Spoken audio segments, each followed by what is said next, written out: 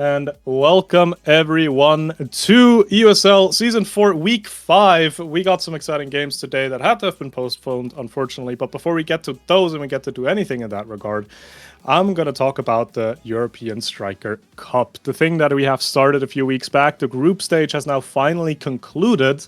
And with that, we now have our 8 teams that will move on into the single elimination phase. Again, as a reminder, this is not going to be a full bracket, more so just separate matchups. You're going to play through 3 rounds if you do the whole of it. We're going to start in quarterfinals, go into semifinals, and then have grand finals. All of these games are going to be a singular best of 3 played out between the 2 teams, and every single game is going to have a random matchup drawn. So that's what we're going to do here. We're going to draw the matchups for these this first round of the European Striker Cup knockout stage for the quarterfinal. One very notable restriction that we do have, as these teams have played through a group stage, and out of this group stage, 2 teams out of 3 made it out. We will have one restriction on who you can play before grand finals. So that restriction is going to be present for the quarterfinals and the semifinals. And that is, you cannot go up against someone that you have already played in your group. So if we're looking at specifically, let's say Group A, where it was Lockdown and Hot Tofu that made it out, that means Hot Tofu and Lockdown cannot meet in these rounds unless it is specifically in the grand finals, at which point it is forced. And that's what we're going to be doing here. We're going to be spinning the wheel. As a reminder, for all of the teams that have made it through from Group A, you have Lockdown and Hot Tofu that have made it out. For Group B, you have Voss and Jammy Circus. Group C, it's Turkey's Cats and Aegis. Group D, it is Vibe Check and Wildcards. Unfortunately, we have to say goodbye to Don't Ask, Bonk, Atomic Punch, Blobgap, and Work and Prayer. 3 of them tried. One of them, just, I guess, couldn't be bothered. Unlucky. Anyways, we're going to go ahead and do our group draw, or not group draw, round 1 matchup draw with a first spin. We're going to be filling out this bracket from top to bottom. So we're going to get one of the names here, which is going to be the first one. That's so on the edge. It's going to be Lock, which means Lockdown is going to be put into this group A, or match A. We're going to go through each of the matches now. So the next team that gets drawn is going to go into match B. The next team that's going to be drawn after that is going to go into match C. Then the last one is going to go into match D. And then we're going to start filling out the matchups. So this team is going to be drawn next, is going to go into match B, which is going to be Hot Tofu. Already works, because that's already the first point of interest that is not the first 2 teams that are not able to play against each other, already sorted, can already go ahead and draw our next team to see who's going to make it into that match C aspect. Obviously, we'll have to see. There's still a lot of the good teams going. This looks like a Wildcards angle, who's going to be setting themselves into that match C slot. And then the last team that doesn't immediately form a matchup is going to be this one that's going to go into match D. Who is it going to be? Also, I'm a bit delayed because I'm watching it through stream, but that's going to be Vibe Check, which again works out well for us, because the way that this actually works means every single matchup that we draw just happens naturally, because there's not a single same group matchup possible anymore, as Card and Vibe were in the same one, and Lock and Hot were in the same one.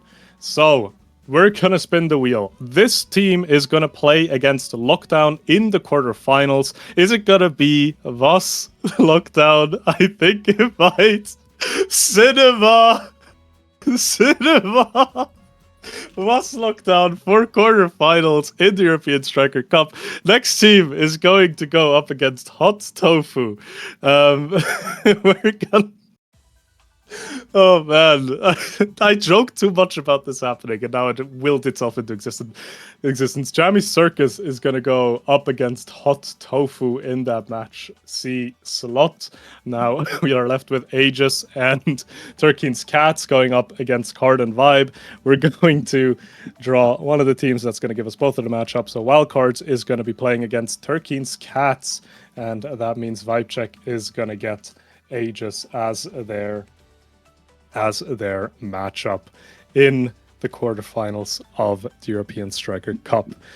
So, yeah, one of these matches is going to be streamed. It's going to be scheduled to be streamed on Friday, the 17th of April. We're going to have to figure that out, which one's going to be the most intriguing. I feel like there's a favorite there, but there might be some nuances to that, so we will see. But those are going to be the matchup for the European Striker Cup knockout stage. Reminder, single elimination. All of these matches, a single best of 3. Loser of those matches is just going to be eliminated, which means we're going to be left with 4 teams that will then move into the semifinals, which then, again, will be drawn into separate matchups. So, thank you for being here. Those are matchups, and we'll go into a short little break to get the series for USA ready for you guys, so don't go anywhere. See you around.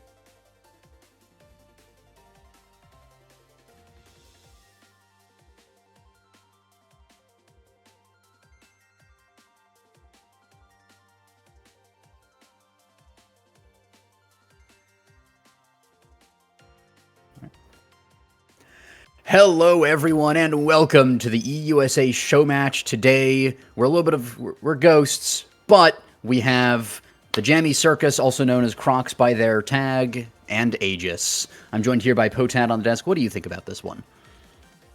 Hello. I'm looking forward to this series. I mean, all I know is that the side of Jammy Circus, I love all those players. And Aegis, I mean, I gotta give them some respect. They beat me to qualify for EUSA. So I mean, both these teams have some storied history with me. But either way, only one of them can come out the victor.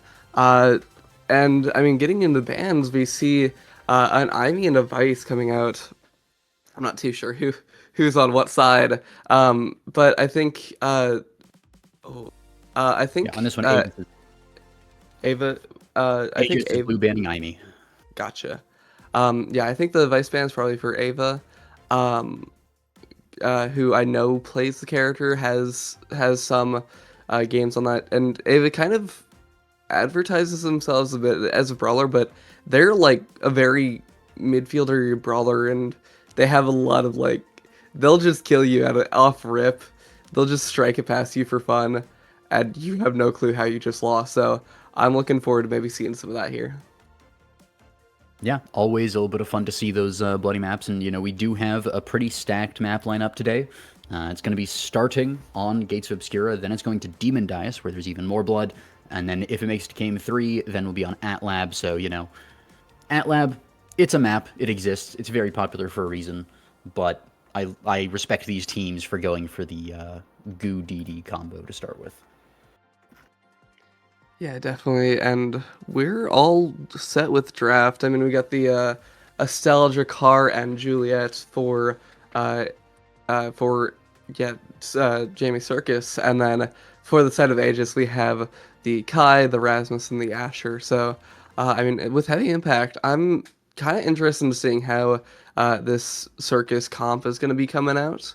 Simply because, I mean, Drakkar, Estelle, and Juliet all really, really get some stuff from that. But I could see maybe Jamie probably on that Estelle, getting maybe a glass cannon, getting that speed up.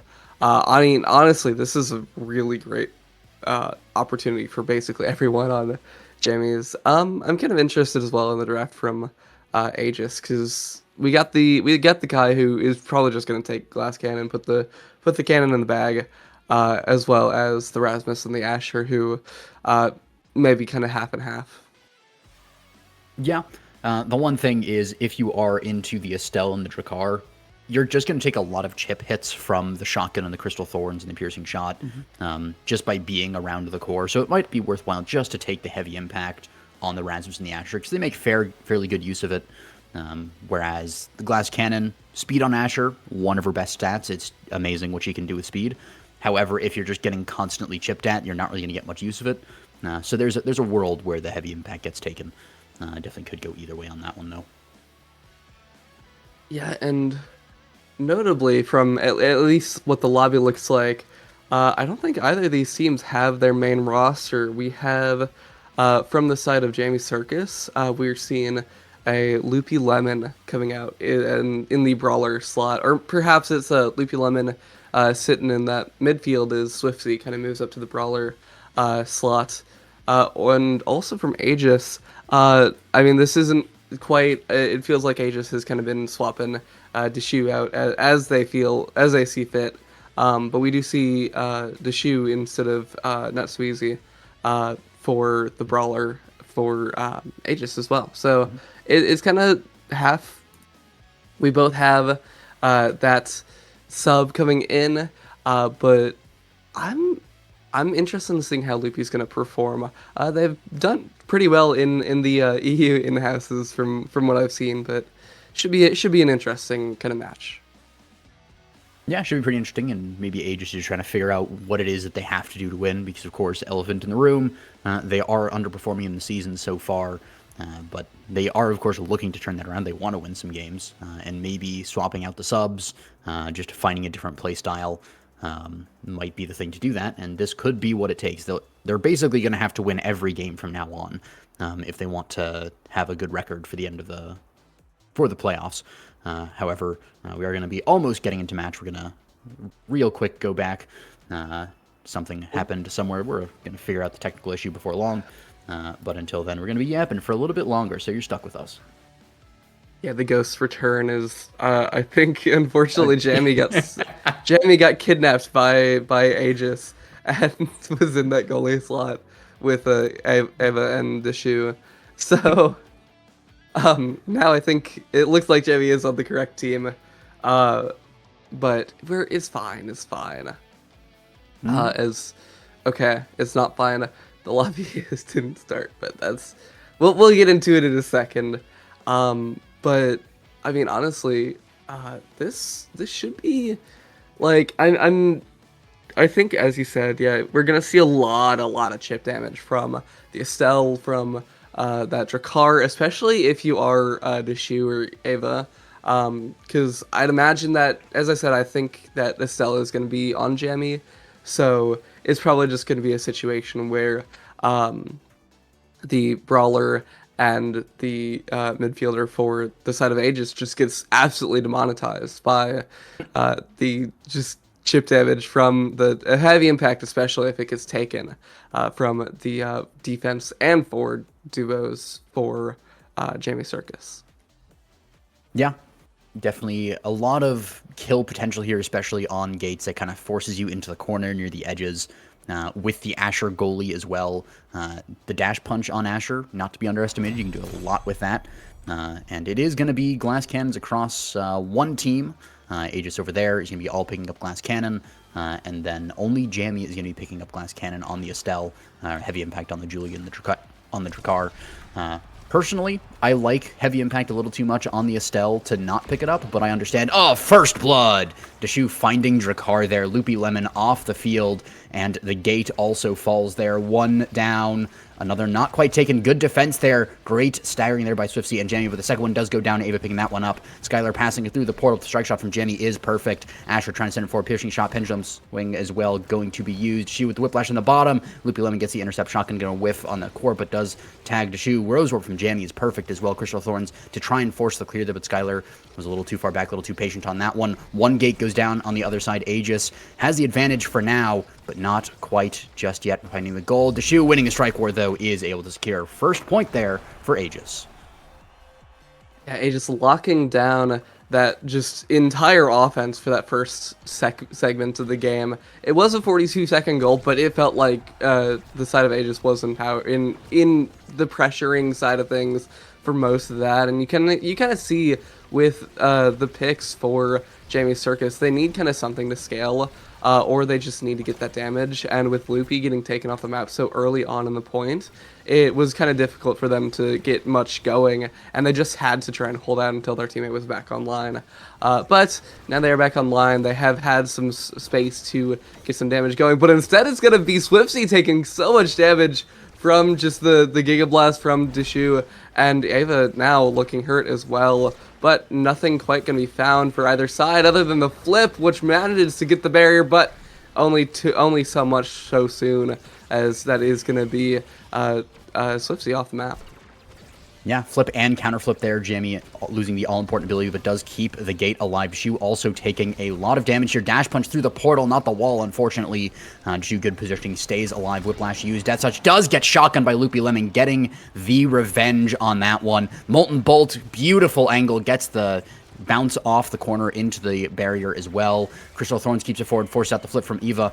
And dash punch dodge there, really nicely done. Invisible Drakkar running around the field trying to find the angle, but it's not quite enough. Another gate goes down. Both sides' goal gates are open now on Gates Obscura here, but Swiftsy running into the corner, trying to get some done to Loopy Lemon as well. That gets Death Touched away. Skylar goes to the pass through the middle, but it's not quite enough. Pass Splitter does not catch the core as it red cored right through. Crystal Thorns again, just going to whiff, unfortunately.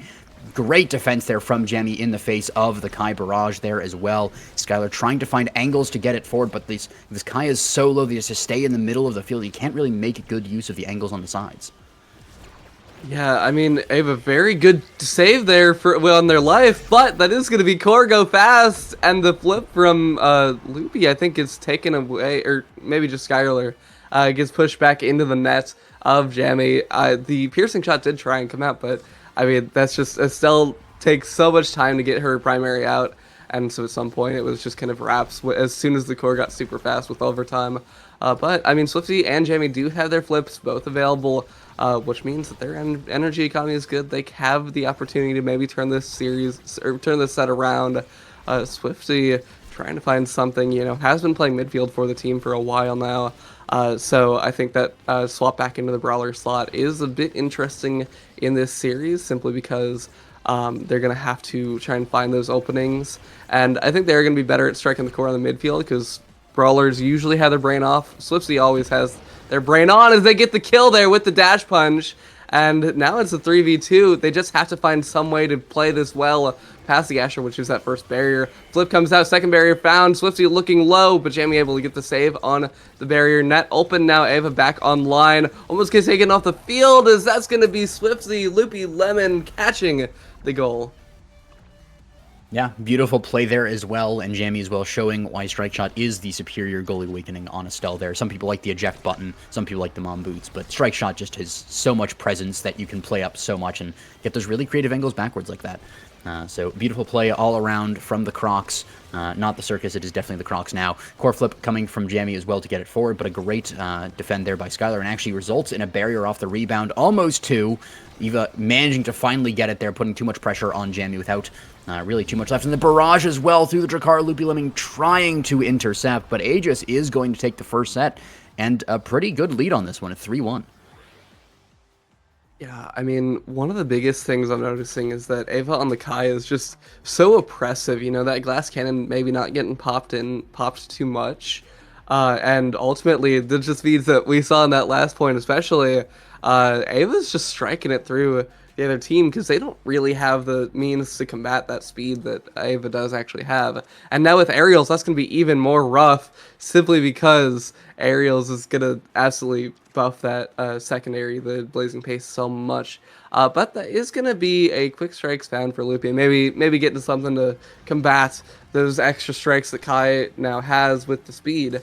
But it is going to be Skylar and Deshu finding the Orb Dancer in particular. That should be pretty nice for the Asher, who, as you said earlier, that speed, that movement is so crucial for having a good Asher game. And I know you're talking about that in the forwards position, but it matters even more in the net, honestly. Yeah, and especially with Orb Dancer, the ability to just munch on orbs in the goalie is just not to be underestimated when it comes to Orb Dancer.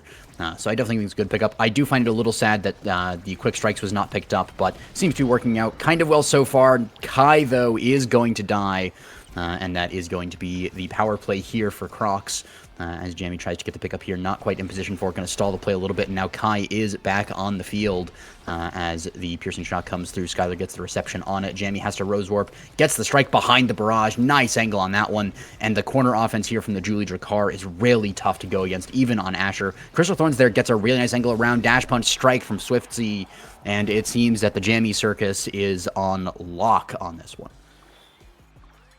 I mean, they have their energy up by quite a bit, and that Super Surge from Swiftsy picked up is looking quite nice already. Kind of helps make Skylar have to play super close to that wall, try and figure out what to do, but it just wasn't quite enough. That's going to be the flip out from Jammy and Loopy off the field. Skylar has that flip available now, stepping super far up, but that is going to be a strike-war win from Jammy, catching the free goal, or catching the save, catching the clear.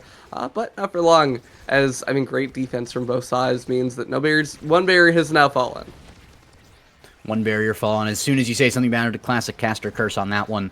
But Swiftsy running down the field here, looking to even the score. Pendulum Swing does get a little bit of damage, but the Molten Bolt Drakkar combo gets a lot more. Core Flip to secure a double barrier on that one. The Circus is playing forward with the piercing shot. The Crystal Thorns coming out. Eva trying to get something done, even with no HP, still trying to get this barrier. Will get dash punched into the enemy net there. And that is now another power play for Aegis. They have the goal open as well. This could be it. They could get another point here. Pass up to Loopy Lemon, shotgun through, countered by a core flip. Core flip from the Rasmus, unfortunately wasted, but the dash punch is defended against, so that's a very important cooldown gone from the side of Aegis. But again, the Kai just cannot stay alive. That short stagger bar on Kai just not doing him any favors. The speed as well, keeping him near the edges, and the shotgun dash punch combo. Shotgun didn't even get the tag on that one, as Swiftsy is the one to ultimately put that in, and Skylar just doing the best on the Asher, but there's only so many abilities and so many strikes you have. Yeah, Asher is only locking it down for so long with the abilities that you can have. But that is going to be Jammy catching the defense so far. And I mean, as we've seen, the Estelle, it looks kind of scary in the corner, but I mean, such as that, we're seeing Jammy is able to keep it out. And their team has some great strikes to assist with that. I think that quick strikes as well from Loopy really assisting there, just making it so that this not all that defensive roster is able to really hold down the core, save their barriers, and even if they only have one available, that one has stayed up for a solid while. As Skylar on the other side as well, keeping up their barrier for so long. 2 barriers up still for the side of Aegis is, I mean, more strikes and more saves ultimately from the side of Jamie Circus. You're seeing how these layered strikes from the side are so well placed and just ultimately converting so effectively into an offensive situation. Yeah, also really good patience against the barrage every time it's up.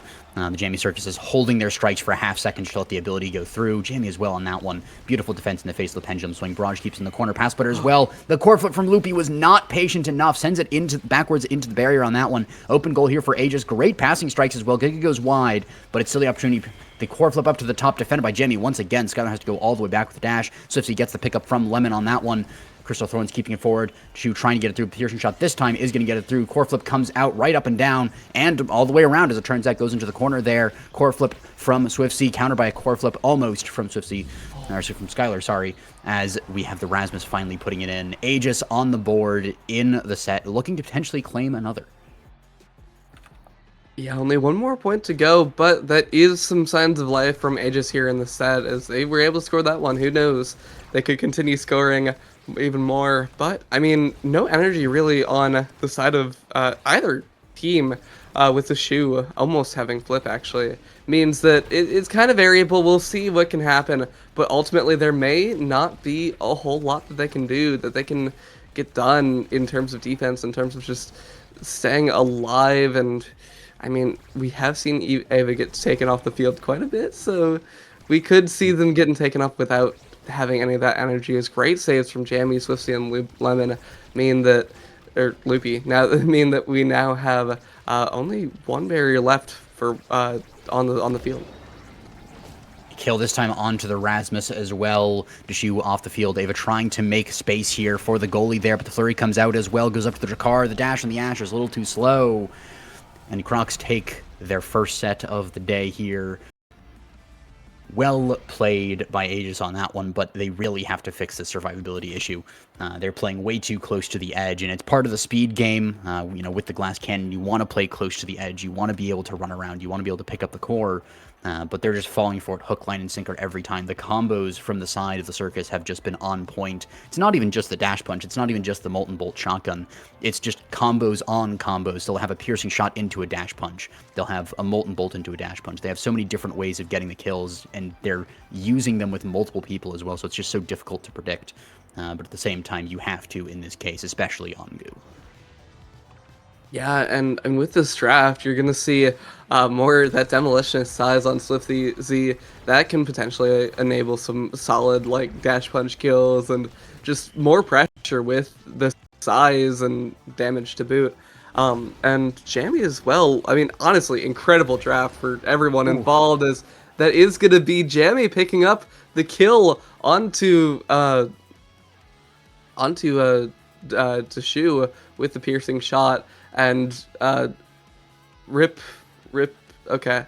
Rip the stream, but it's fine. Y'all can't we have see a corner what's offense here. The Gale Blast goes wide. One barrier down. It is now Aegis opening up the goal. Skylar has the core and is trying to pass it through. Does go over to Deshu, who's dribbling across the field with pendulum swing. The strike shot is going to whiff, but Jamie, on top of things, uses the core flip, gets to the corner. Ava picks it up, tries to put it in the net, but the whiplash goes wide. Jamie gets clear up to the top. Does not go through the portal. Swiftsy with the core flip in the corner, trying to get the last barrier. Skylar gets the pickup. Flurry comes out. Core flip from Swiftsy does manage to get one barrier. Strike shot defends the rebound from Deshu on that one. They have a very low on the field. Piercing shot comes through as well. We have the Crystal Thorns coming through. Loopy Lemon gets the pickup through the portal. Swiftsy gets a kill into the net. Swiftsy passing down to Loopy Lemon, and Loopy Lemon puts it in the goal. Yeah, and I mean, it's some great team play, some great passing, and we're seeing like now the side of Circus has really kind of scaled, or Croc, sorry, has scaled themselves and are able to just kind of get this damage pressure so effectively onto the other side. Is Swifty like just providing, like, you can't really go down with Swifty because of the dash punch. But on the other side, you're gonna see the both barriers taken from both sides now in swift fashion, as the Shoe taking some damage, and Ava and the Shoe, great run up, great performance, are gonna catch that goal. Yeah, Aegis making use of some of that speed on that one. That is the advantage of having these double dashes with the Kai and the Rasmus there. The ability to just quickly go across the field. So they're playing very far back. In fact, in the case of Rasmus, so far back you're off the field, unfortunately. As Ava still managed to get a barrier, even in the negative power play there. 2 barriers. Ava just on fire on this one. Maybe a goal as well. Forces the core flip on Lemon. Honestly, in a negative power play, getting 2 barriers and a core flip is definitely not bad. Core flip from Swifty managed to pick one up. Second one not found just yet. Flurry's going to come out, but not in the direction of the barrier. Death Touch from Deshu is really nice. Portal pass over to Lemon, who puts it back through, gets it over to Skylar. Now Swifty trying to get it through as well, but Skylar up at the top here with Eva putting it through. Giga Blast goes to the top there. Core goes to the bottom through the portal. Loopy Lemon whiffs the strike, whiffs the shotgun as well. Rose Warp comes out as well. Ava trying to dribble on the bottom with Core Flip as well. Crystal Thorns comes out, forces the flip. Force a flip from Jammy as well. And the pendulum swing from Deshu was a little bit too late on that one, unfortunately. Skylar trying to get it through again to Eva, to Deshu, to down to the bottom with the dash touch as well. And Barrage puts it through. Aegis on fire once again. Yeah, I mean, Aegis just proving why they took that first set, proving why they need to stay in this game, and ultimately, like, they've just had that speed, you know, that we really need to see from them.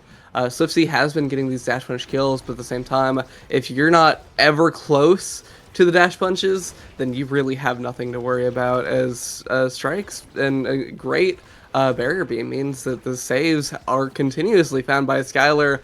I think that Orb Dancer, we haven't seen a whole lot come out of it yet, but we've seen stuff come out of it nonetheless, as Skylar just has so much pressure on the defensive line and is just able to kind of keep this core moving and both these barriers available. Same thing with Jammy, is that is going to be both barriers available for both teams, and I mean, they just have to find something, and that's a lot of cooldowns out from the side of Aegis, as Swifty running up, not quite finding the goal. Does find the barriers though, so it's open. It's a lot easier to get into now, as the portal passes are pretty clean as well from Crocs. Does get intercepted on the end of the play there. Piercing shot comes out, but it goes over Skylar. Skylar goes down to Swifty though. Dash punch, shotgun, both going to not be able to secure the goal there. Death Touch just tags Julie instead of the core on that one. Loopy Lemon with a shotgun, but good patience from Skylar is going to defend. He gets him. Molten Bolt was perfectly read on that one. Saw the clear from Skylar before it happened. Loopy Lemon finding the perfect angle and tying things up. Set to set, 2 points to 2 points.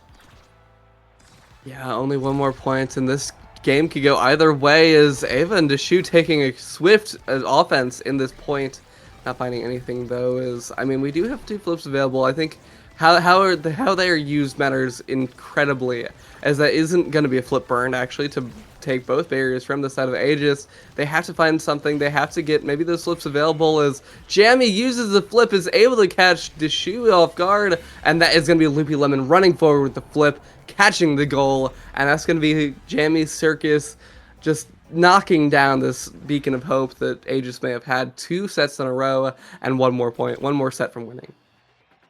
Yeah, I mean, Invisible Lizard with a core flip is a pretty tough one to contend with. Credit to Aegis, they almost got the fence on it. Skylar dashing downwards on that one. It is going to be Jakar getting the hot shot there. Leaves 1-2 punch open for the Julie, really nice to see. And just with the midfield Jakar being able to red speed the core all over the place is really nice. And we actually see the peak performance going the way of Julie. Not opting for the 1-2 punch. Maybe just already confident enough in the kill pressure. Yeah, I mean, perhaps it was something to kind of take some of that speed away from the side of Aegis, some of that health away, and maybe get some of that offense back into the game. But I am a bit interested as well in the reluctance to pick up that 1-2 punch. But either way, it was Swifty's choice, and now Swifty is using that extra speed to absolutely run up and not quite get anything past that first barrier, but they do still have dash punch, I believe, is some defense from some offense from the side of Aegis Swiftly kind of burned out by Jamie from the defense, from the strikes of Jamie Circus. As we've seen this setup from Swifty so often, the Phoenix kick to the side, and then the punch to just straight up into the net. And I mean, it stuns Skylar out so much. As great attempt on the goal from Swifty means that no flip is now available, and great save from Skylar means that the goal hasn't gone in yet. And I spoke too soon. As Swifty gonna lock in that strike and lock in that goal. Yeah, Swifty been trying to work overtime for the style points on this one. The Shaolin kicks, the sideways dash punch combo there, the creative angles there, the flurries. But unfortunately, a little too much style delayed the goal on that one. Did come through in the end. There is a limit to style sometimes, as much as I hate to say it. It's fun to see, but you have to be careful to actually make sure the plays work out. We do see, though, Asher able to pick up the kill, and that is the important thing. Asher goalie on this map is terrifying when she gets that corner, when she gets any kind of power, which she does have Prize Fighter, and she does have Glass Cannon, with now an extra Prize Fighter stack on that one. So core flip, counter flip failed there from Jamie, unfortunately. So one barrier going down, but the dash punch onto Kai is going to stall the play a little bit longer. Negative power play to Shu, not able to get a barrier. But the clear from Skylar buys a lot of time, picks up the orb as well, which means Shu is low on health with the goalie munching on that orb there. But the Rasmus is going to stay alive. The goalie is going to keep the goal gates alive. So at the end of the day, nothing too major on that one. Crystal Thorn's going to only hit the people, not the core. Death Touch perfectly done by Deshu with the core flip as well. The follow-up pendulum swing, not enough to get it through. Shotgun as well with the red core speed and overtime hot shot on that one. But not enough to actually get a barrier just yet. Shaolin kick, though, once again from Swiftsy. The pass splitter, though, not able to defend, just goes all the way around, but does get the clear in the end. Loopy Lemon running forward with the core flip, though. Dash punch, not to secure a goal just yet. Yeah, is the dash punch, or is the flip still available for Loopy? Maybe finding something here is that Cloak doesn't quite find anything, and a great redirect from Swiftsy is going to mean that the guard is going to go into the net off the rebound on the wall, and that is going to be one more point until Jamie Circus can take this game. Aegis has to figure out how to find some sort of way to get back in this game here, but with that flip from Loopy and that damage onto Ava and Deshu so early on means that they're gonna have to find something and find it fast, as both barriers down now from the side of Aegis. Only one more point to go, and that's the flip with Loopy coming out. That is the goal scored by Swiftsy. Great pass from Lemon around the pass splitter as well. Perfectly done, as Crocs were looking a little shaky at first. There were some moments in there where Aegis almost came back in it, but in the end they shut it all down. Aegis got one set, a couple of goals, and no more. Yeah, and I mean, we just saw ultimately those kills, ultimately the goals found. The side of Jamie Circus just ultimately figure out what they needed to do, which was kill. As we saw 10 total kills coming out from their team, and I mean, ultimately that's all you really need. They figured out what they needed to do. Jamie with the piercing shots caught Deshu and caught Ava off guard so effectively. Swiftsy with dash punches, especially with that Shaolin kicks, Super Surge, was really effective in just saying, hey, no, sorry, you're in my space, and I can't allow that. And then Loopy, of course, with the lock and load into Molten Bolt means that, hey, guess what, you're off this field as well. And those three just continuously pummeling the side of Aegis, who only got 4 kills, which 4 kills is, granted, pretty good for a team that really isn't looking for kills. But, like, ultimately, I think that kind of was the difference maker here. You don't need to absolutely demonetize the other side if they're already off the field. You can just strike it through them. Yeah, and it really was, like, every time. Now, there were a couple moments. I mean, there was the one power play where, Ava, when Deshu died, Ava was able to get the double barrier into also wasting enemy core flip, but at the same time, that's a very rare occurrence, and you don't want to die in general. But Gates of Obscura does just kind of force you to the sides there, forces you on to the corner aggression, and it's just so easy to get the kill pickups there. You just have to be doubly careful as you would on almost any map, but like Inkies. So, love to see the execution on the comp by the Circus, also known as Crocs. And, I mean, Aegis, they showed they have what it takes to play in this. They got several goals, they got a set. If they play a little bit more cleanly in the next games, I think we definitely could see a Game 3 and maybe even a win from them. This could be the day that they are on the board finally. And I'm looking forward to it because I put 50 points on them, and if they win, then that'll be like 25,000 or something. So, believers believe.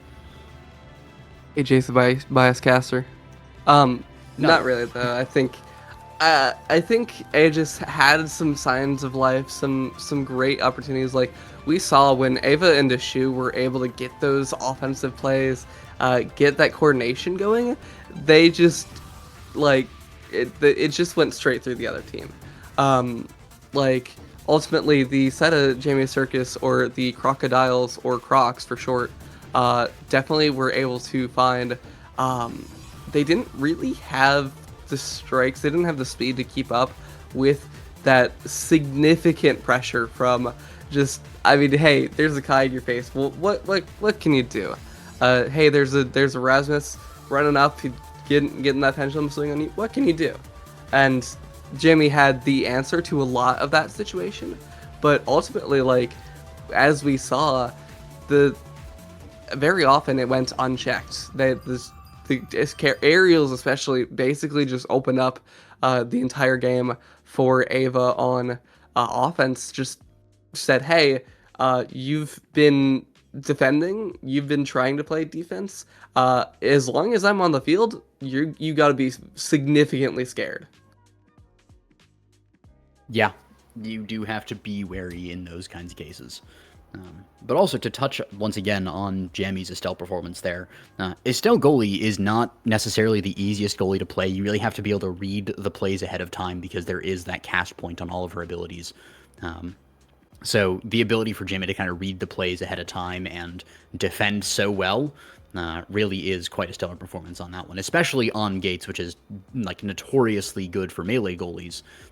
Having the confidence to take the Estelle definitely shows a lot of confidence in the skills there on the Estelle. So just want to give props once again to that, as you know, again, definitely not a biased caster, but I do like me some Estelle goalie. So always nice to see it being used, and especially used well. And it looks like we are getting started on drafts here in just a moment. But on this side, of course, we're going to see a bit of a side swap. It's Circus on the blue side, Crocs on the blue side, and Aegis on red. So we'll see how that ends up turning out. I think, honestly, my CCL teammate kind of opened my eyes to this. And honestly, the red side isn't that bad. It isn't as bad as people say. Low-key, you could just kind of counterpick is Circus on the blue is going to ban away that Finny. I believe we are on Demon Deus now for this match, so definitely you do not want to see that Finny out. And if you don't play it, which I'm pretty sure they aren't all that comfortable in the pick, that means that, hey, we don't want this character in our match. Yeah, Finny is absolutely terrifying on Demon Dias. Both the damage buff that you give to your allies and the ability to just put a black hole on the enemy circular barrier and just take both of them. Maybe one of the strongest characters on any map, like map-specific in the game. I don't know if there's any other character map combo that's as brutal as Finny on Demon Dias. So, we also see the Drakkar coming back from Age. As we see a lot of respect there for Loopy Lemon on that one, and for good reason. I mean, Loopy Lemon was putting in a lot of work, doing a lot of damage. I think it was Swifty getting more of the kills, but a lot of the setup happened with the Drakkar, so showing the respect to that one. The immediate Kai pick from Circus is... I'm just going to say it. I hate Kai on Demon Dias. His low stagger bar basically just means you run into a kill comp and instantly get farmed. Especially when there's an insta-lock X on the field right after that, who is probably going to pick up stacks on stacks and be faster than you on the Kai. So I am not excited for this Kai. Well, I'm excited to see the Kai die, but I'm not excited if I'm playing the Kai. Yeah, I've seen, I think, I've seen Kai can do great things on the map. It's really hard for him to, and while it looks flashy, it's really, really difficult to perform well, and like it's rough as we see an X era picked up for red side. As I said, as my CCL midfielder said, we have low-key red side is pretty good because you can just counterpick like that, and hey, all of a sudden, guess what? You have X era onto the other team, and I mean the Kai is quaking in their boots as they have to figure out how can I stay alive here. And I mean, Ava on the Era Ava, Avera is like a pick that you never want to see because it's so effective in just absolutely demonetizing the other team, in just getting these strikes around you, and with the Deshu X up in your face, it's gonna be hard as the Juno pickup as well. Means that you may have that stacks on stacks, may have that timeless creator that can end up just absolutely just blocking out the other team, and then the Kazan picked up for Swiftsy should be interesting as well. It's going to be a bit scary though, as I mean, damage versus no damage is very, very crucial of a play here on Demon Deus. Yeah, it is definitely. There's just so many ways that this can shake out, right? Like, we're seeing a core control heavy comp from the Crocs here. The Kazan, the Juno, the Kai, a little bit of damage. Surprising amount of damage if you're not looking for it. But at the same time, compared to Vice Era X, we were talking about earlier, and you said it earlier, I'm terrified. Like, and especially, I mean, Aegis is known as like the defensive shield. It's, the shield that has the Medusa head carved into it and all that. They've just thrown the shield out. They're just going gloves off, full offense. And we're going to see if they have what it takes to kill comp. Especially since they were getting KO'd last time. This might be a bit of a grudge match, bit of a revenge match on this one. So, going to be fun to see. Yeah, I mean, nobody ever said you couldn't have a massive spike on the front of the shield that you could just poke people with. And that may just be what they're doing here. As the Circus, I mean, they have their trapeze. They have their human cannons. But ultimately, you can just like get like they can cannon into the other side. I'm really pulling at straws here. They can cannon into the side. They were gonna just hit a normal shield. Now they're gonna hit a spike shield with the cannon, and it's kind of rough, Or they're gonna like jump over the shield. Maybe they can do that. But I mean, the shield with the spike is a bit rough, And they could AJ cannon to the other side. Thank you very much, Jonathan. They could indeed. We do have, again, locking in. I'm interested to see what they all pick up. I'm imagining it's probably going to be a lot of Slick Kicks or Mag Souls. Mag Souls, I think, is a little more popular on Demon Dice overall. And it will be Vambrace's Kazan. So, realizing that there is an imminent threat of death, Swiftsy will be playing a little bit more respectfully. But that does mean that he will be a little slower in the plays, as everyone else takes speed, except for the Vice, who took eject button, which is pretty standard. Lemon already almost dead, in kind of reminiscent of last game as well, where, we did see Shu get the kill onto Lemon very quickly, with Pendulum Swing catching her off guard. We do have the Bears going down, though. Crocs playing the core control here to AT, as they take the barriers. The Slimes are intercepted, though, so not going to get too much use out of that one. I mean, it is Era. It's also Ava. He plays the V with an R, as trying to get it forward there to Deshu. The power chord as well is going to almost get it over, but not quite. The Butching Beam comes out as well. Slime sending it backwards, though, to Swiftsy is able to get it around the Era on this one. So they're trying to use the eject button to go all the way to top side. Crooked leverage, not going to be able to put it into the goal. Not quite enough of a mix-up on that one. Butching Beam gets it through the Juno. The Era NATO gets through, but it's countered by Slime as well really nicely on that one. Doesn't get the rebound off the NATO either. As we see the X Maximus invested, but not actually enough. Jamie holding onto the strike as well. Finally, the barriers go down. It's open on both sides. We are in overtime. Power Chord red coring it across now. Bellringer as well getting up to the top. Demon Angle off of that was crazy as well. As Skylar once again almost has core flip here, trying to get it forward. Core flip comes after the shoe, finds the angle to the top, and Jamie a little bit too slow on that one. The barrage a little bit too late. Yeah, just barely unable to find that. And I mean, we're seeing kind of what the side of Circus wants to do with their pressure, and that is simply just strike it through the other team, because they don't really have the speed or the pressure to come at you quite yet. But I mean, for every set that goes long, that is going to be an X with even more scaling, even more pressure, and ultimately just gotta be afraid as Deshu not quite finding the kill. Swifty with the flip, not finding it yet. Deshu now trying to find something, trying to find a barrier. But I mean, Jamie with the Kai, one thing the Kai has going for him on this map is that he can just kind of run circles around the circle that are those barriers. So we'll see. We're seeing here like able to defend it so far. Flip coming out, but nothing found yet. Never mind, we have Loopy Lemon getting the leap up to the top there, jumping Juno Blobos all the way up, and tying it up 1-1. And yeah, you're absolutely right, the Kai does have the advantage of speed, and especially on the goalie, you can stack the stacks on stacks a little bit safer, and especially with the Mom Boots as well. It's a very fast Kai who can attempt to outrun people. However, I'm a little worried for later on once there's some damage on this X, where we might just see an Oki maneuver where you just sit on top of the enemy goalie, kill them, and then, you know, your team feeds you the core and you get it into the net. Core flip, nice angle, not quite, just barely from Ava. Unfortunately, would have been absolutely perfect.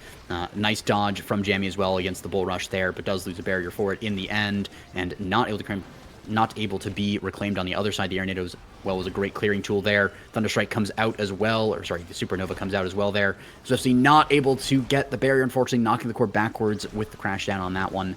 But it comes out as well. Skylar trying to go forward with core flip, does have to eject button back as well. Deshu trying to find the angles to get around, but there's just so much in the way, so many strike wars to be had there. Great angle by Swiftsy as well, goes off the top instead of directly into the barrier, throws off the strike timing on that one. Deshu not able to get the barrier, but does have a core flip now, and the Giga Blast countered by a core flip, really nicely found by Jamie, but better found by Skylar. Never mind though, Swiftsy able to put it in, gets the core, puts it into the net, and Crocs taking the early lead. Honestly, somewhat expected. You kind of expect Kazan to lose that first point before he hits level 2 and unlocks the other form, and you kind of expect the X to lose early on. But of course, if Aegis is able to get something in this first set, then there's an opportunity there. But Lemon, pretty good at staying alive on this Juno, has the extra elusive in the secondary there as well. Skylar able to get a double barrier, though, showing the forwards how it's done.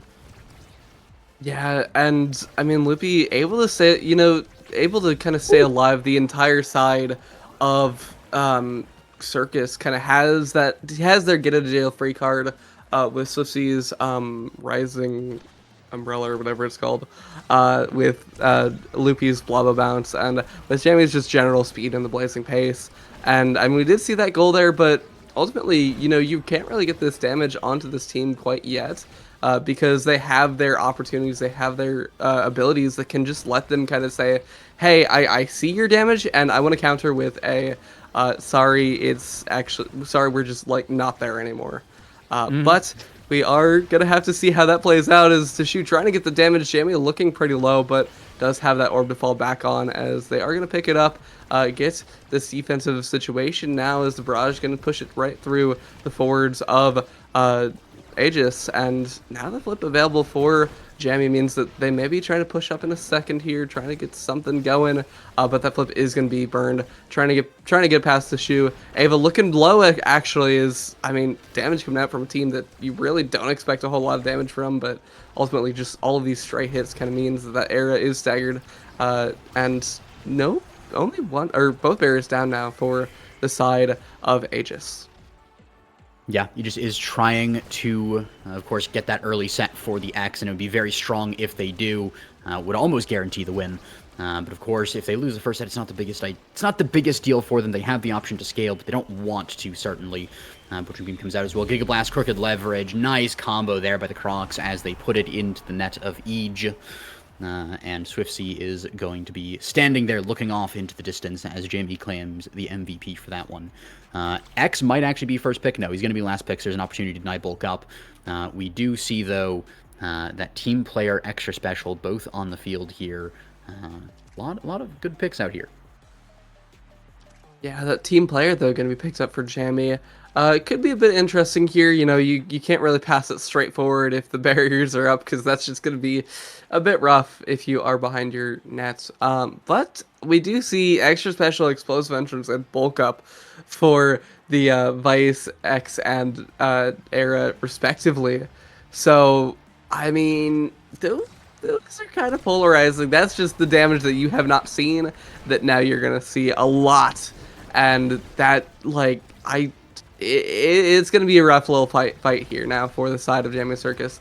They were able to get that first set, but now the entire side of Aegis has some sort of damage scaling, and if they're able to hit these abilities, hit these damage pieces, then they're definitely going to be finding some kills. As Loopy looking super low, great walking around is going to find find the orb, catch themselves their health bar back online. As Tashu gonna grab Jamie's orb, and that is Loopy almost taken off the field, but no damage found really in significant quantities yet, as both barriers down. Swiftsea, I mean, that Kazan just has so many ways to get it just striking all around that defensive Vice. Yeah, we do see Lemon having that Blobbo bounce once again, able to get out of the situation. And one of the things that we're seeing out of Aegis is that they're not quite able to combo the damage as effectively as Crocs were in the first game, where they're using a lot of abilities, but they're not able to get the kill, so it just kind of gets wasted. The enemy team then regenerates, and the cycle kind of repeats, and not quite able to get it. But Swiftsea countering the core flip, forcing out a flip from Skylar as well, but the defense does happen in the end. Swiftsea not able to get the goal. Skylar trying to get the clear past the Kazan, past this midfield, which is so difficult to do on Demon Dice with those little barriers on the side, the little sound things, as the core flip comes out as well, all the way around. Eva trying to get the intercept on this one. Swiftsea, though, dashing up to the top with the ult as well, gets it through. And Swiftsea apologizing for scoring the goal on that one. Yeah, Swiftsea saying sorry for standing on that Vice, on just absolutely cooking there on the offenses. Dashu has a flip available. We may see it come out soon. Conversely, though, if they use their flip, the side of Aegis now has no energy to their name.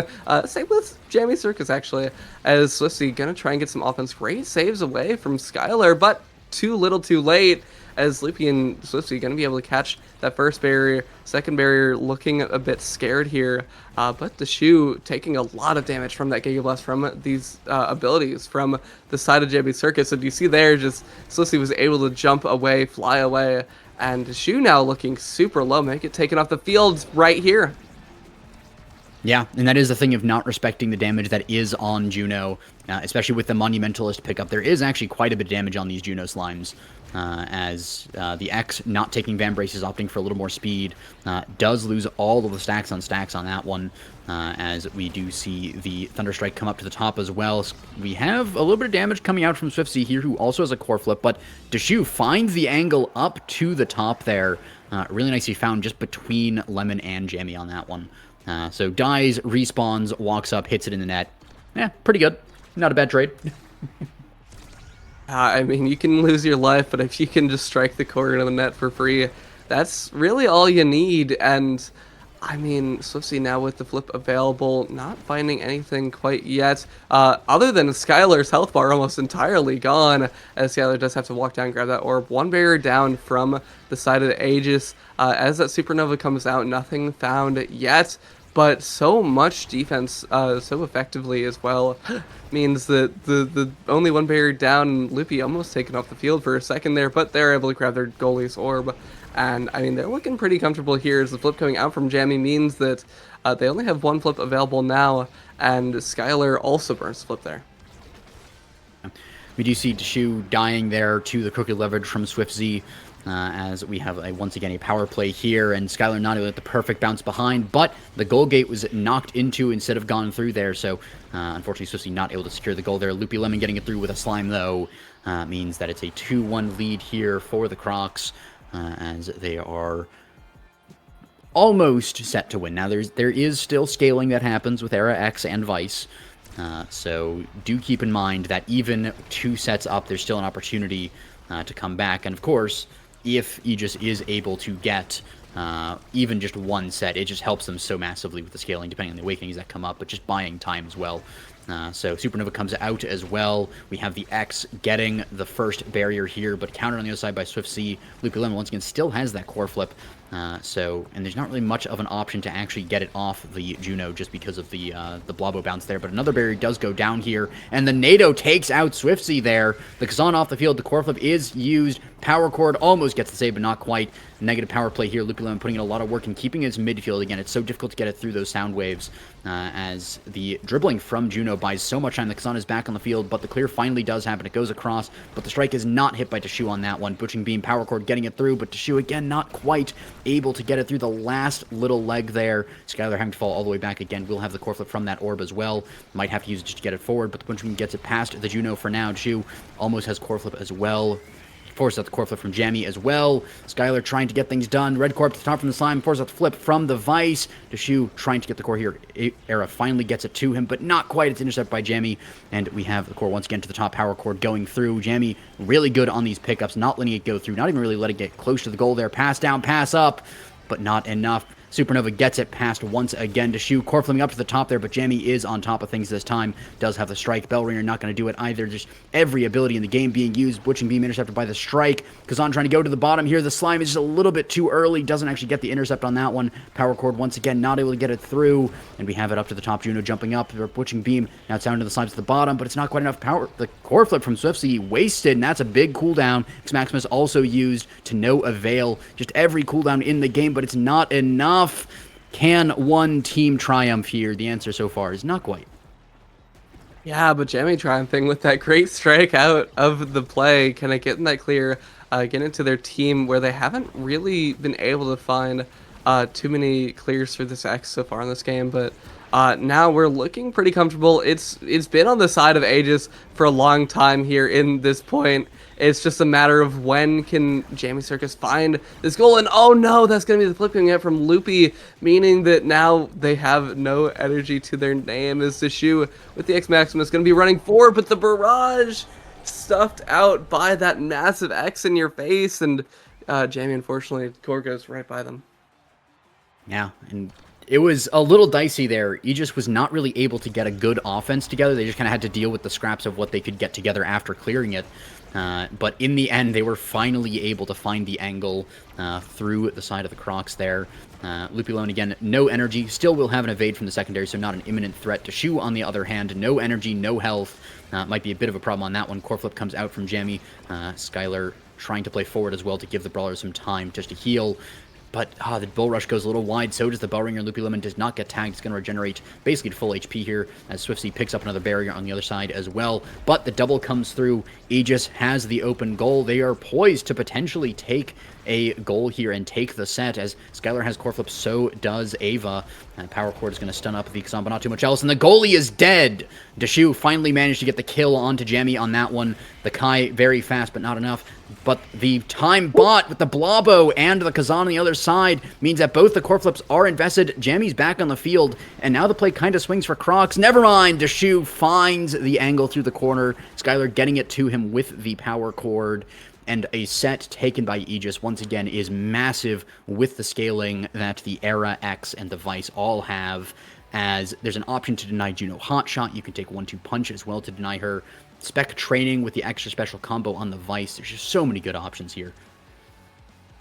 Yeah, and we are going to see the Hotshot potentially being hovered by Loopy, but I'd imagine it's going to get taken away pretty quickly. However, though, that is a Vice taking the Hotshot. Specialized Training opted for the X to Shoe, which means that you do have a whole lot more damage, but that is going to be a Vice that missed out on extra special Specialized.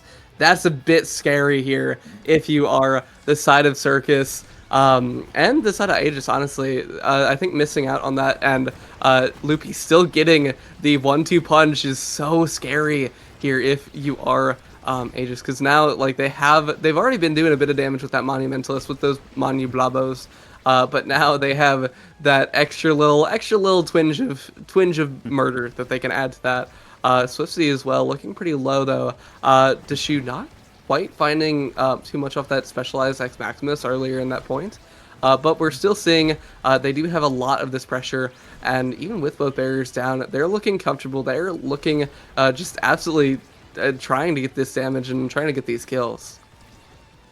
Yeah, trying, but no kills just yet. Now, one of the barrier does go down, though, so potential here for Aegis to come back in it. Great angle with the core flip. The NATO takes the Kai off the field as well, and now it is the power play once again. Lemon taking a little bit of damage. Core flip forced out from Skylar, though. Great find by the Kazan, as a lot of time is bought. Just a couple seconds now, and Kai is back on the field as the core goes red up to the top. Once again, the barrage gets it through the sound waves, as Skylar trying to get it through the Blobo, deployed forward, but does not hit the core just yet. Deshu winning a strike war in the midfield, but the Bull Rush does not get too much, but does win a strike war once again against the Slime, and Deshu really is beginning to be enabled here. The twin drive on the Era, the spec training on the X is really nice just to have. But one of the other things, the 1-2 punch on the Juno, great for damage, especially with the money, you were talking about that. But also, little known fact, 1-2 punch has more core speed than Hotshot, 12% versus 10% on that one. So you don't get the cooldown reduction. That's all important. But also the barriers go down and a core flip comes out, counter flip as well, and the core is going to go for another cycle. Yeah, and I mean, that Juno being able to red core basically off rip is pretty crucial to just generally playing on this map, especially against characters like that Era and X, who may not have that kind of pressure, kind of capability to grab the core. We do have Ava speed, but that's really it here, as you have to figure out how to kind of get around and capture these saves. But Loopy hasn't really been getting the space outside of the kickoff. Loopy just hasn't had much space to really do much with these Blobos. Every time the Blobo comes out, it maybe comes out and gets one hit, and you see there it just gets immediately passed away, stuffed out, even when you do have space. But if they're able to get some use out of that, just like they're getting use of that Kazan Demolitionist that we saw picked up, we're going to find those goals, find those kills, and I mean, really, really good from Circus. Just we do see, like, Aegis has had so much pressure, so much offense, but ultimately, like, if they're able to, if Jamie Circus is able to get the defense, if they're able to get the core speed that we've seen, then I think they're going to be looking pretty comfortable here, as they just gotta find some way to get out of these kills. Yeah, they have to find some way to not even just get out of the kills, but also just get something done when you are alive, because both these teams have really been overall very patient most of the time. The core flip does come out the secure barrier, so that's going to start the sound waves here. Not going to be full form just yet until the second one is taken, but we do have Skylar versus Barrage there. Skylar will use the core flip and still lose. I think it was actually the Bell Ringer that maybe knocked it out. No, it was going to be a strike from the Kai. But Deshu trying to get things done, but even with so much speed on the X, he's not exactly that fast. Does use the X Maximus there as well. Gets a little bit of damage, but no kills just yet. Core flip on the Juno as well. So I'm paying attention to. Era very close to one as well. Deshu as well. So there's a lot of energy on the field. The Supernova is a really weird angle, and unfortunately, though, it does just end up a setup, and that's a Juno jumping forward with a core flip. Yeah, the Blobo bounce, the flip coming right out, and that's going to be the goal found for Circus. Only one more to go, but we do see almost 2 flips available very shortly here on the side of Aegis, so they may opt to use them pretty soon. Ava almost gets taken off the field by the down from Swiftsy, but nothing found just yet. As flip coming up from Deshu means that nothing going to be found except for one barrier. Second barrier, though, found with that X Maximus means that now you do have that open net. Ava is going to opt to use the flip there. Jammy counters with one of their own, as now it's open net for both sides. Only one more point away, though, for the side of Circus to catch this, and great Gigablast going to find the save on the goal line, as Jammy now trying to find some way to get it out. Loopy able to strike it kind of in front of that X, find something, and Ava getting taken pretty low. That's going to be flip available for Swiftsy and found on the top side of the map. Yeah, nicely found there with the core flip. That's another set here for the Crocs. They are only now one set away from closing out the series here, as just one more game. And, well, this is the potentially last game if they get it. But on the other hand, Aegis does have the potential to scale. I've been saying it all game. There's still quite a few awakenings here. Prize Fighter, Glass Cannon, Tempo Swing, all very good. I imagine the Kazan might just deny the tempo swing from the X, but even then he gets the prize fighter. So it's just going to be Rampage picked up with the Kazan, going for the signs, going for the core control. Era gets cast to last. X gets prize fighter. Inner focus by the Vice. That's a lot of damage. That's a lot of cooldowns. I think it's going to be pretty terrifying. The one thing I might say is that tempo swing is kind of slept on, especially if you are taking a lot of damage, but I think Deshu's mentality might just be, they can't kill me if they're dead. Yeah, I mean, if they're gone, if the other side is off the field, then, you know, it's kind of not nothing you got to worry about, as Deshu already taken, I mean, super low, and doesn't even matter as both barriers going to fall down now. Supernova coming out of Skylar, saved away by a Great Strike from Loopy. But, I mean, we see set 4X, you know, that scaling is finally going to come to a close, and the close being potentially them finding their set, finding their win, if they can help it on the side of Aegis. But that is going to be Loopy Lemon looking pretty low here, as some Great Strikes means that the barriers both falling down. Ava almost health bar gone, as Swiftsy going to be able to catch that flip, catch the goal.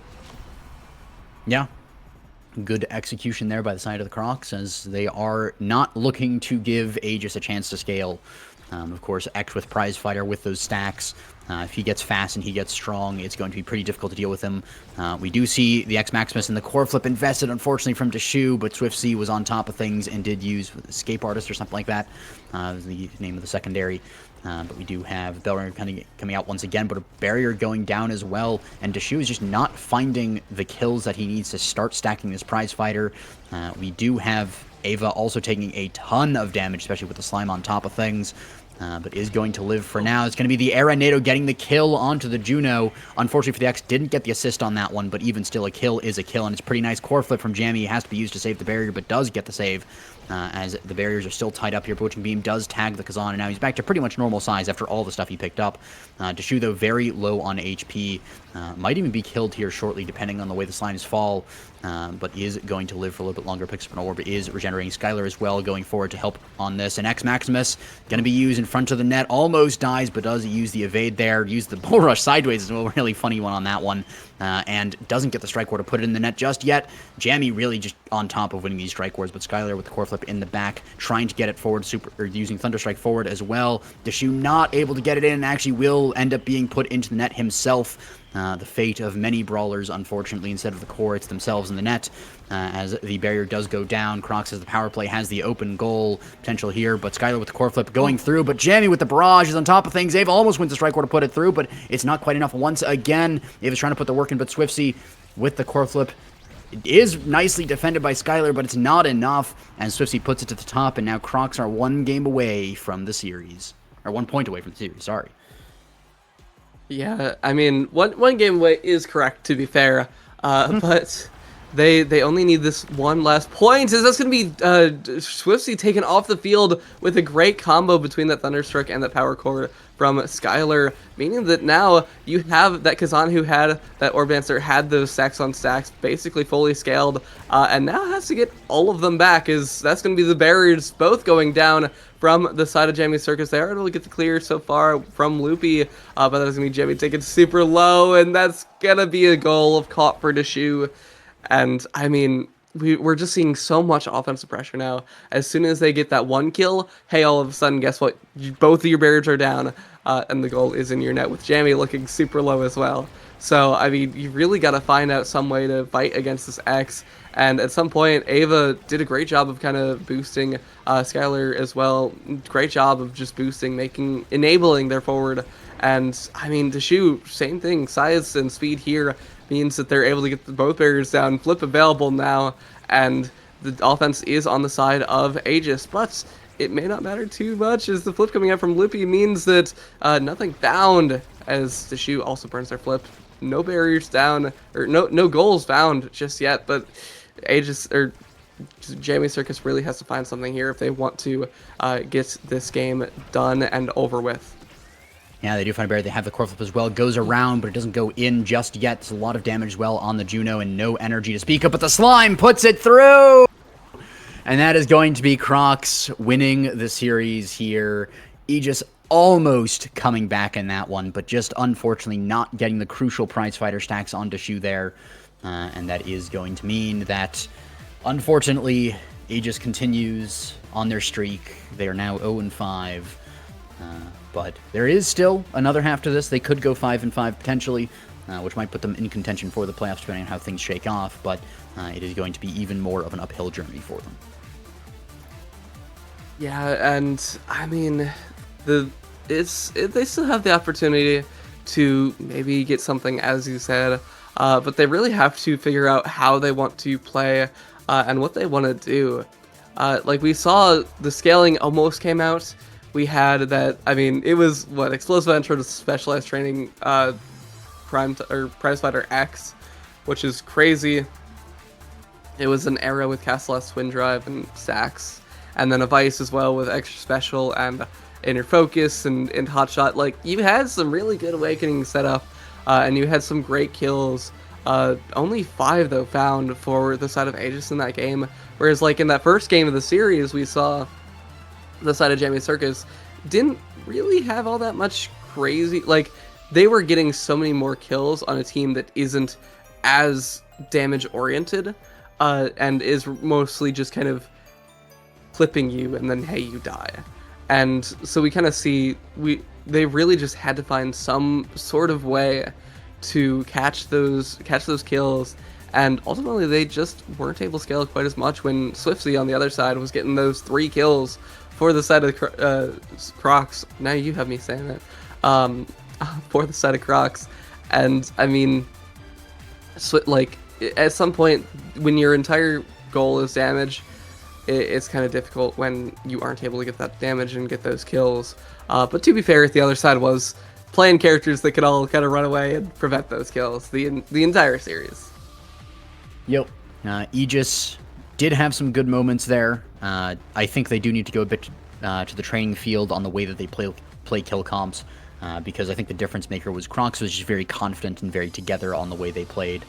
They were able to combo with each other and make sure that their abilities were invested wisely. Aegis were trying to go for kills, but it was a little bit more haphazard, so they weren't able to get as much focus on individuals at the same time, and so ended up not netting them too many kills, but I think it was still overall not a bad showing there. They did take it very close. Aegis almost had a shot there. So for a match that on paper was 2-2 and 0-4, a lot closer than it should have been, and I think he just has been doing a lot of training and has been improving a lot. So I'm looking forward to how they improve over the rest of the season. But that is going to be it for the EUSA today, as we will move on to EUSL after a short break.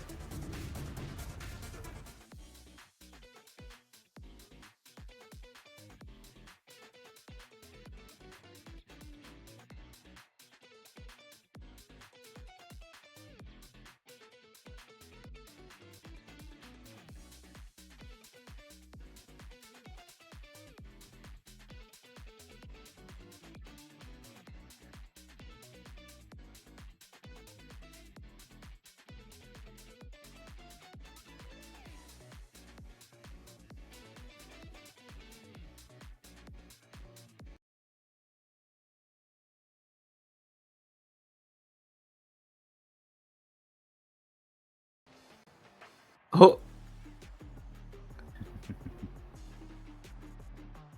Oh. It's so chill.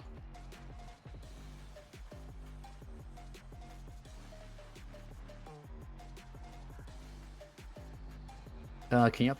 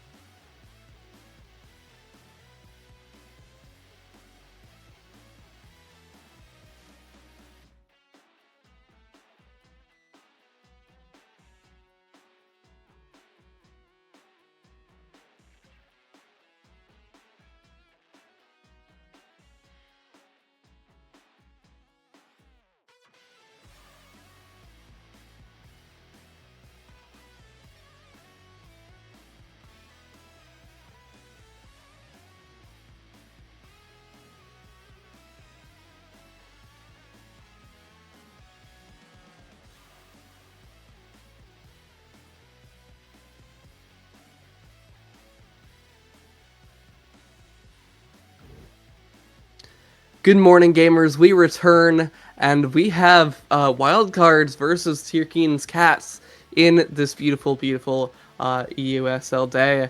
And our first map here is going to be Atlas's Lab going into this, and we see the Monumentalist bulk up.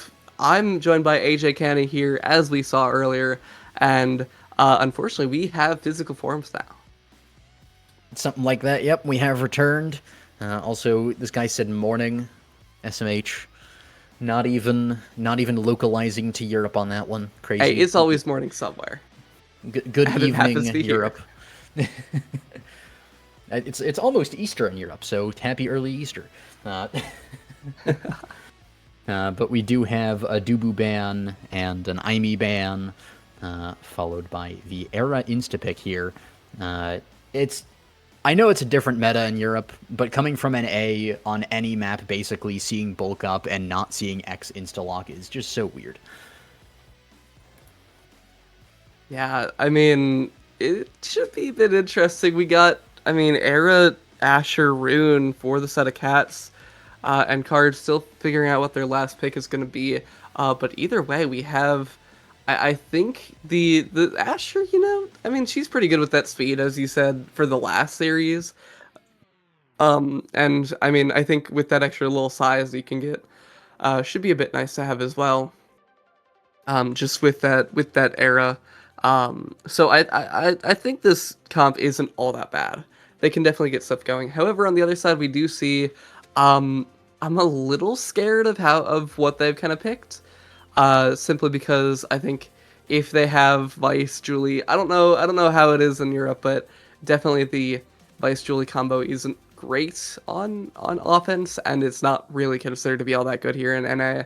But we are in EU, and so that could be different. Or of course they have the Estelle in the net, or they have the Estelle midfield, and they can get a lot of damage though. I agree, NA does suck, and I think. It really just depends. We could see we're gonna see a great game here, either way. But I think I am liking these pickups for the side of Cards a little bit better, simply because they have that damage. They have that bulk up, probably across the board, definitely. Yeah, there is a chance for the Monu pickup on Era and Rune, even Asher. I think Asher likes the bulk up a little too much, but I think Rune with Monu, especially on Atlab, I believe it is, being able to just completely cover the entire barrier is just kind of nice with that Monu Rune. And we have our draft skull kind of situated, but and we're getting game right now. This should be a fun match. Honestly, it could go either way, but ultimately we're going to see kind of lockdown creation all over for the side of Cats. They're going to just try and say, hey, we're throwing the core of the corner. The corner. Yeah. The corner. Yeah, I'm trying. But yeah, so we're going to be throwing the core in the corner, and we're just going to keep it there. So we'll see how that plays out, as we do see the Rune goalie, that Asher forward, and the Era midfield, and the other side, of course, we can't see quite yet, but should be interesting to see as we're getting into the game right now. Yeah, just a few more seconds until we're in, and we get to see all of the Awakening pickups. Should be fun to see what everyone went for. I think it'll be pretty much along the lines of what we thought. Yep, Era Rune on the Monu, everyone else bulk up. And then slicks around the board, except for strike shots on both goalies and mag souls on the Era. So pretty fast game all around here. Of course, Asher does like some speed on that one. So great strike shot there from the Rune. Actually does manage to keep the core from going behind. Ivory trying to get it, but a great secondary there from the Rune actually is able to keep the barrier alive once again. First barrier going down there as Asher picks up one barrier, not quite a double. Banish dodged away, really nice done by Ivory. As the barrier still stands even in still, as Turkin is able to just keep the barriers alive with this Manu rune. I mean, he's really good on this map with Manu for a reason. He's not played as much as some of the wall goalies. We do have the Flurry coming out, because of course when you're out of the anomalies, you can't do as much on the rune. But not too bad, as a great power chord punch combo comes through from Balls and Ivory on that one. Yeah, is now a wild card doing pretty well, getting that goal onto the Cats. As I mean, that the Vice Juliet combo hasn't done too terribly so far, but I mean some great strikes from the rune on Cats is gonna be that both barriers are now down. Unfortunately, I spoke too slowly. But great defense so far, as Ball's unable to use the flip, unable to get anything going, as Ivory, great dash punch, gonna catch the core. Yeah, and a 2-0 lead here for Card, with that ever so slight game score lead, 1-3 versus 0-4, I guess series score. But the slightly favored team to win on this one, as both these teams trying to do what they can, but Era cannot do much on that one. Great execution there by Card, as Era is taken off the field. We do have the dash punch attempted from the Asher, but it's core flipped away. And we now see, again, the Rune Anomalies putting in a lot of work, keeping the point alive, keeping the core from getting scored. But at the same time, core flip almost takes Ivory off the field. Core flip from Nero is able to get blocked by Anomaly. It does, result in a clear in the end. Banish is really nice and just passes right through the Banish Julie. We have the Bewitching Beam coming out, strike shots as well, both invested. Black Hole in the middle. Oh no! Era! Unfortunate. Oh, tragic. Unfortunate. Great catch, though, from the side of Wildcards. They're just absolutely running with this game so far, and I think they're going to be able to get some more scaling here pretty shortly. I see personally a Primetime, 1-2 punch, a Super Surge, Quick Strikes. All of these are kind of things that can be taken, and yeah, we're going to see Primetime taken away from Noctilite. But I mean, you got that 1-2 punch on the Juliet. What? Ew, kind of scary here if you are the side of Cats. You're already down, but you gotta find just something to get this game back in your hands. And I mean, it's gonna be pretty rough here with those Awakenings locked down. We'll see what happens, but already the side of Wildcards looks like they may just be able to take this game away with that draft. Once again, Era goes down, taken off the field. A barrier once again taken here. Double for the side of Card. Nero pushing forward as well. Power Chord behind. Flurry comes out, but a great barrier beam there from Lewa is able to keep the play alive. We have Era as well going forward, looking for a black hole play potentially. Butching Beam tags the Julie, makes her small, prevents her from getting that corner offense down. As the piercing shot is enough to set the rune away from the play, and Ivory just takes it up to the top. And another goal here for Card, with blazing right now through this game.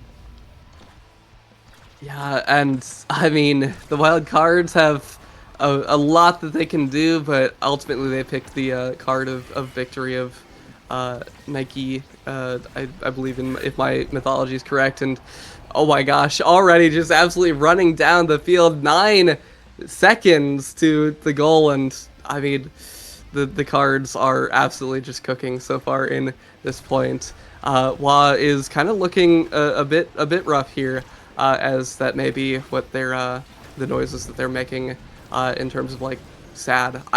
I know what I'm talking about. Near with the flip is going to use that as it's going to be looking like Lewa or Spring is looking pretty low.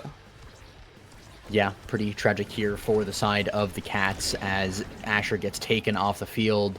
Black Hole stalls the core in the middle. Crystal Thorns gets out, but doesn't actually get the tag. There's an opportunity here for the Cats to come back, but, I mean, Era has to run through an entire war zone to try and even touch an orb or a core or anything.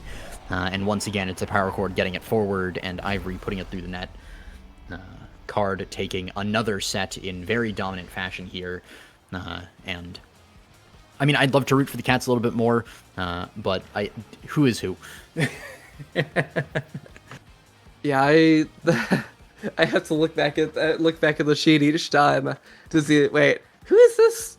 But yeah, I mean, it looks like it may just be a runaway game for the side of Cards. I mean, that's you have both spec heavy impact explosive entrance all available for the Vice, and as Rune, you had to opt for something, and Deadeye is the ultimate choice.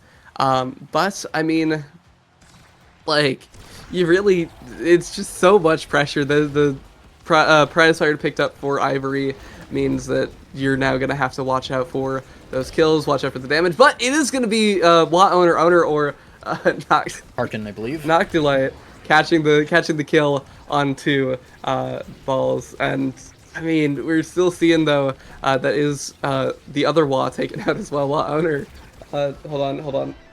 Tirkin taken out, and Wah now everyone Woo. is back online.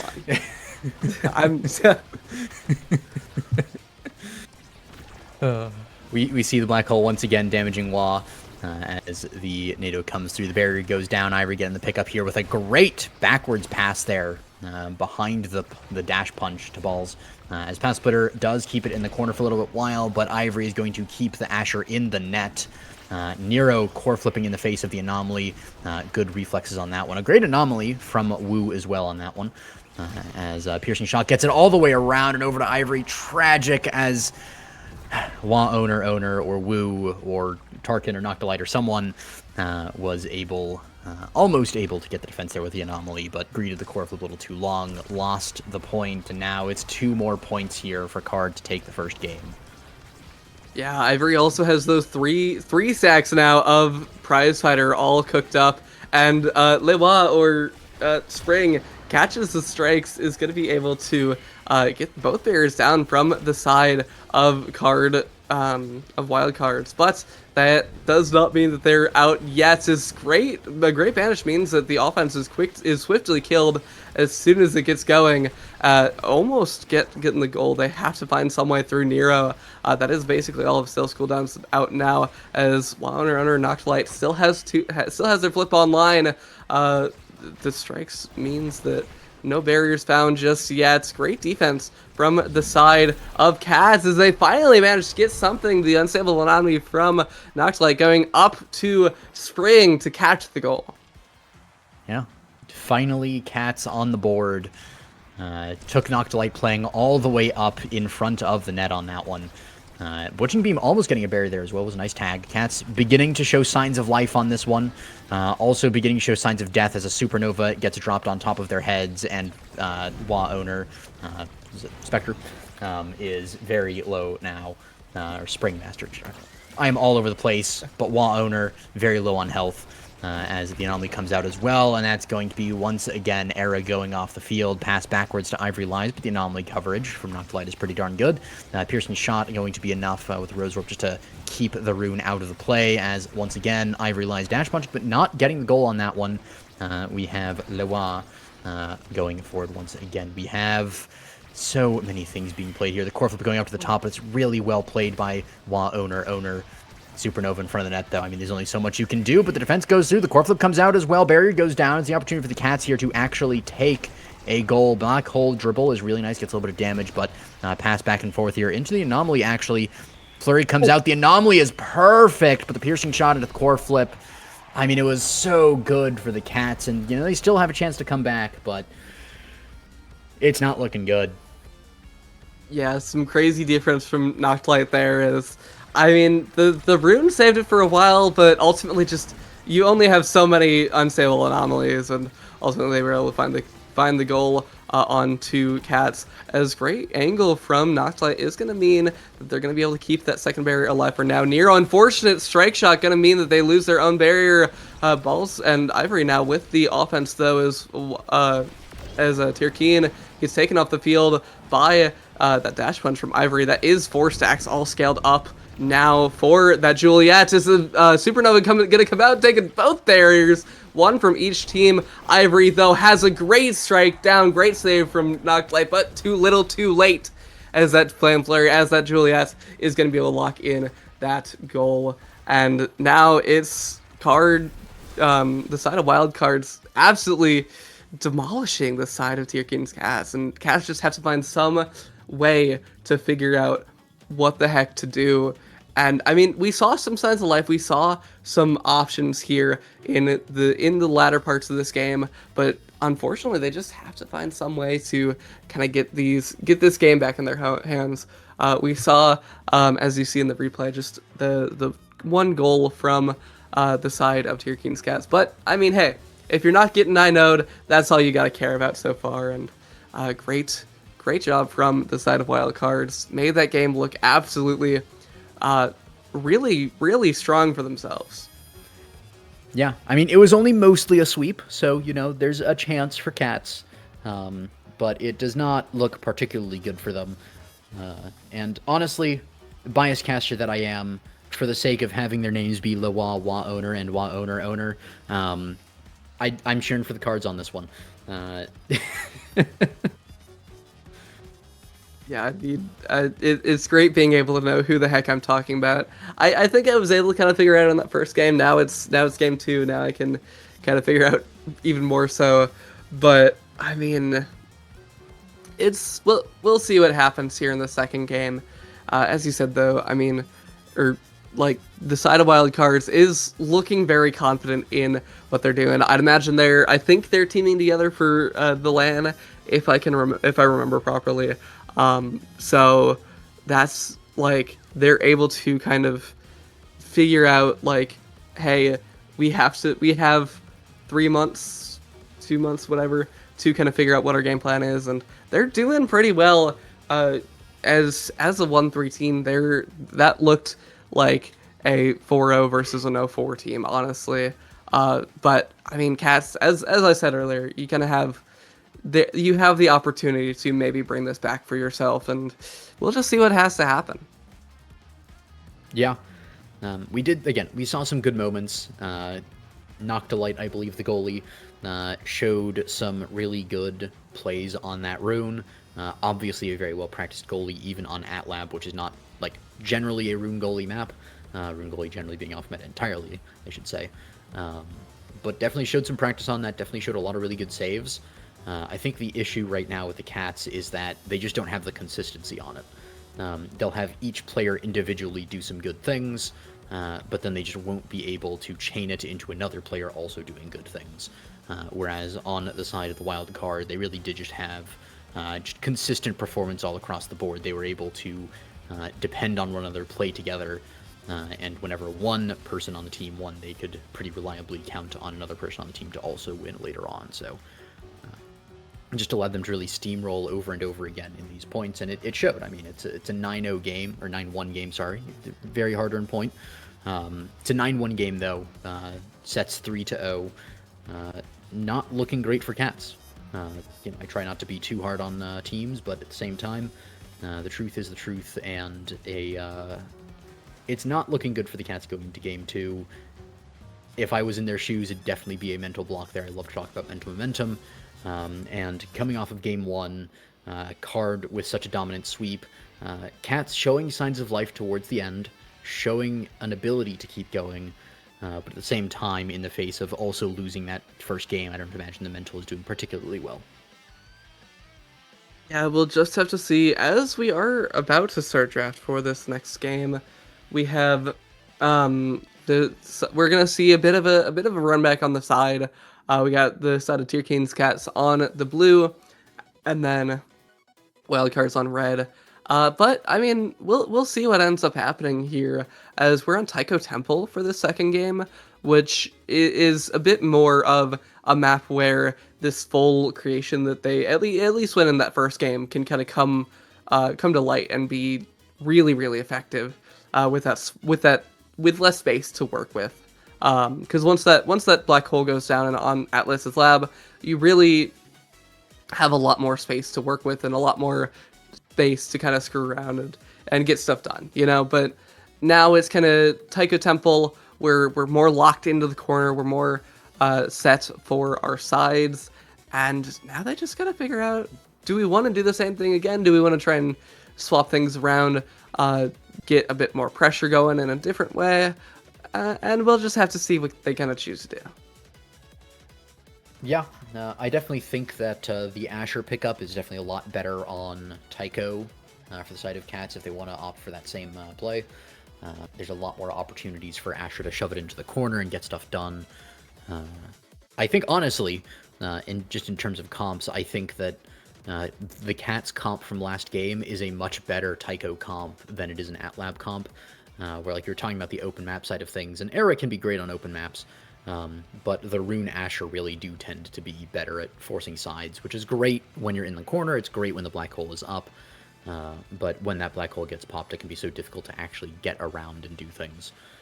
So looking forward to see how they play this on a very different map. It is about polar opposite from AtLab in terms of just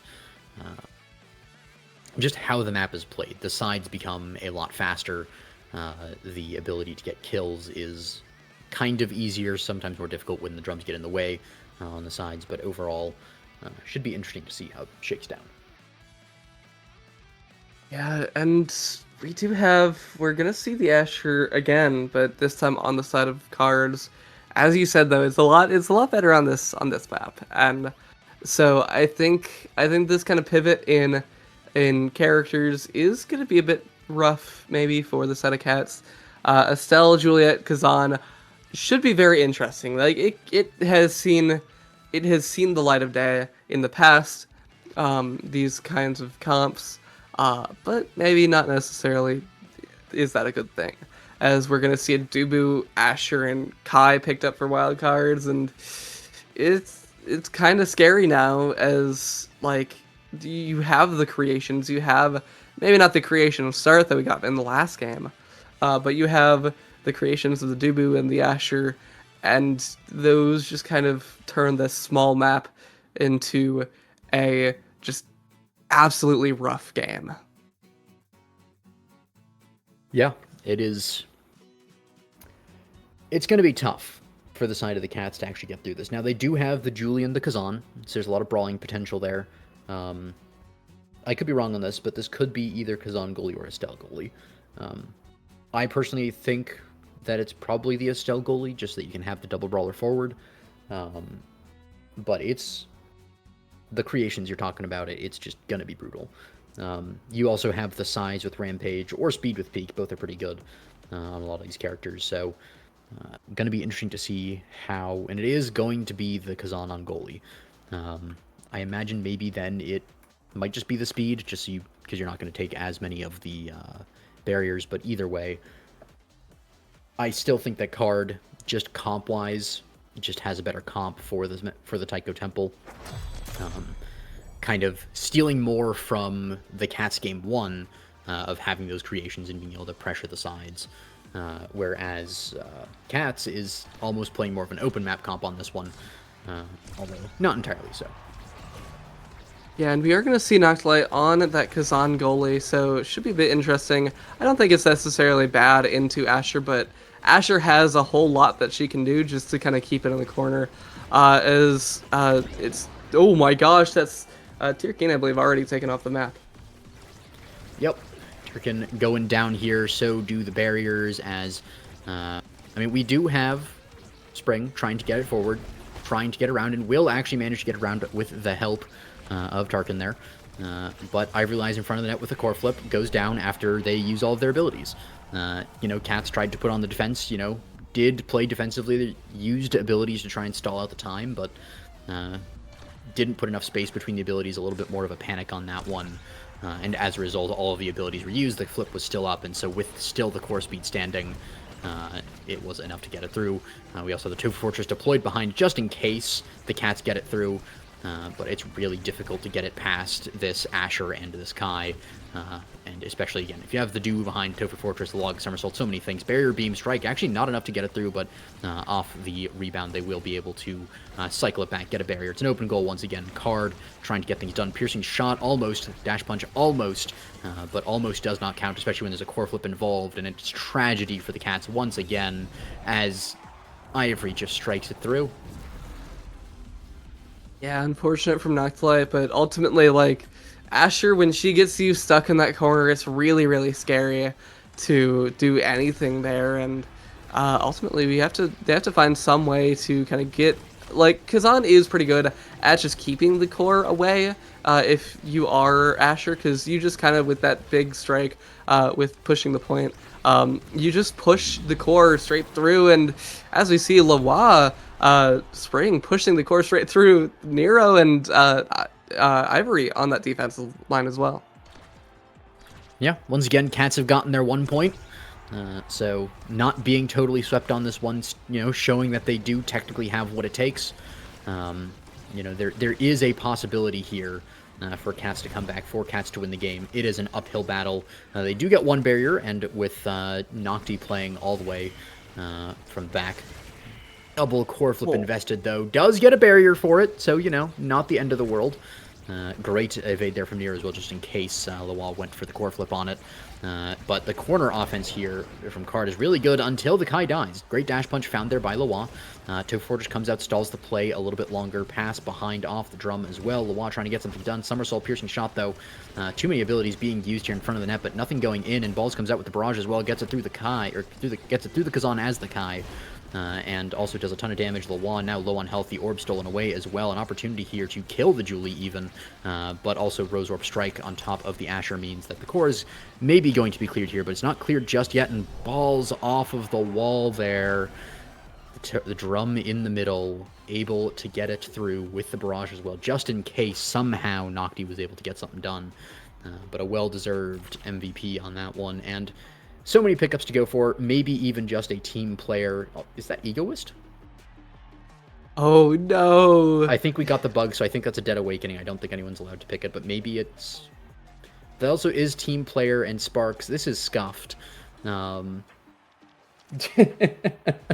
it's so chill. We got team player on Noctilight on Kazan. Should be nice to have. We got Egoist and Missile Propulsion for Spring and Turkin as, I mean, the Bugged Awakenings, I do believe that we are playing on despite this, which means that interesting draft is Balls scaling the Sparks. I believe perhaps the if they get Spark of Resilience, I'm pretty sure it is in the bugged game lobby thing. So that just means that ultimately we can potentially be seeing some of those Stagger and Spark scaling doubling up for this game, and I think interesting. Oh no! No! Oh no! I was looking at tab, but Noctilight, unfortunate, barely missing that angle to get the swap. Unfortunate Kazan lore on that one. Of course, with the closed form there, you can't really strike to the side, so you have to actually strike the core in the direction that you want it to go, or rather don't want it to go in that case, so Naki tried to get it into the corner, but just barely missed, unfortunately. Also, I do... it's going to be Julie going down. I do believe this is the... I think it actually looked like it was a fine Egoist, because I think Julie still had energy after the flip there. Unless I'm just completely wrong on that one, because it's showing the refund 0 energy version of Egoist. But either way, we do have Ivory trying to get down to the corner here. We have the core flip coming out, but struck away there. Tarkin into the pass splitter as well. Giga Blast comes out, so does the dog. Giga Dog not enough to get the goal, though. Unfortunately, Flurry comes out as well. Tofu Fortress, additionally, dash from Asher. We have a nice setup here on the bottom side from the side of Cats, but Kazan has to go all the way up to the top, and yeah, the barrage through into the strike from the Asher. And once again, Card looking pretty strong, even in the face of a Kazan who does have powerhouse pauldrons and a team player. So there should be a lot of speed coming out of there, but it's just even still so difficult to get these clears. Yeah, just not quite enough defensive pressure from the pop-up on Noctilight. And offensive pressure aside, we're seeing Balls get the flip, we're taking Spring off the map. As now Ivory lies trying to get these strikes through. That is going to be Spring online again, as Turkin trying to find some strikes. Ivory looking pretty low, but it may not matter. Actually, it is, as the barrier beam saved away by Noctilight on the defensive line. Owner trying to find something here. Oh, but no. Oh, great crooked leverage from Noctilight. Gonna be able to catch the save. Owner now trying to find something. just they have to find some way to bring this offense back in their side, and that's going to be it. Too little, too late is the core's going to go along those drums right in the net. Yep, and this is the disadvantage to the Kazan goalie, especially into something like an Asher. It is so difficult to actually get it around, and that is also perfect form and rapid fire. It is the scuffed set, but it's still so weird seeing those awakenings. I don't think we want the Kazan getting either perfect form or rapid fire before on side of card. Also, fight or flight on Asher, pretty good. Almost forgot that awakening was in the game. So this is, I mean, I'm gonna say it's fun. It's also very weird. We have a lot of speed and a lot of cooldown that was just picked up. Julie is left taking Super Surge, which is not the worst depending on who you ask. I don't know what Leoi's stance on it is personally, but some people swear by it, some people hate it, and other people go into the corner right now and get to forged out, unfortunately. Yeah, we're seeing. I mean, we saw in that last series, the Super Surge was kind of working in their favor to get some of this game going, but it's not quite the same series now, as unfortunately nothing found for Spring even with the Super Surge. One barrier down though from the side of Wildcards. Great strikes from Nero, going to mean that that second barrier hasn't gone down quite yet. Oh, great offensive attempt, but even greater saves here from the side of Wildcards as Ivory just gets the strike past Kazan.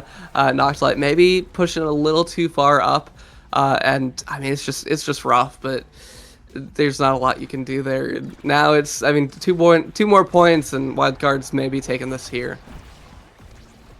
Yeah, we also have just the corner offense once again being diffused there, and it just seems so difficult for Cats to even get a barrier off of Cats, or even get a barrier off of card right now, as Gigablast gets it around as well. Kazan in the open form is able to get the defense going there, but does still lose a barrier off the rebound of the play. Ivory in the corner with a core flip as well. Going to use it there. Going to get the barrier as well. Unfortunately, Kazan just did not have the strike on that one. Nero on the defense has the core flip just in case. Dash punch. Oh, Julie, no. The Super Surge comes back to bite the Julie as the roll knocks the Julie, who went a little too close to the edge, and Balls just puts it straight through Wa owner on that one, and card 1 point away from taking the series. And Cats, they got their one goal, not totally swept out, but dominant performance from Cards so far. Yeah, Wildcards just have to. They're just gonna be able to potentially find this here as Nero gonna use the flip, gonna use the Tofu Fortress. No real abilities to the Dubu's name anymore, but it is all up to Ivory as they get the strike, get in the double barrier, and Spring, great secondary, gonna be able to catch the first barrier, but second barrier is still alive as the passing play between Balls and Ivory gonna be snuffed out by Noctilite. Flip though, pass to Ivory, great hook, great crooked leverage from Wa owner is gonna mean that now we're still alive in this point. Ivory, though, use that barrier beam. Not going to be able to find the core just yet. Ball's looking very low. Maybe taken out here by Tierkeen. Nothing found, though, as Spring has that Egoist. May find something here shortly. Gets the kill onto Balls. Now Nero and Ivory up 2v3. Maybe able to find something here, but they have to find the passing play as Spring going to be able to take that barrier. Tierkeen finding the pass, no, not quite, as Ball's back available, and that's a new flip coming out. Barriers taken, goal scored as Wildcard is going to take the series 2-0, 18-2. Once again, dominant performance. We saw towards the end there again, Cats showing signs of life, especially the team player Kazan finally hitting overtime, finally getting the chance to red court around, but even still, the defense on the side of Wildcard was just ironclad. And we didn't really get to see it that much throughout the series because the offense from Wildcard was also so dominant. But every time it fell to the back line, it felt like Nero had an answer. Partially because without the pressure, he had a lot of cooldowns available. But even when he was playing up and using the various different cooldowns offensively, even with just the strikes, was still able to just have a rock-solid defense there. So well played to Card and Cats.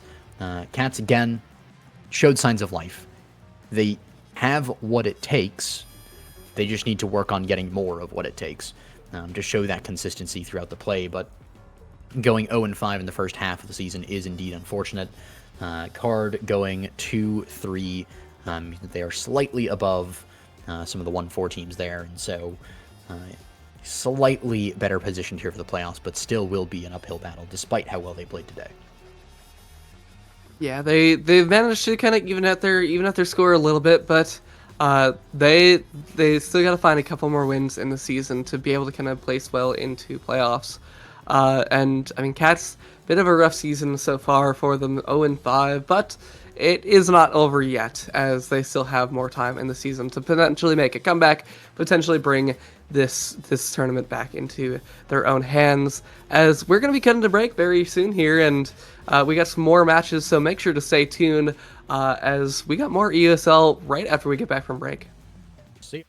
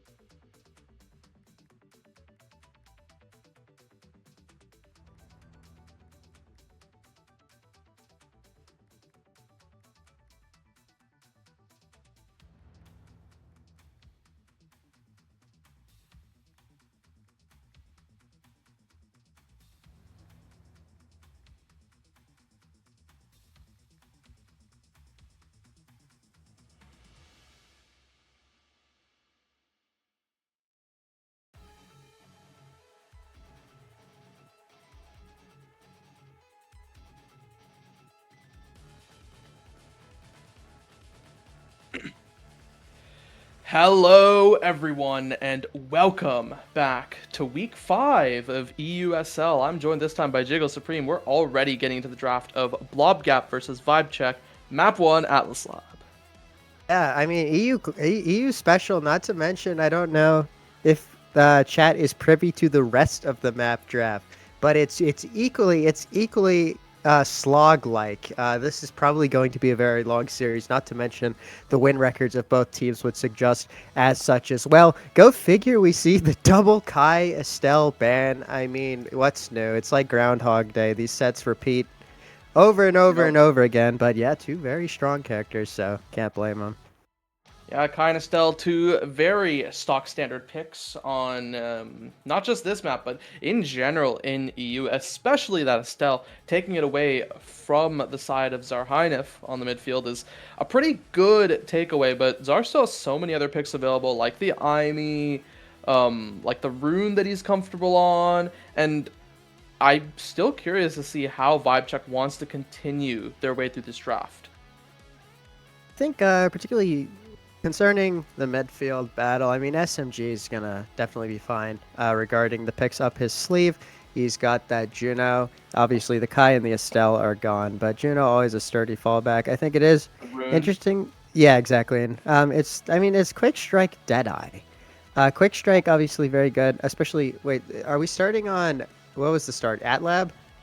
Yes. Yeah, this Atlas Lab.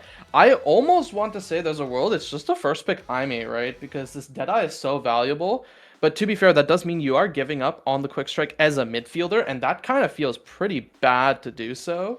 I love my Deadeye, but I am just a quick strike fiend who just loves those picks. We were informed by production. It is Oni Village for the first map. That probably explains the Kai Estelle bans even more then. Yeah, Snore, but yeah, even more reasonable the second you open up the map. No more black hole to contend with, so it's just past central, especially with these quick strikes. So very understandable, two of the most ever-present midfielders in EUSL. When they're able to be picked, which is not every Tuesday, to say the least. Well, I guess it's never a Tuesday. Not every Saturday, to say the least. But in any case, yeah, is our drafter stuttering, or are they genuinely just taking 15 quintillion years to lock in pick one? Because now I'd like to imagine there's a technical issue here, as typically these picks are locked to 30 seconds apiece. So that's what I like to imagine. Now, as for what we're picking, I would actually like to say that this Aimee probably falls a lot lower down the priority list because of this Oni Village. Aimee is still okay there, but it's really not great. And now the question is what does Zar want to play here on Oni Village? Because it's really weird for Zar's character pool with the Estelle and the Kai pinched. I'm not really familiar with if Zar plays the Juno at all. I don't really think so. The Now is a bit of a question mark. It's really hard to say. And okay, it looks like we have the Juno first picked paired with Drakkar and Dubu for Blobgap, and on the other side it is Aimee, Rune, and Asher. Where are you seeing this? I mean, okay, we are privy to some inside information. Also, the image of Juno on the information we've gotten provided, the line work has been completely removed. So it's like it's so peak. What is this? Who made whatever? Okay, you guys. I guess you guys will get to see this eventually. Juno. It's lore accurate Juno. Okay, I'm not privy to the joke here, but okay, yeah. So we've got Juno. So we got Juno first pick for Blob. Rounding out the Blob comp is a direct Dubu, very traditional rotation heavy comp for Oni Village. Not to mention, I'm gonna put $10 on that. This is a Dubu goalie. Dubu forward not very strong on this map. So I mean, you've got someone who can just barrier set bottom barrier, or if you're a freak, top barrier, and just hold. Likewise, we've got it's kind of more inconclusive who I guess in my mind who the goalie could feasibly be here for the side of VibeCheck. I assume it's probably Rune in between the sticks, but could be proven wrong. I guess we'll see imminently. But yeah, will be an interesting game to say the least. Yeah, so just a quick note here, right? I mean, the Dubu being for Yodsman makes a lot of sense. And okay, this is actually interesting. It is not Zarheinif playing, which changes things a lot, right? Because it is Dinfar playing, that Juno makes a lot more sense for this Oni Village start, as Dinfar is pretty familiar with that pick, and with the quick strikes, I want to see what sort of horrifying things that this guy does. Now on the other side, Aimi might be piloted by Yuki, and we do have... Oh, okay, no, so it is Yuki Asher. Oh, wait, sorry, I forgot. Yuki is not the goalie on this team. It's been a while. She's flexed through so many roles.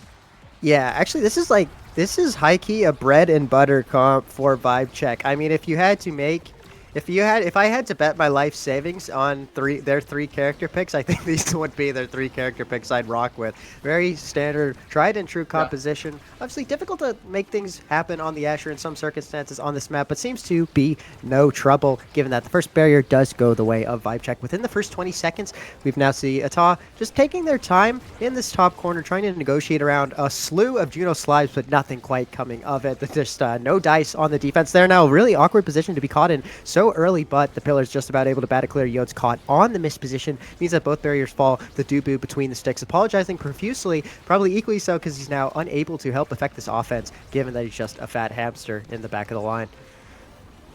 Yeah, one thing I do want to talk about, right, is this Drakkar pickup.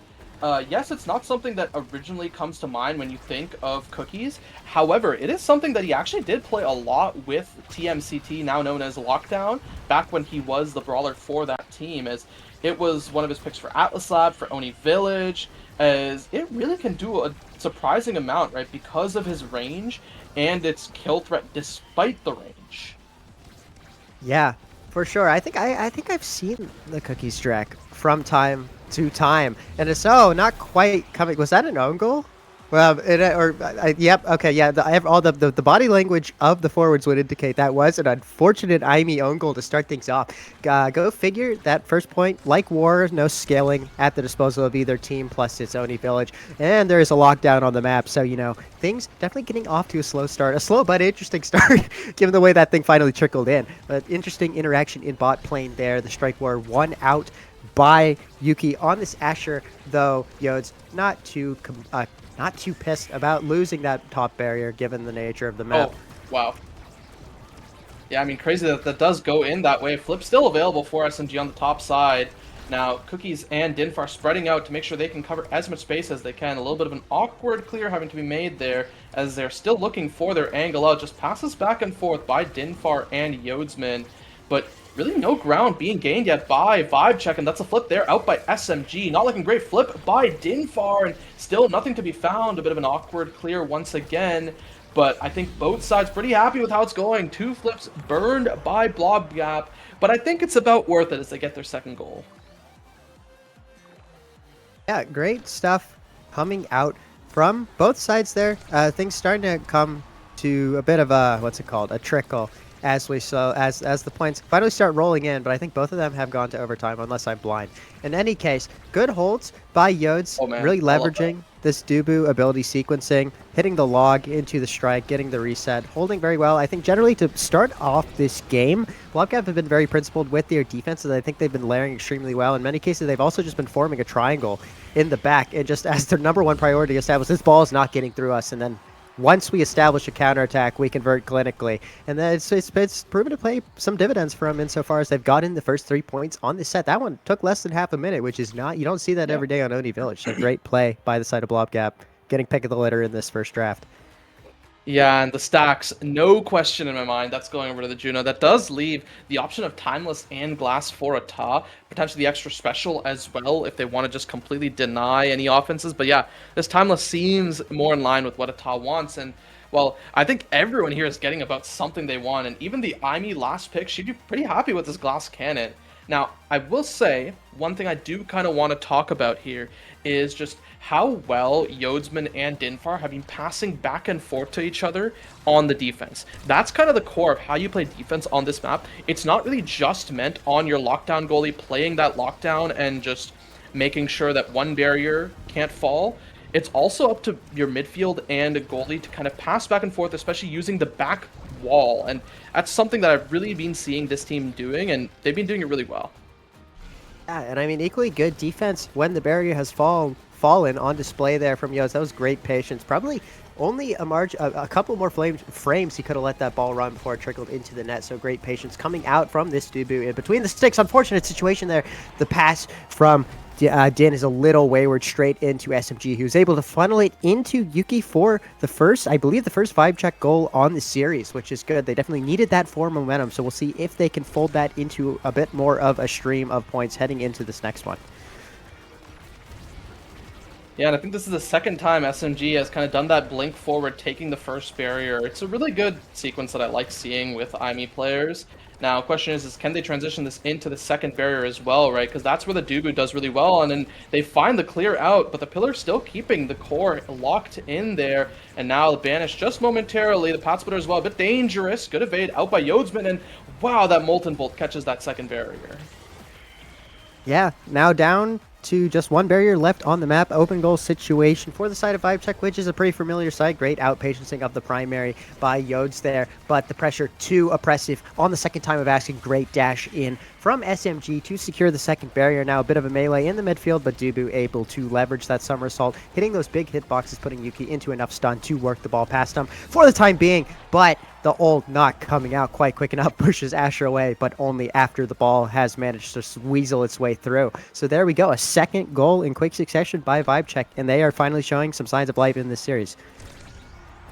Yeah, I mean, they are in fact finding their vibe, and well, first barrier this time taken out by the side of Blobgap, and now they're trying to pressure for this next one. You get a little low here, but Cookie is saying, yeah, you know what, I don't really need to chase this. I have a flip available. I'm going to use that to kind of try to get these goals back in my favor, and Vibecheck doing a really good job passing it around.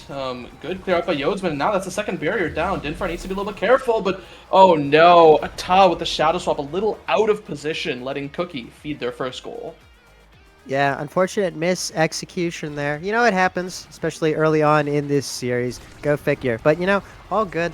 Just one goal on the board for the side of Blobgap, meaning that sets a little bit more of a two-horse race than it was initially. Great reposition by Yodsman, meaning he does not have to blow the flip. Energy situation looking heavenly for the side of Blobgap, provided they're able to use these flips efficiently, which isn't always the case. One flip does have to be expent here from Yodes, who also follows it up with a roll, meaning absolutely nothing's going to come of that offense from the side of Vibe Check. And now, bit of chaos happening in the middle of the park. The flip not able to be blown in time by Cookies means that the poor Lizard is off the map for the next 7 seconds. But the defense is incredibly patient, incredibly well. The continual strike war victories coming out of Din. That was great stuff. Great stuff, equally so from Ata, who's able to get the kill, meaning another power play. Just as soon as the last one ended, another power play in favor of Vibe Check, which they capitalize on brilliantly.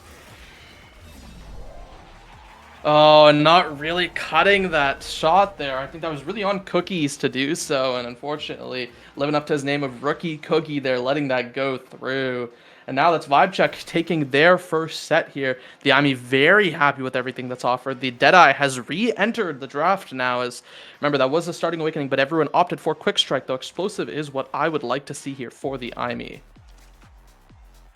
And there's a lot of deliberation going on. The Orb Dancer going the way of Dubu, but like you said, the Explosive finally being taken by SMG. 1-2 on Asher, not a slouch pick either. CTL Rune could look scary, especially if you couple it with CTL. Oh wait, no, sorry. Extra Special has already gone, so never mind. But in any case, we do see Cookies rounding out the draft with the bulk up, which is also very good on Jakar and does open up to scaling potential with Peak or any of the other awakenings later in the game, and also bulk up probably the best standalone stagger awakening of the Triad. So good pickup, even though he's in the caboose in this instance. Yeah, really good double banish there by Ata. A lot of damage onto the members of Blobgap now.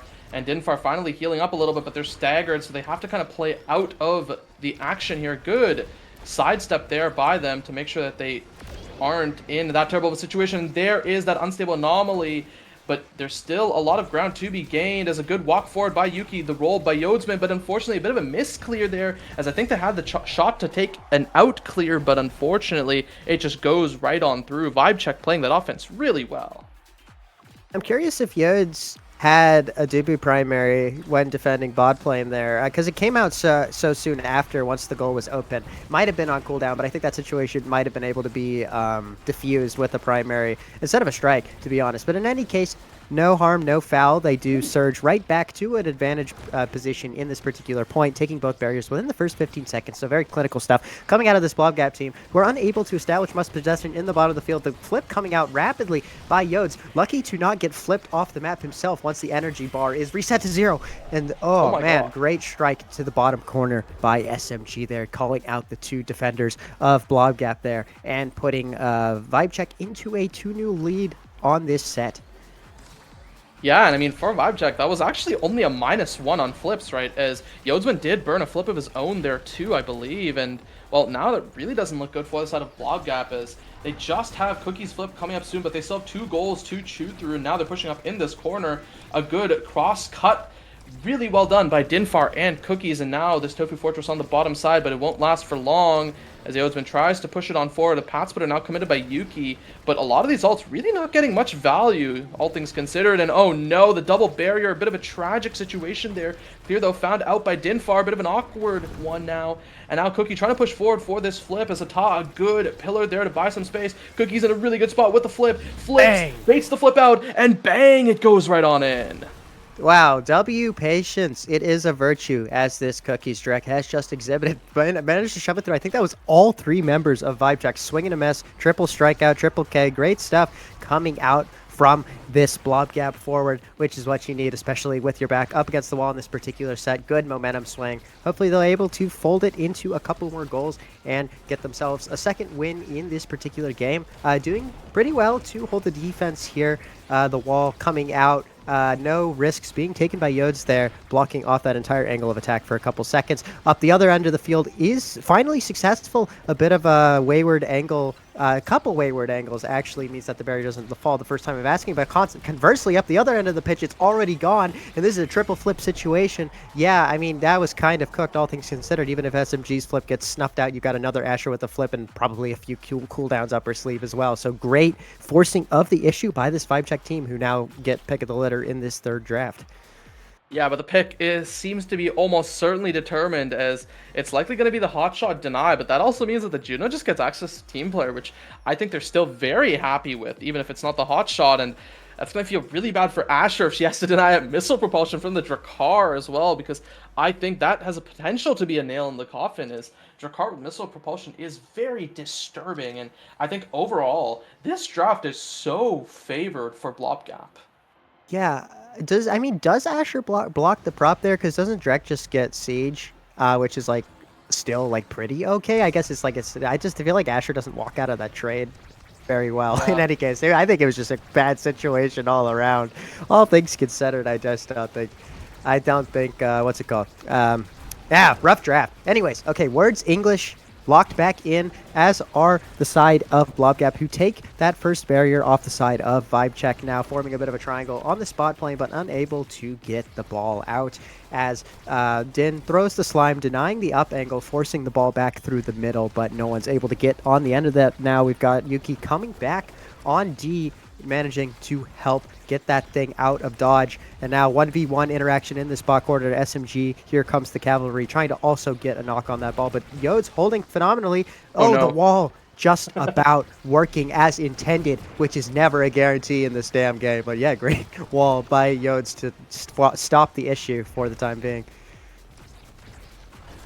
Yeah, I mean, overall, this missile propulsion plus aerials, it hasn't really shown a chance, shown a good opportunity for why it's that good yet, but it's slowly going to start doing so, and that's 2 flips burned, neither one getting really anything by Yodsman and Yuki, and now SMG's pushing up with a flip of his own in the corner, passes down to Yuki, nearly finds it there, and now a 3rd flip that goes completely wide. Cookies should be the next one up to use theirs, as I don't know if Ata will be getting pressured enough with the amount of cooldowns that they have, especially with this twin drive. A lot of damage onto Cookie, and it's not looking good. There's the flip out by Ata to prevent Cookie from getting a chance to use a flip of his own when it comes up. A good Tofu Fortress there. Now Cookie's health bar not looking great, needs to be careful against Yuki's presence there. A good clear out by Yodsman and Dinfar, and once again they're finding the corner. A bit of an awkward pass down to Yodsman now, and now in overtime we have this team player alive for Dinfar. Again, Cookie's just not getting any chance to touch the score. Finally, the flip is online for him. And once again, he's just pushing up. He just wants to sit in front of the rune, but the rune has so many tools to deal with that positioning. A bit of an awkward clear once again, and now it goes up to the top corner. It's just making circles all around the map. Man, what a point to keep up with. But we do see a flip being burned, meaning the second barrier does fall. A bit of a lull in the play, as neither team can get much possession to their name, especially with this red core. Both just poking and prodding, trying to work some angles, but the angle not worked by Yodsman. Great dash in from Yuki means that his barrier is now gone, which could be so scary for the big hamster in this open net situation with the red core, but is managing to work it well in the interim. Cookie's trying to find a little bit of a tentative strike to bot lane there, which does work out. You know, took a while, bit of ping-ponging back and forth, but eventually Din does manage to work it through, splitting the difference between the Rune and the Aimee there to get a goal on the board for Blob.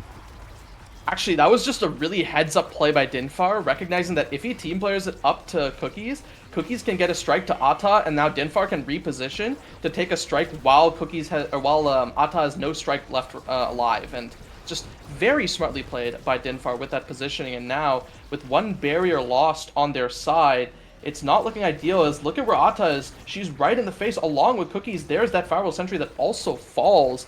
And now, once again in the corner, it's very dangerous with the timeless pillars. It's so disturbing how long that stays alive. And Vibe Check answering it back in quick fashion.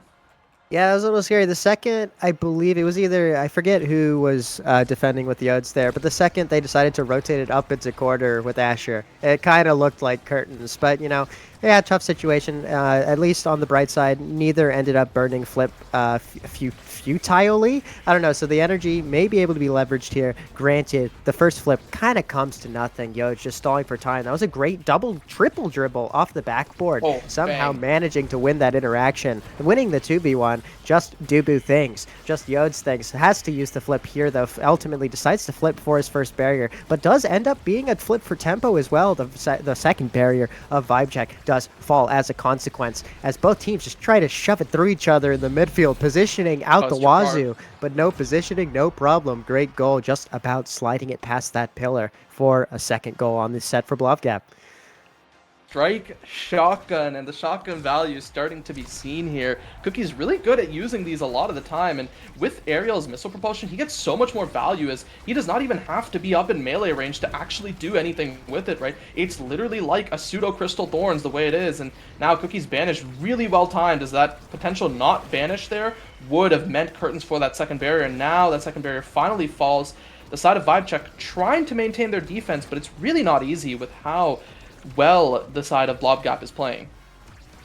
Yeah, they're incredible on both ends of the field to start out this set. I think defense especially has just been very fundamentals focused, very calm, very patient, and it's been working well. Not to mention the rushed strike does not end up going the way of Vibe Check there, but great individual play by SMG, meaning that the second barrier does fall. Good flip into dash, and now all hands on deck within the goal arc means that the Blobgap is unable to work that point through. The bit of a speculative glitch pop, almost catching Yodes out there, might have killed him in another universe, but is able to hold on to his flip and hold the defense due to a slight mismatch in the timing. And another glitch pop coming in, forcing Yodes to stay on his feet. Is just continually farming interactions in corner against this Asher, waiting for one to blink, and then up the other end of the field, just like that. I mean, something happened. A shot to the bottom corner, and there we go. 2 sets apiece. Great job, Blobgap.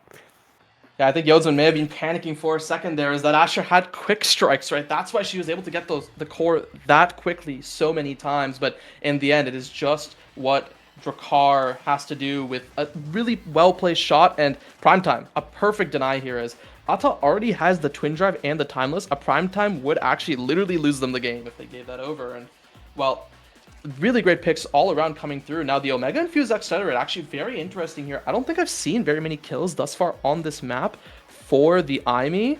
And the other thing I do want to call out now is Dinfar got some dash range on Juno, so we're going to see some jump scares.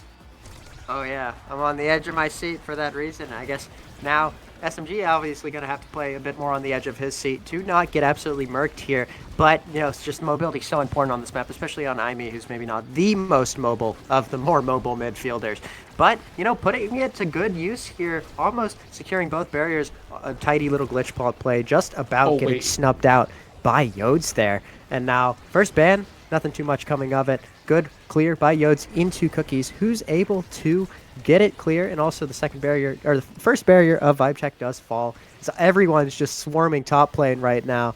Ball slowing down as ETOS is waiting for the right pass through SMG, who is there to receive it and work it forward into this all too familiar L corner offense situation. But Yode's saying, no, not dealing with that today, just throws down the wall, and we're back to square one. Yeah, I mean, it just occurred to me, right? SMG not only has Omega Infused Accelerator, he also has a Blast Cannon. So this guy is just absolutely juiced when it comes to the speed, and a really good evade there by Cookies to completely deny the flip now. But SMG and Yuki, they just need to find a good passing angle, and unfortunately Dinfar not covering the goal or that pass there. Unfortunately, a little bit mispositioned, and that means that Vibe Check takes the first point in this set 5. Yeah, this has the potential to go right down to the wire. Both teams just sparring equally so against each other, and it's really just these just waiting for these OT positional breakdowns. That seems how that's how half the points have gone. Good stall by Yodes, great presence of mind, continued great presence of mind to bounce it off the wall there to himself. Does ultimately lose bottom barrier after some good offense from the side of Vibe Check, but the second one will probably hold. Yes, good body blocking of the turret beams by Din. Oh, and great dodge there by Yodes too. I mean, obviously not good to lose the flip, but kind of had to, if that to work around that dash from Aimee. In any case, back to this all too familiar top lane offense, but once again snubbed out as Cookies comes back to try to collect the ball in midfield and put some pressure onto this Vibe Check team, who have not had to deal with all too much of it in this point. But yeah, I mean, they're doing a good job keeping the ball where they want it up on the other end of the field. This pillar is just so annoying. Rune farming energy for fun. The strike wars and the continued ping pong into that pillar means, man, yeah, he's got a lot of energy to his name in this moment. And yeah, now the core speed coming in, the rotate into Cookies once again unsuccessful, and it just seems like neither team is able to get much going in this moment. Yeah, and a bit of awkward here. The flip nearly available for Dinfar. A good jump across, but now it's a little awkward here as the flip once again out by SMG, and now a good clear out by Yodesman. Once again, the double flips available for the side of Blobgap. Question is can they do anything with it, as Ata has a flip of her own available as the goalie here, and Cookies just pushes on in, but it's pillar into pillar again. Double shadow swap, the twin drive value completely showing itself there. Now Cookies tries another lock and load, a good jump attempt, actually struck war out by SMG, and Dinfar, this flip still being held, but the pillar's alive for Ata. She just continues getting them. It just feels completely endless due to the duration of Timeless Creator. Yeah, it's just a cycle. It seems like, I mean, okay, a bit of Caster's Curse. I was about to say, it just seems like both goalies are just so good at holding, and then the offenses just keep, like, the abilities up their sleeves are such that it just keeps repeating the same sequence that is so goalie favored. I mean, I guess that's just the Oni classic, but the deadlock is finally broken by Yuki. Good stuff, just about sliding it past Yodes in that top corner. So, you know, a bit of a change of pace, but it seems like we're back to a reversion to the mean, as everyone's just hitting the ball into each other, trying to get it through this wall of cooldowns. And there we go. Yodes caught a bit on the misposition, but the mobility of Din means that the second barrier is able to hold for the time being. Not going to flip for that top barrier. I understand it. And now we are in really, like, very Blob favored position right now. We got 2 flips on deck and power play, but it looks like the power play is going to diffuse without much coming of it. Yep, Yuki back on the map. No energy to their name. Oh, the double flip is blown, but Yode's able to follow it up with a great log to hold. Maybe not the most economical play, but, you know, at least SMG's low, meaning that it is once again another pseudo power play in favor of Blobgap, as this poor Aimee just runs for their life, is unable to really affect the play, only from a distance with those glitch pops, and the glitch pop doing nothing to save SMG's life there. And once again, an all too familiar power play situation, in the down rotate of doom and despair straight into Yodes' wall means that that first barrier falls. That is such a clinical execution of the game plan there from Blobgap. Great stuff from the blue side. So heads up there by Dinfar. The moment I said, oh no, that was the point where I'm like, okay, Ata, we're about to start popping shadow swaps and unstable anomalies on repeat here, but it did not happen, as the way to win against that is just rotate it around the rune.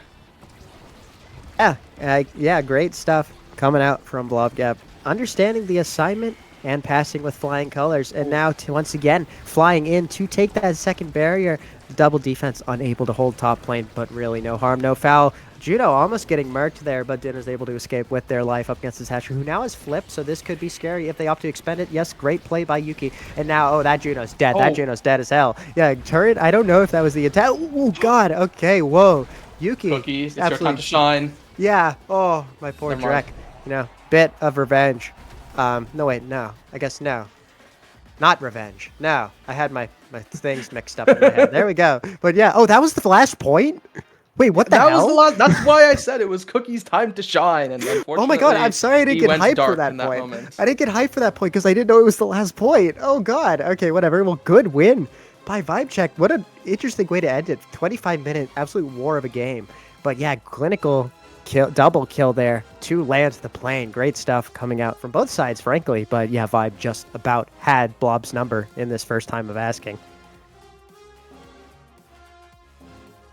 Yeah, I mean, just really well played by the side of Vibe Check. And honestly, Blobgap, despite the fact that they were unable to close it out there, just well played, all things considered.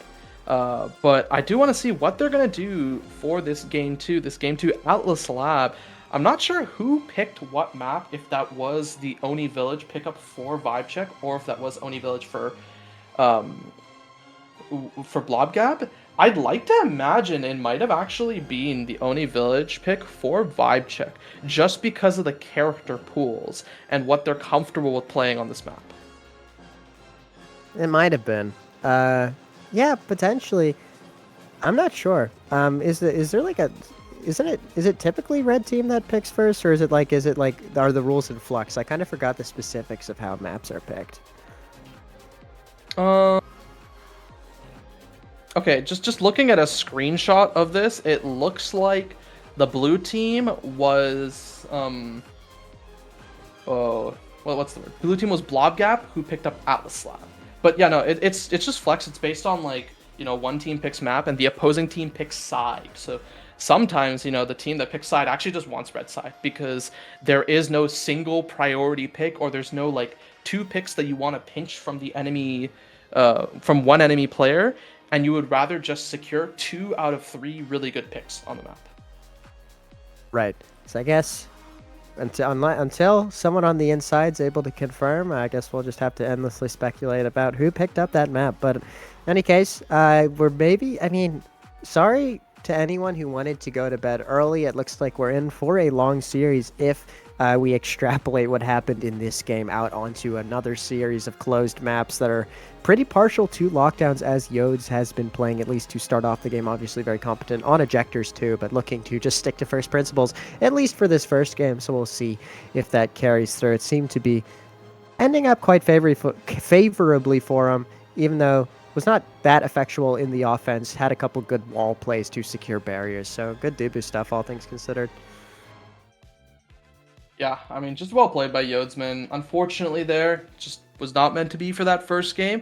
Curious to see how the second game will be going. Atlas Lab, a little bit more favorable for a wider variety of midfielders. You can play stuff like the Luna, like the Aimi. Well, Aimi looked pretty good there by SMG, but the Aimi is generally played a little differently in Oni Village compared to a lot of these more closed maps, or maps that are less fast back and forths. Stuff like the Enki, stuff like the Oni Village, where you have like the speed lane or the water cannon.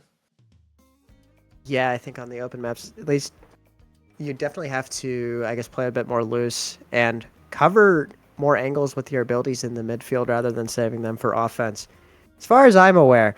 But in any case, yeah, I think the closed map more conducive to building boxes for chaos in the pockets. So I mean, might be a shorter one, might be a longer one. I think it's going to come down to the comps. I'm not sure, like, it'd be nice to know the Awakenings might help inform what potential bans could be, but I guess you could always just go with Old Reliable and spite ban the double Kai Estelle again and again and again, as always seems to be the case in this damn league. Yeah, I mean, we'll have to see if that is the case, and this time we do have Blobgap once again on blue side and vibe check on red side. And notably, this is exactly what I was telling you, right? This is Blobgap's map pick, but vibe check here wanted to select red side. It seems like they have enough things that they think are good that they don't need to secure and are okay with giving up one very powerful thing, or just think that whatever Blobgap wants to first pick is not a threat for us. And that is completely reasonable as well for why you might select red side. Yeah, I think I understand the rationale. I think at this level, the character pools are just so deep that, first pick, not as important as it is lower down on the totem pole, lower down on the EOS totem pole for sure. No OTPs at you this see, level. EUs are not EU players are not knowers of the X first pick. This X character That is true. completely broken right now, and everyone just says, you know what, we're just gonna play Rasmus, we're just gonna play Zentaro, and have call it a day. Maybe some Asher for feeling a little daring, Because EUSL runs too late. Nobody's watching this freak just run away with games for fun. Man, yeah, it is kind of crazy how little X presence there is across the pond. Yeah, okay, for what it's worth, I think it is Zarhynef who is actually subbing in for game 2. I think he may have just missed out on the game 1, and Dinfar was subbing in just for then. So now we do finally have this main roster of Blobgap available for the game. At least I assume so, just looking at what I see for the players in their match VCs. And yeah, I mean, Scython, I think you are right.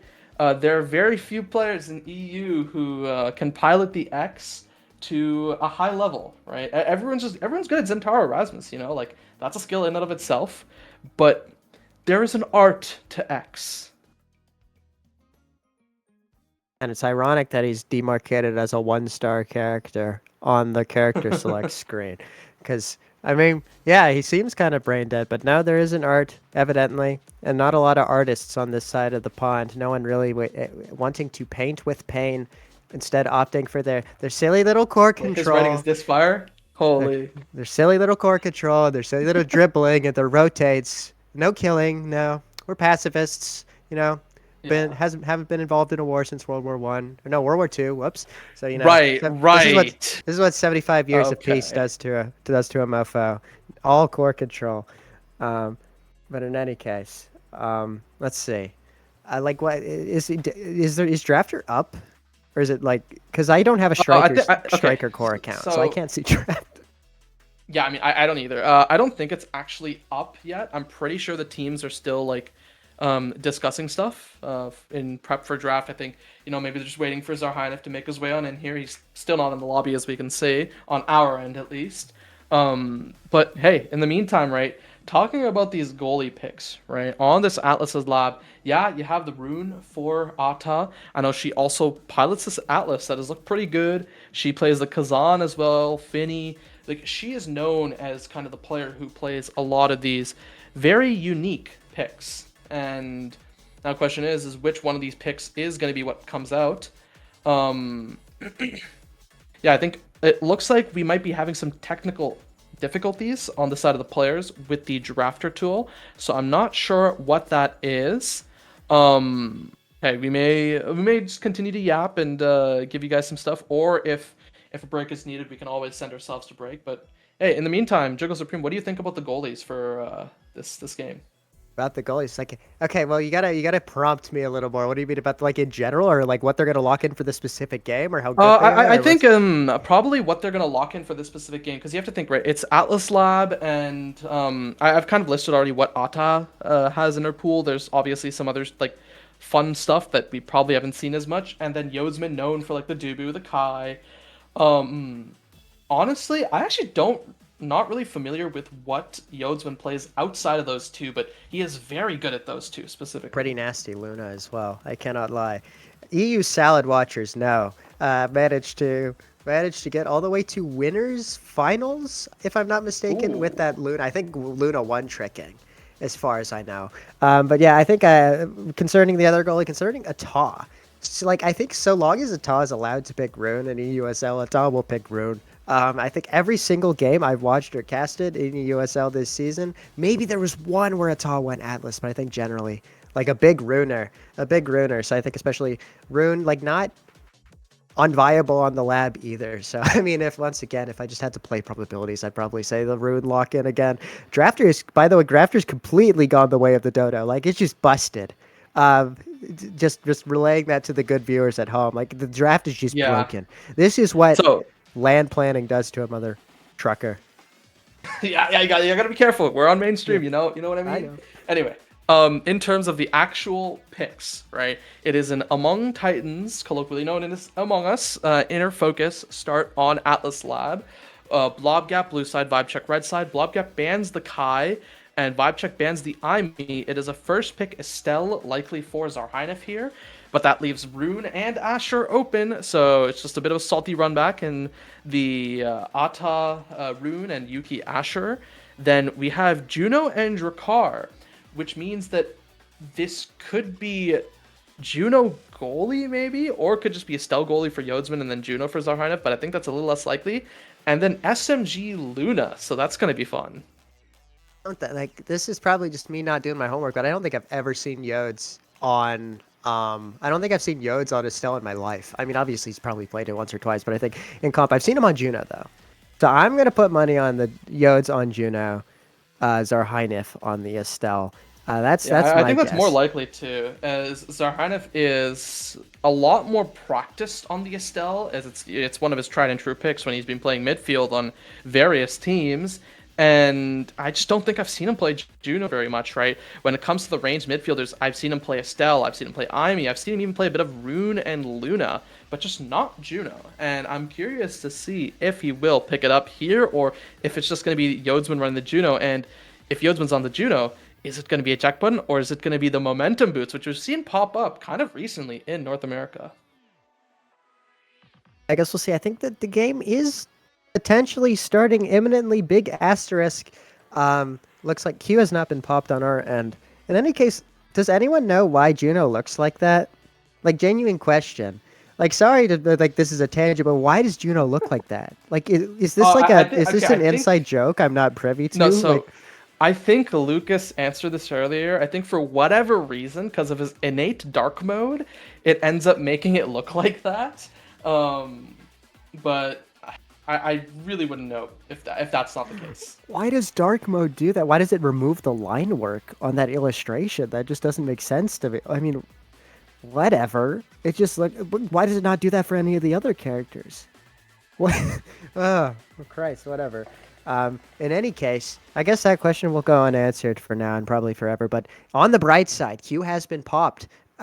We are getting into character select screen, which is always a good sight to see, especially if you're someone who wants to get to bed before 12 a.m., which looking increasingly unlikely with all these technical hiccups. But love our production cast. It's not really their fault. Please don't blame them. No witch hunts. But here we go. We are finally on the lab. So looking forward to the second game of the series.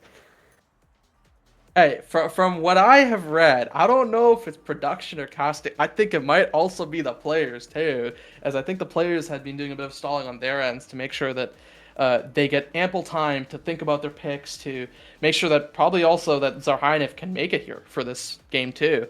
And now that he's locked this Estelle, I want to see what he'll be cooking, and I want to see if we have any funny flexes on the picks on the side of Vibe Check. I don't expect it to be the case, but yeah, it's pretty much as expected. 6 Among Titans, the eject button for Yodsman, and double mag souls for the side of Vibe Check.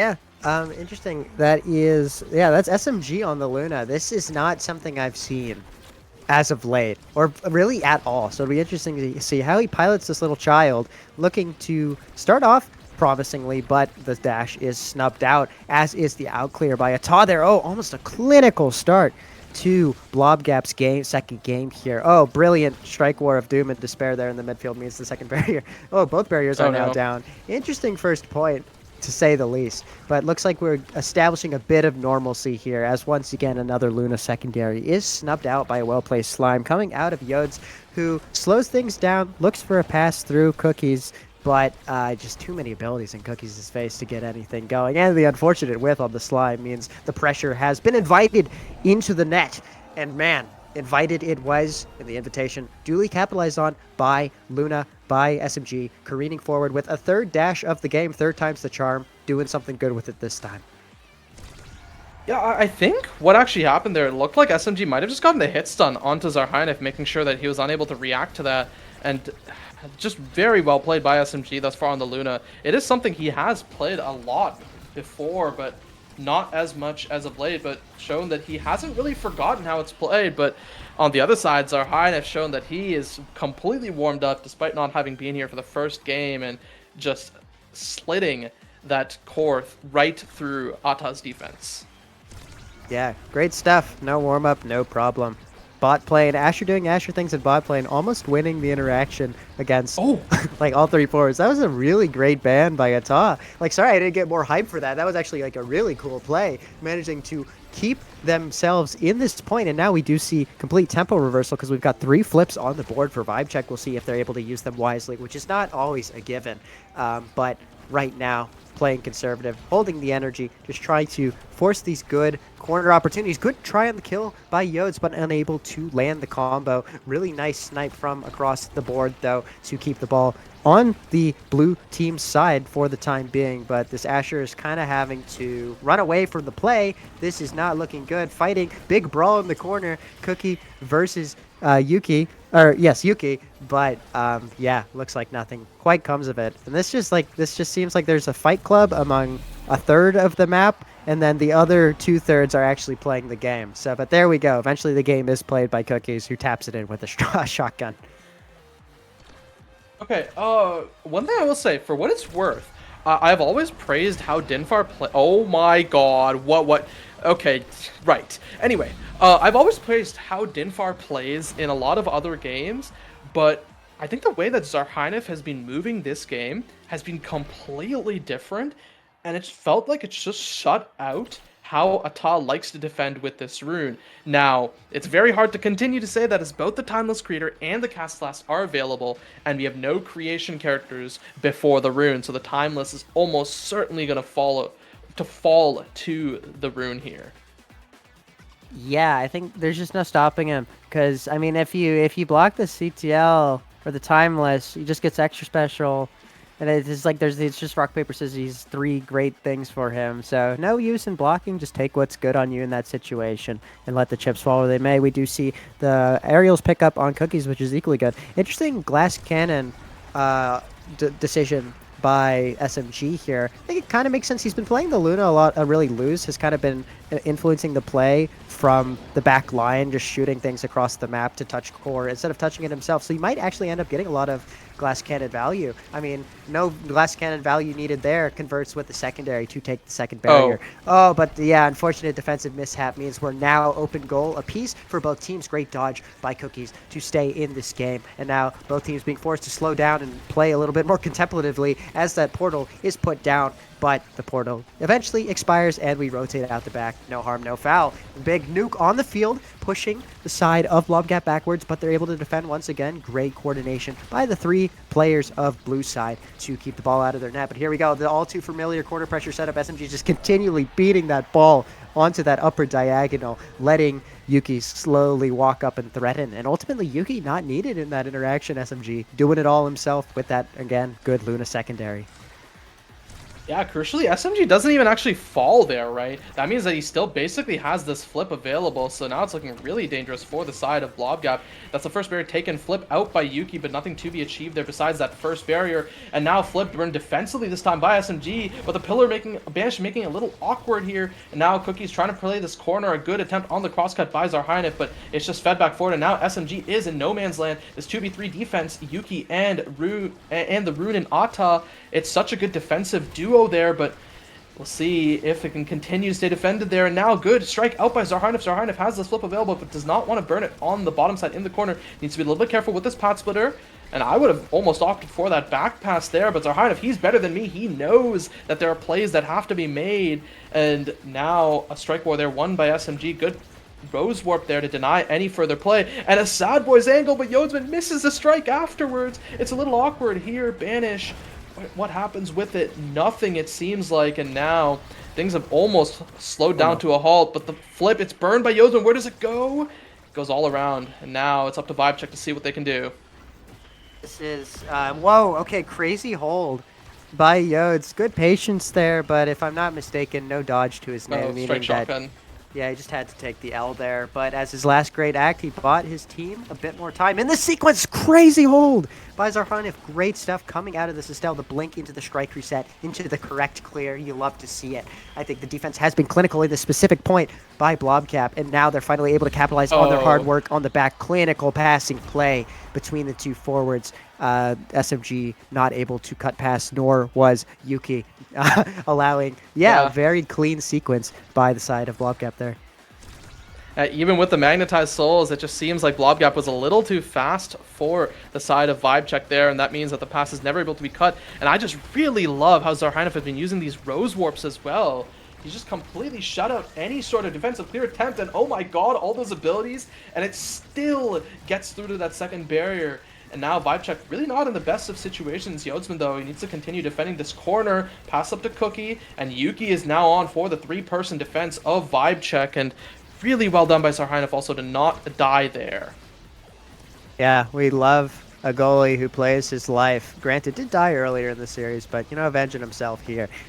Good usage of abilities here. Maybe not great. I mean, there's just a lot of abilities being thrown into each other. I can't really parse what's happening. But okay, Portal A's exploded. This is bad. He's gone. Yep, bye-bye. Okay, that's Rune Luna. Into a power play. Yeah, very scary power play, too. If they can funnel this ball into Yuki, Yuki has flip. Yuki has buttons, too. Granted, a lot of buttons and flip being used, meaning the power play is no longer as scary.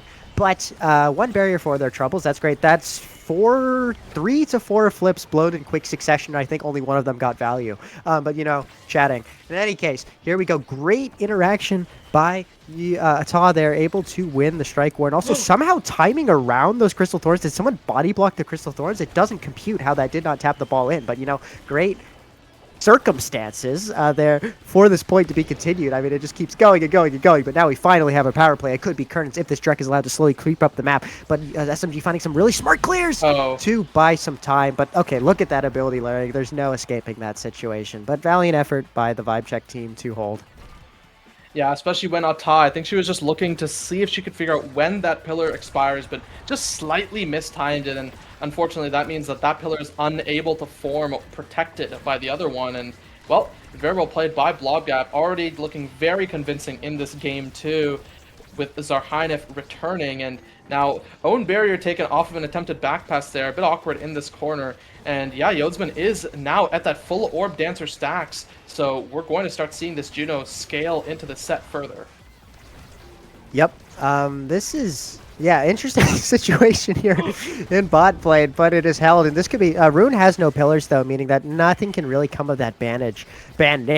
Now the triple defense is almost won and is almost completely tempo reversed by a flip from SMG, who is himself flipped off the map, unfortunately. But the power play is also once again converted brilliantly. The second barrier falls in a very scary situation in the top lane, but Yode's not in a position to cover out clear there, but is covering up clear. All three members of Blobgap in this top corner trying to poke the ball through. Interesting pass by Yodes to Yuki there. But now we're into another defensive situation. Oh, Dios mio. Whatever. He should be able to make this work even with no flip. But is really swinging and missing a couple times. And now you don't have a Drek on the field. And another swing and a miss means that the barrier falls. Very scary situation. If you're a member of Blobgap right now, we'll see if this VibeCheck side is able to capitalize.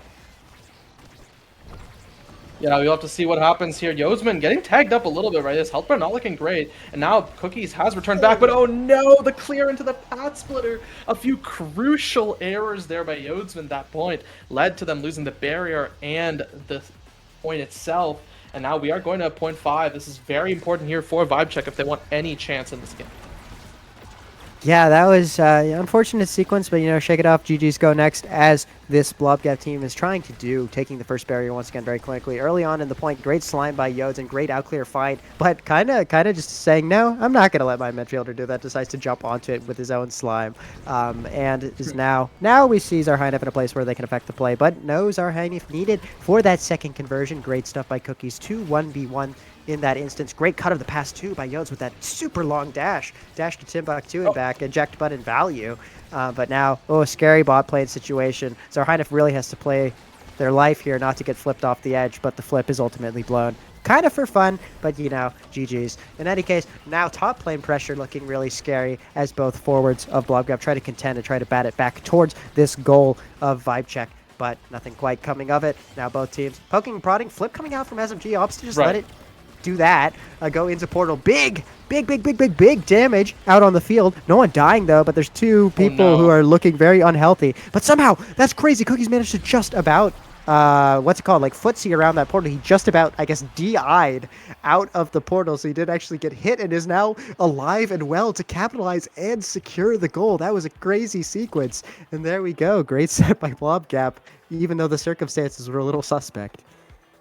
Oh man, that suspect indeed, yes. And hey, what's not suspect is the Estelle getting a chance to pick up the prime time here. Crucial to deny more abilities from the Timeless Creator Rune, who now also has Quick Strike, which is a little spooky here. And the stacks on stacks getting picked up for Luna over the Deadeye.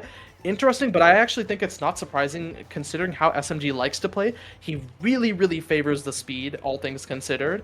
And that does mean that this Deadeye does go over to the Juno, and Asher once again gets some size.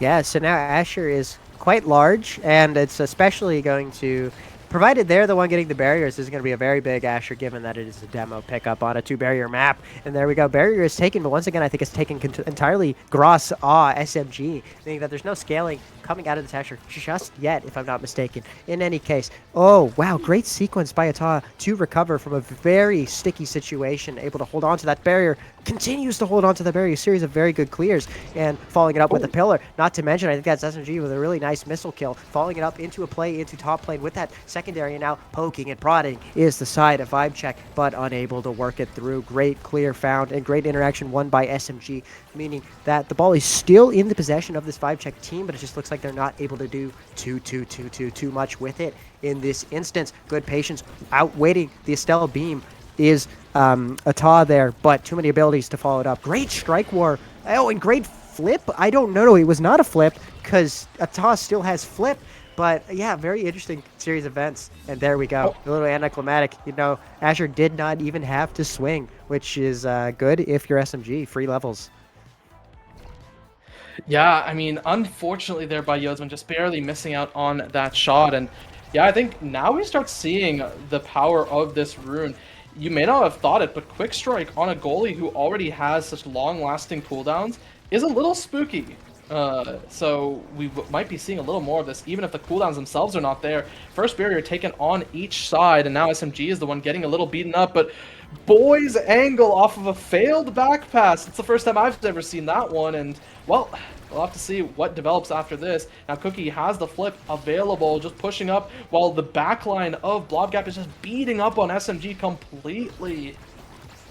I will point out, it was kind of that Estelle beam. It was almost like that one gif of Mercy from Overwatch. You know, the one where like Estelle shot SMG into that orb, allowing SMG to get back to full health and begin affecting the play once more.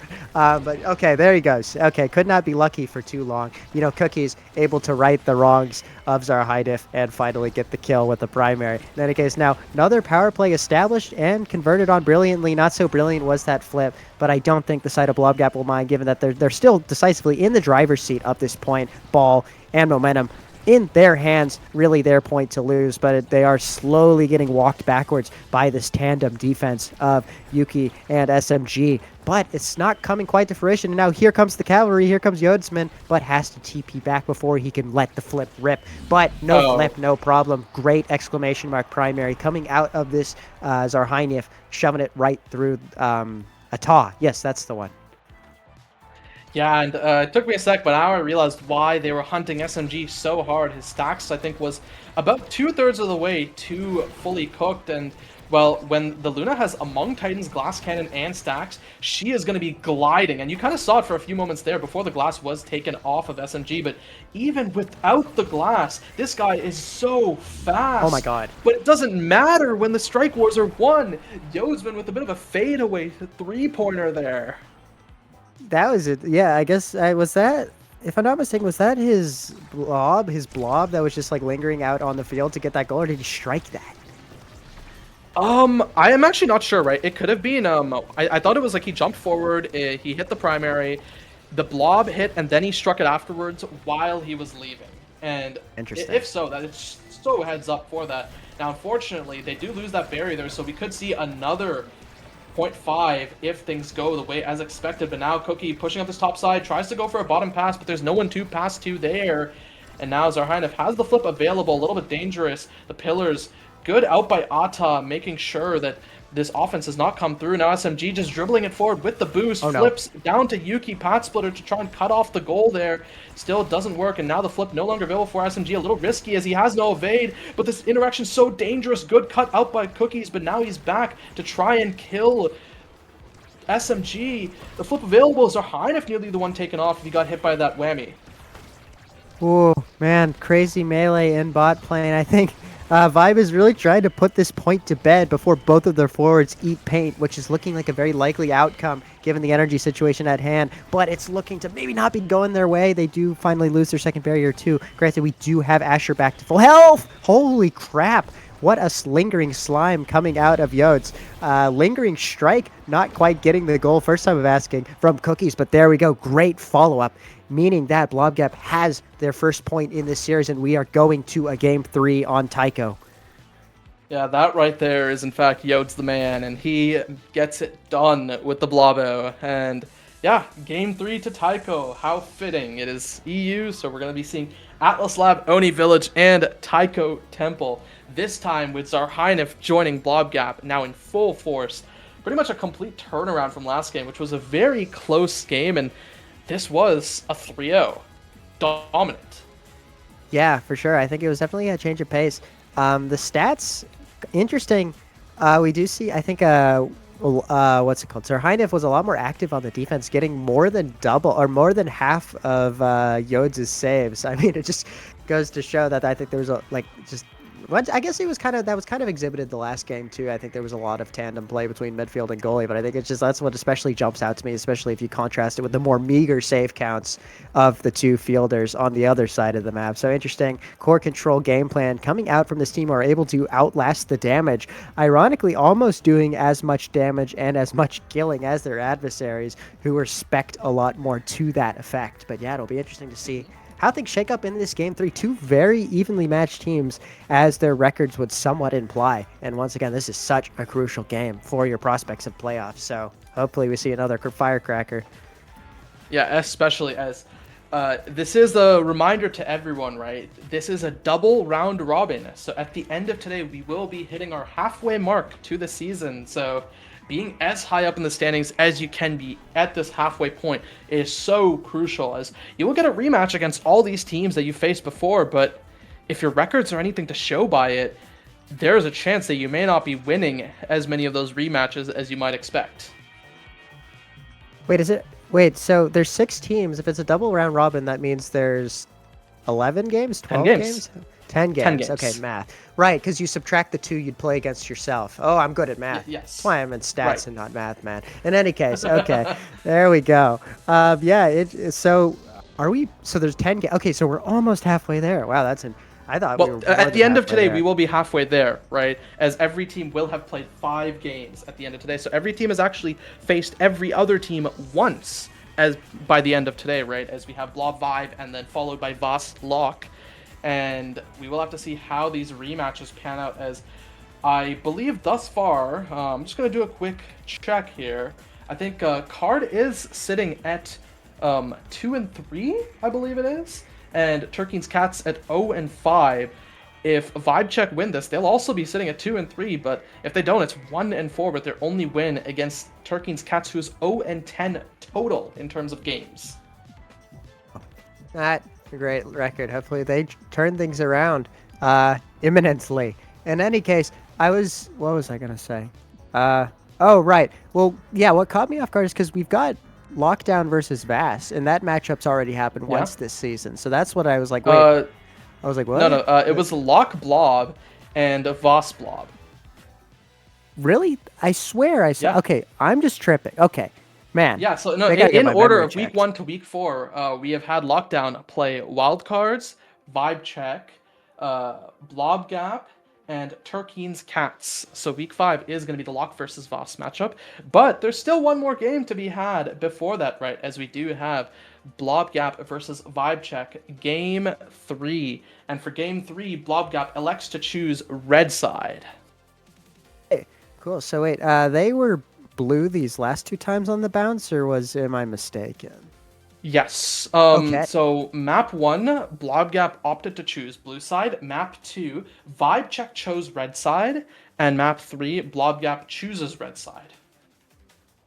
Hey, cool. We'll see the starting awakenings imminently.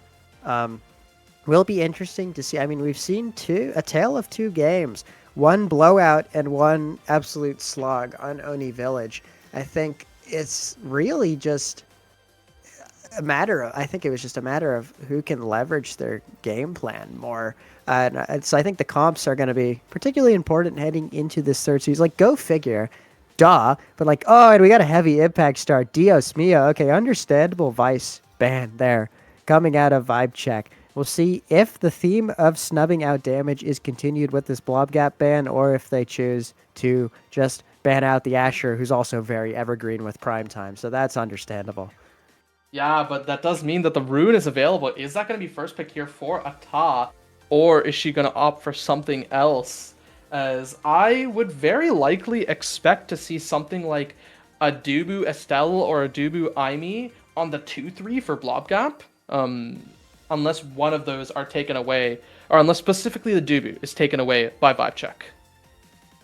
Yeah. Oh, the Kai first pick? Man, that is the most understandable pick I've seen all day. And yeah, Aimi Estelle, God, so many primaries, so many primers. I assume maybe, does Aimi maybe go heavy impact here? I'm not a knower, but I feel like surely Estelle and Kai go primetime here, right? Yeah, it's almost no doubt here, right? Estelle going primetime, Kai going primetime. Same thing with Atlas, Julie going heavy, and it is actually really up to preference on if you want to go primetime or heavy impact on Aimi. I'm personally a big fan of the heavy impact. Even if I don't get one more primary, the heavy impact is more cooldowns, as you are usually expected to be hitting more than one target with both your primary and secondary, otherwise you're really not getting value out of it. And it's also just more damage, and damage is a completely viable win con, and that is even more true when you're pairing it up with the Drakkar of Cookies. So curious to see where the Estelle goes, where the Aimi goes, as it's possible this is also just an Aimi goalie for Yodsman. Potentially. I feel like it's I don't know. I think Yods has been Aimi goalie. He was Aimi goalie once on Taiko Temple a couple weeks ago, but I think it's maybe I don't know. I don't know if this this is Taiko Temple and the Aimi is locked and the other character is Estelle, so maybe history's going to repeat itself. Maybe it's going to repeat itself. History might just. Now, if it is Aimi goalie, I actually think there's more of a consideration for it to be primetime over heavy impact, unless you're really, really hard focused on playing that damage, just because Aimi goalie kind of really wants more of these abilities to help her either put out more damage or defend when her other cooldowns might be down. And I think it's really valuable. Now, for this Drakkar, I don't think there's any question. This should just be heavy impact. But the real question now is, does Cookies want to go pummelers, or is he just going to continue to go slicks like he's been doing for the past few games on Drakkar?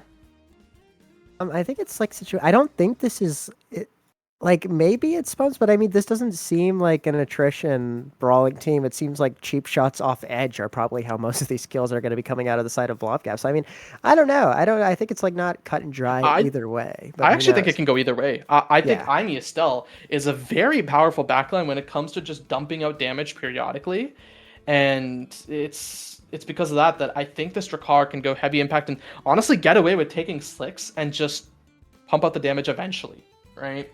Now, what I will say is we almost see like the kind of quote-unquote 5-pick start that we've been seeing a lot in the meta in NA, where it's like you pick ban 5, like all 5 of Vice, X, Estelle, Aimi, and Dubu. We didn't see the Dubu in X this game, but the Vice, Estelle, Aimi so powerful in the current meta.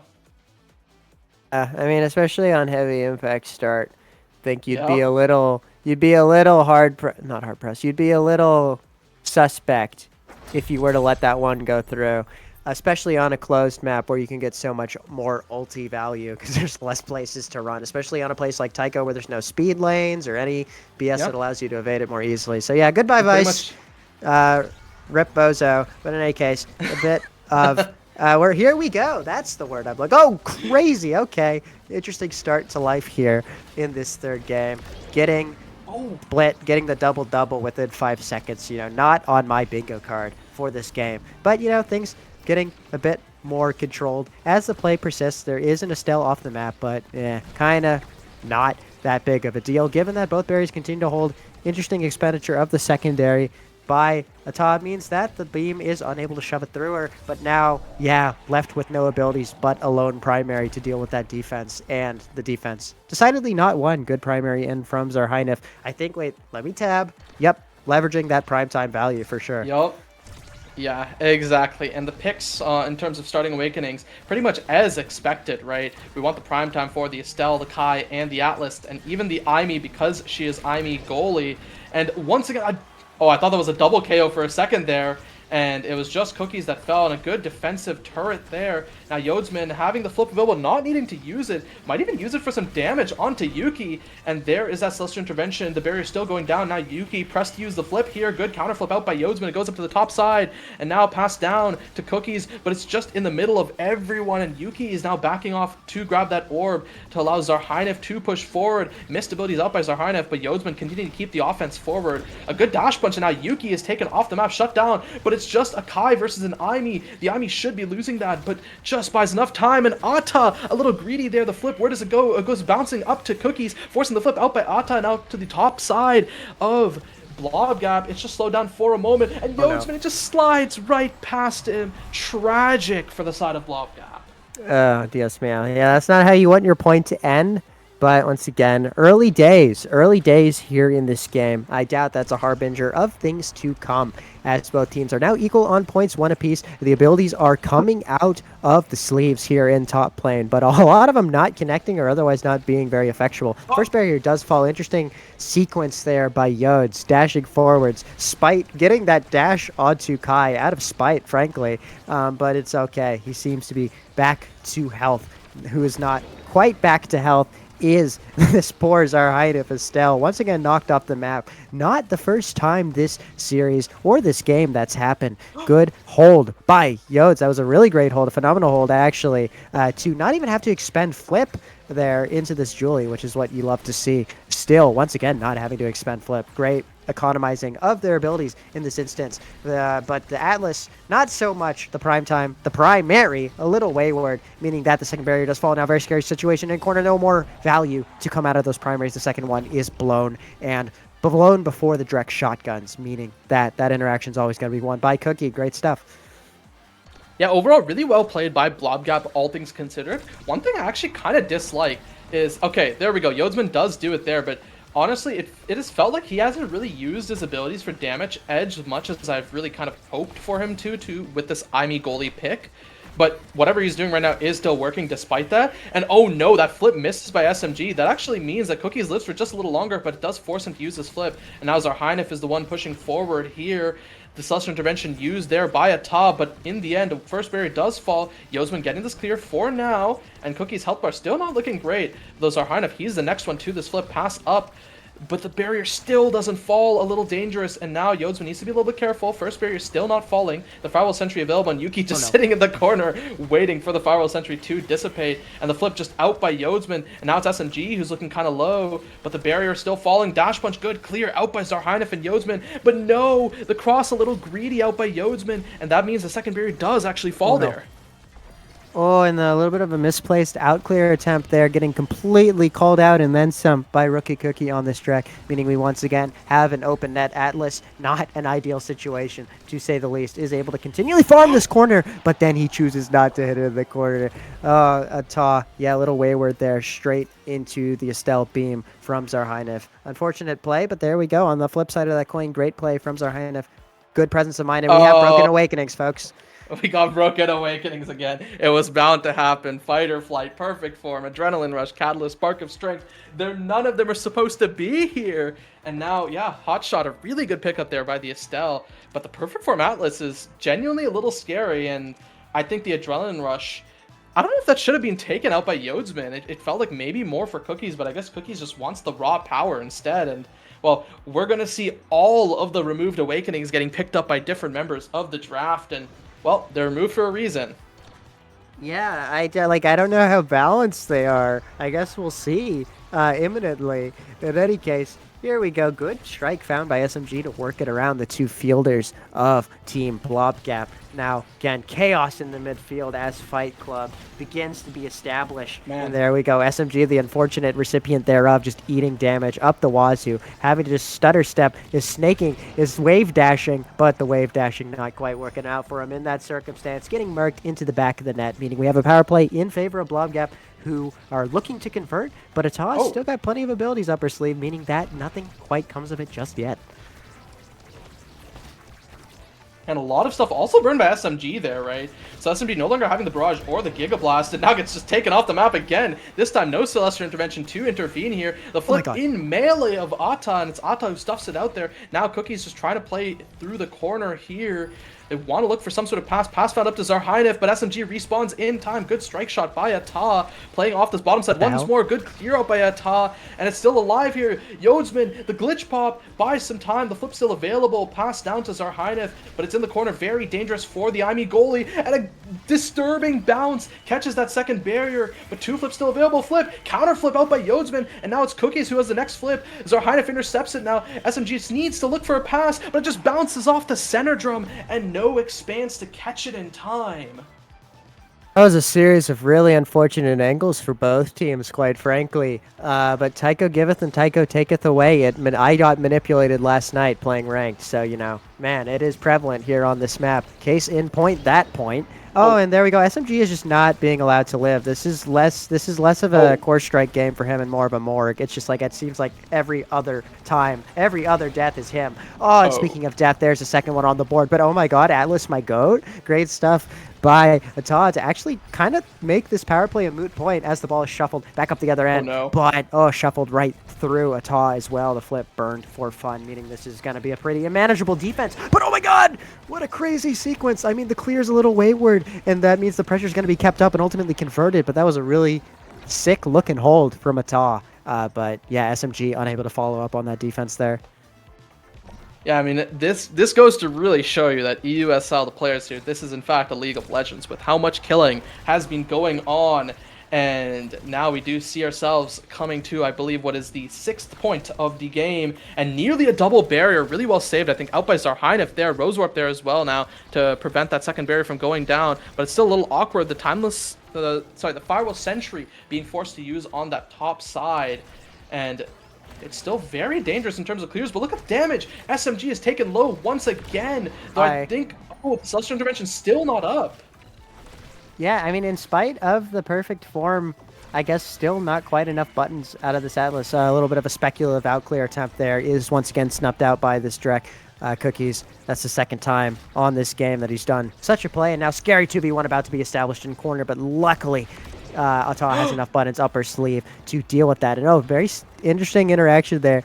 We got Julie getting knocked around like a pinata, kind of having to come in from around the back. Does get the barrier, though, mashing all those buttons straight into the Siamese face. I mean, that is a losing matchup every day of the week for the Siamese, but it could all be for naught. Great stun from Cookies there. Ata perhaps thinking maybe it wasn't going to reach, or they were maybe thinking they were going to be able to stutter step around it, but no, absolutely eating that ulti and losing the goal, losing the interaction for their Prebbles and rapid fire. Okay.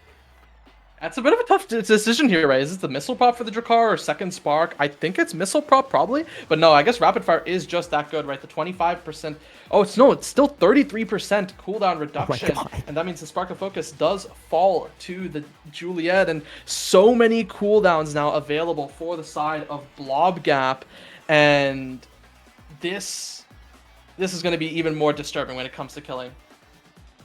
These are the comps of all. I mean, these are the builds of all time from several people. I think Knife's Edge, like Loki, might come in clutch for SMG if he's able to use it effectively. Might be allowed to live just a smidgen more, which is kind of what you need given the stagger situation on the board right now. Good attempt at the clear by Ata, but unable to find the angle. No dice that time of asking. Julie's almost dead, but Julie lives. Oh my god. It is also interesting to point out, like, I don't know the last time I saw a live thrown out by Ata. I mean, it's really hard to hit on react, so it's understandable if you're unable to save your Kai time and time again. Oh, there goes a live. Okay. But yeah, once again, it's hard. It's a hard reaction to make. You can no longer really play the macros like you could before the last patch. You can never use it to heal. It's like exclusively for these clutch revives, which are always so hard to hit. So understandable that one does not come to fruition there. And once again, the power play capitalized on clinically by this Blobgap side, who look to be in the driver's seat to take this series unless Vibe can pull a rabbit out of their hat.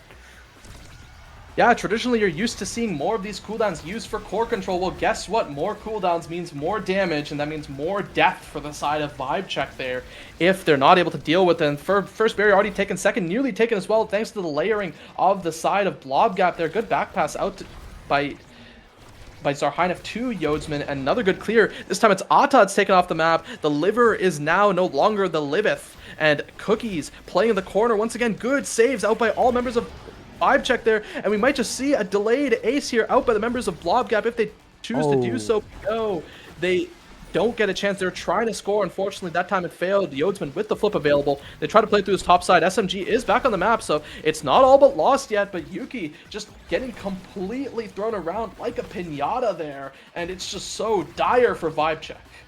I'll say Yuki is playing their life phenomenally. I'm low-key, like, with all due respect to the other 5 players on the field, I'm not even watching the ball. I'm just seeing if Yuki's able to hold on, and it has managed to do so. It's now completely back to full health. Granted, not a lot of dodge at their disposal. Oh, the panic circle of doom and despair. Yeah, that was a lot of whiffs from both teams there on that offensive situation, but ultimately the ball wriggles up to Rookie Cookie, who's able to slide it in against an abilityless Atlas. So here we go. Match point for Blobgap. Can Vibe Check turn this around, or can Blobgap land the plane?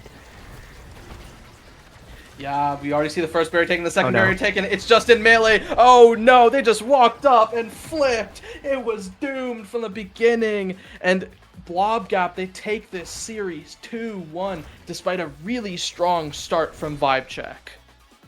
Yeah, Blobgap adding another feather to their cap, going 4-1 on the season. Unfortunately, that means the reciprocal Vibe Cap going 1-4, which you know, just gotta lock in. Unfortunate for them, but once again, great hard-earned victory by Blobgap. Their 2 games that they did win were very decisively executed.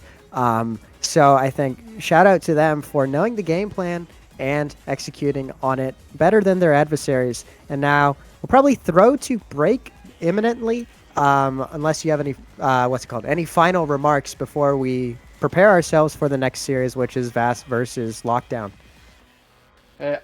No real final remarks here outside of the fact that there is potential for a 3-way tie at the top of the leaderboard if that happens. If Voss beats Lockdown now, curious to see if it'll happen, but we'll have to see after a short break. Don't go anywhere. Catch you.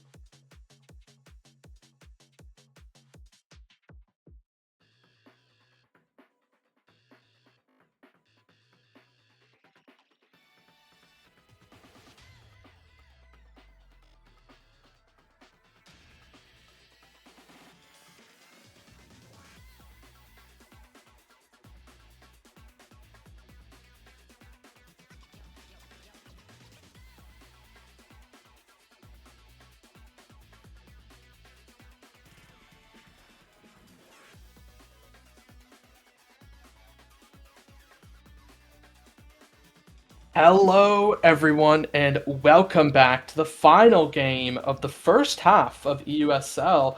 Once again here, joined by Jiggle Supreme for Voss versus Lockdown, and we have an interesting series of maps here, don't we? Yes, and I think more importantly, we have an interesting series of awakenings heading into this first one. Is this because once again, is this a DD start, or am I mistaken? Like, is this Demon Days, or is that later? I'm not 100% sure. I would like Prod's confirmation on that if this map one is Demon Days or it is Oni Village. It is. Oh, good it is lord. Demon Days. Okay, so that probably really explains why the Vice is banned on that spec training start, and the Drakkar also banned away from Scython. And that means the Juno is going to be first picked here for Lockdown on the hotshot start, despite the fact that it's Demon Days. That's understandable. I think my best guess is that's probably Sloth. Would not be surprised to see Geo on the Luna here, especially with the spec training starting. It was not banned out. That caused all sorts of havoc. But I guess you know what I want to see. I want to see Scython on the Juno, and knowers know of the olden days of Sniper's Juno. Unfortunately, we did have the SNP incident of 25, so was not able to see him in EUSL. But hey, this is a time, if any, for him to pilot that, and well, what a surprise. We see the Kai very likely for Alex here, and Scream Elves Zentaro. Yeah, I feel like if you're putting Kai in the midfield or brawler spot on this map, I mean, like, okay, yeah, sure, you do you. But I think, yeah, a lot more understandable if it's between the sticks. Not as much damage coming your way as a goalie. We do see... Wait, okay, so it's Sloth, Atlas, and probably... what Geo, Juno? Because no way we're doing Iron Spear, unfortunately. But yeah, we'll see what the fifth and final pick for Lockdown is. Looks like they're kind of sticking to the. Okay. There we go. Yeah, so it's definitely Juno midfield at this point. Kind of conventional, sort of conventional DD picks. I think not liable to getting killed maybe as much unless this Vast team can really begin to scale with that Zentaro especially. But I think the Atlas obviously a check on uncontrolled killing. Granted, it's DD, so there's going to be killing one way or another, but we'll see what happens. Yeah, Mako, a bit of a surprise here, but yeah, I was going to say for a second, do we ever think that's Mako 4? But no, there's Zentaro, and I really don't think Scream Elves would ever want to play Mako here. He always loves his stylish brawlers that, go around, move in many different ways, and press a lot of buttons. So Zentaro is definitely up his alley, and that is a little surprising here. I've never seen Alex play the Mako, and it really doesn't seem like the type of pick that he would be piloting here. Yeah, I can't say I've seen this much either. I assume it's probably for obviously it's Mako. It's probably for mobility. Especially with this Kai, they might like genuinely. I mean, the Zentaro might be belying their game plan because I think it might actually be. I mean, this could be like a really rotation-heavy game coming out of this Vast side with the Mako. I mean, secondary is pretty good. Otherwise, like I guess maybe like Cage, you get some value in kill setups at wall. But yeah, this is like very. Wait. Oh, wait, okay. Never mind. I was about to say there was a Mako. It is. Oh my god. Wait, this is awesome. Mako. It's double brawler with Mako. Okay. I'm like, you know what? There is never real? any way Alex is playing Mako. But I was actually right. And it's Venom Yami playing Mako, and this is Magsoul's hotshot Mako midfield. There we go. Mako midfield making its first appearance in a Tier 1 league. You know that one Dubu emote? It's like Dubu's staring. He's like squinting like really angrily. Like I low-key just made that face in real life because like I've never seen this before. I'm sure like obviously these are some of the best players in Europe and in the game, but it's like I've never seen this before. This is gonna be so interesting because I assume it's real when piloted competently, but this looks like such an oddball composition to me. But we'll see if the scaling can make it work. Mako midfield.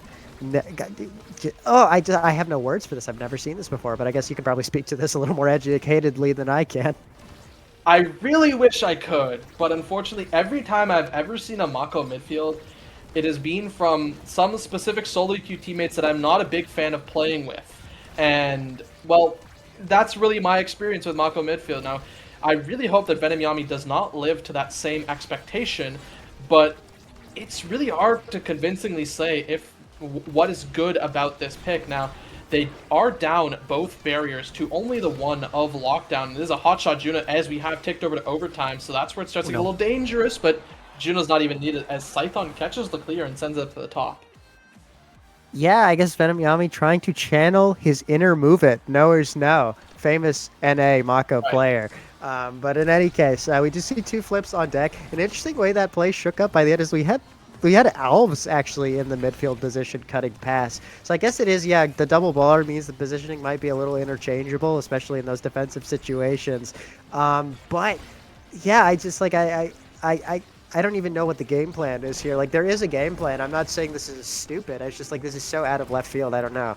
But okay, we do see a first barrier taken for both sides, meaning we're a bit of a reversion to the normal phase of play. Asher is down. Asher down. Good rotation, but equally good strike from Giovanni to make sure that the first barrier holds for the time being. Sloth also probably has a bunch of abilities up his pocket to work this defense. Does so with the primary and also catches Alex on the misposition. Giovanni here for potentially easy tap-in, but a great Giga coming out from Alex means that a second lease on life is bought, is signed for this for this vast team, who are now actually in the driver's seat looking to secure this point. A great collapse by Geo and Scython into the goal line to keep the offense at bay. Venom winning the strike war. No, okay, he lost the strike war, but then Alves was there to confirm, like, off of the second strike. So there we go. First point on the board for Vass, and here we go. One apiece.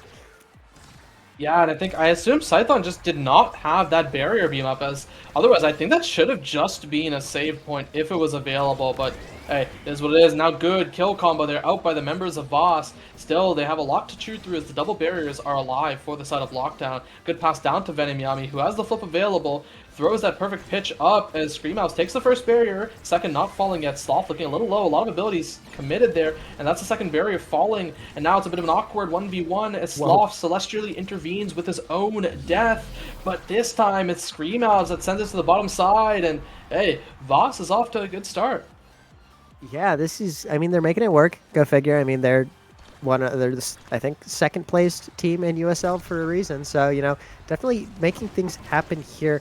Yeah, also making things happen is Scython with that big Asher primary, meaning that nothing goes through in the midfield for the time being. The ult is a little wayward, though, meaning the Asher's not going to actually have that much kit to press this barrier, but still might actually get the double trouble barrier here. No, just about snubbed out by the double defense of Voss in this situation. Scython getting knocked around like a pinata, hitting the emote I was talking about earlier in the point. Thank you for the visual example as your last great act before dying. But now, again, an overcommittal by Alex means the second barrier is lost by Team Vass, meaning that they're not actually in a terribly great position. Granted, it's Sakai, who's like generally okay in open net. Good usage of buttons by Venom Yami to keep the ball up on this other side of the field, but Sloth holding, not holding there, doubly not holding, never mind, holds at the end of the day. Secures his second barrier in the interim.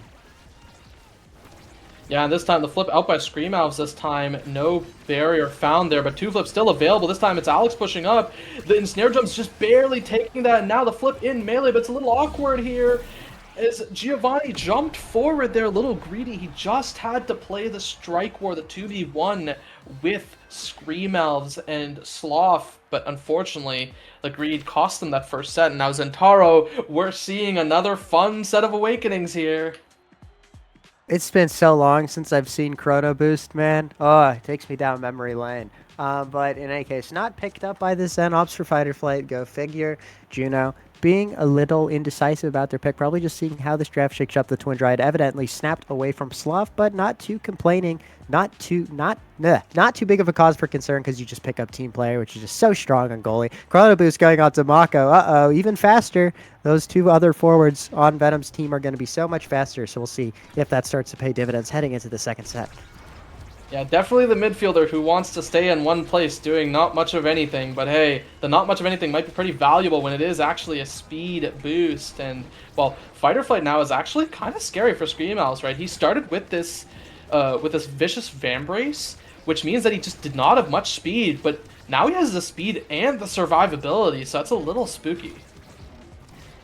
Yeah, I think definitely gonna be. Oh no, I guess there's not much you can do in that situation. Maybe you can pipe back a little more and find the pass to Alves. But yeah, no, good box built by the side of Lockdown there. Great clinical conversion there. It's what you need if you want to get one up on Voss in this series, especially coming from behind like they are currently. But good stuff to round out a first point on the board in some time for them. And now triple defense not secured. A really wise and frankly economical primary from Scythe means they'll have the rest of their kit, especially now that Sloth has once again hit a beastly revive to keep him on the map and get him right back to health, meaning that yes, they should take second barrier there. There we go. No two doubts about it. Now crazy melee in bot lane as both teams just try to find some semblance of core control. But controlled off the map is poor Scythe, meaning that it's a power play in favor of Voss once again. Trying to defend, but Sloth winning a really important strike war, but oh my god, what an out clear, but should have no abilities if I'm not mistaken. So this will be a really rough defense, just about builds up enough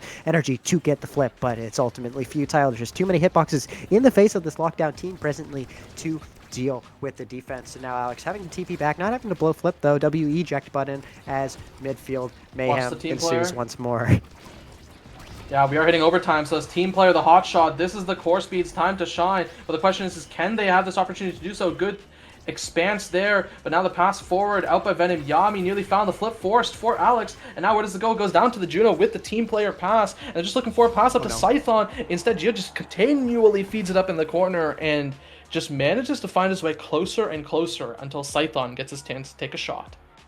The level disparity is kind of funny. Like, Scython's still straddling level 4 here, but striking when it matters, evidently. Being in the right place at the right time to secure these tap-ins, that's kind of been the story of this last set. So W Scython, but now we're seeing the 3 well-leveled members of Voss push this offense in top lane, but Sloth, presence of mind enough to beat it around the back into Scython, who wins a couple of important strike wars. Granted, Venom Yami still threatening with flip, looking real scary, and not positioning in such a way that they'd have to use it to just play their life on wall. So good stuff there. Alex being patient, not getting around the back, leveraging the fact that he is Kai to get away with that clear. Nobody on the side of Lockdown able to pounce, meaning that the ball is once again beaten out of dodge, but beaten out of dodge is this poor Maka Venom Yami, I think before they even got the opportunity to expend flip, meaning, oh man, that's not a good trade. But Scython not able to make much happen themselves. Now it might be a little scary, but Alex, once again, so fast, popping that secondary just in time to bat the ball away, and now back to 3 apiece here in the middle of this third point. Yeah, and now the strike wars, they are won out by the side of Voss, and it's a little awkward. Sloth burns that flip. I think he greeted a little bit thinking, oh, I'm safe to go grab the orb for my flip, but unfortunately it meant that he was too far down, and unfortunately, that's a flip burn, and that feels so bad for the side of Lockdown. And now the question is can they do more on this opening offense here? No barrier found yet, and now it's Scream Out, so as the flip. Alex almost with one of his own. Those slimes lasting for a really long time, thanks to the Siege Machine there. Really good pickup there, honestly, for the Juno.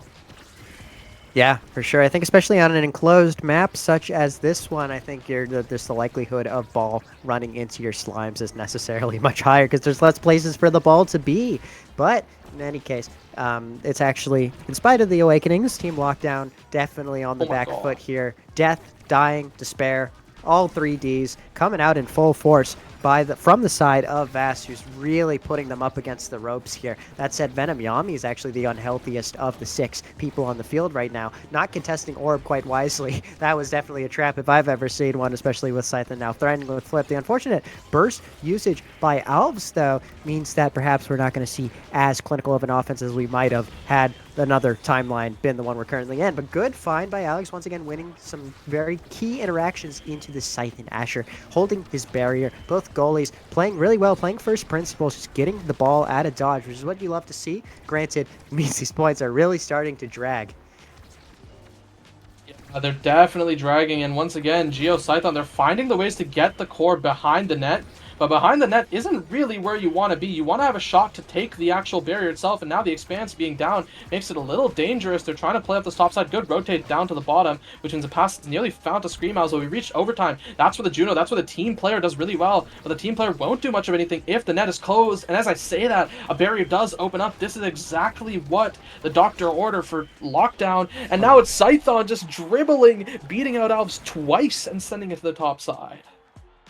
I think Lockdown finding their bearings, learning this bizarre matchup in real time, and there we go. I mean, great tempo swing there. We see Asher with pick of the litter, which is probably what you'd want given the members of the opposition on the field. It will be interesting to see what they ultimately opt for. There's a few, once again, Broken Awakenings up for grabs, but quite understandably goes for the 1-2.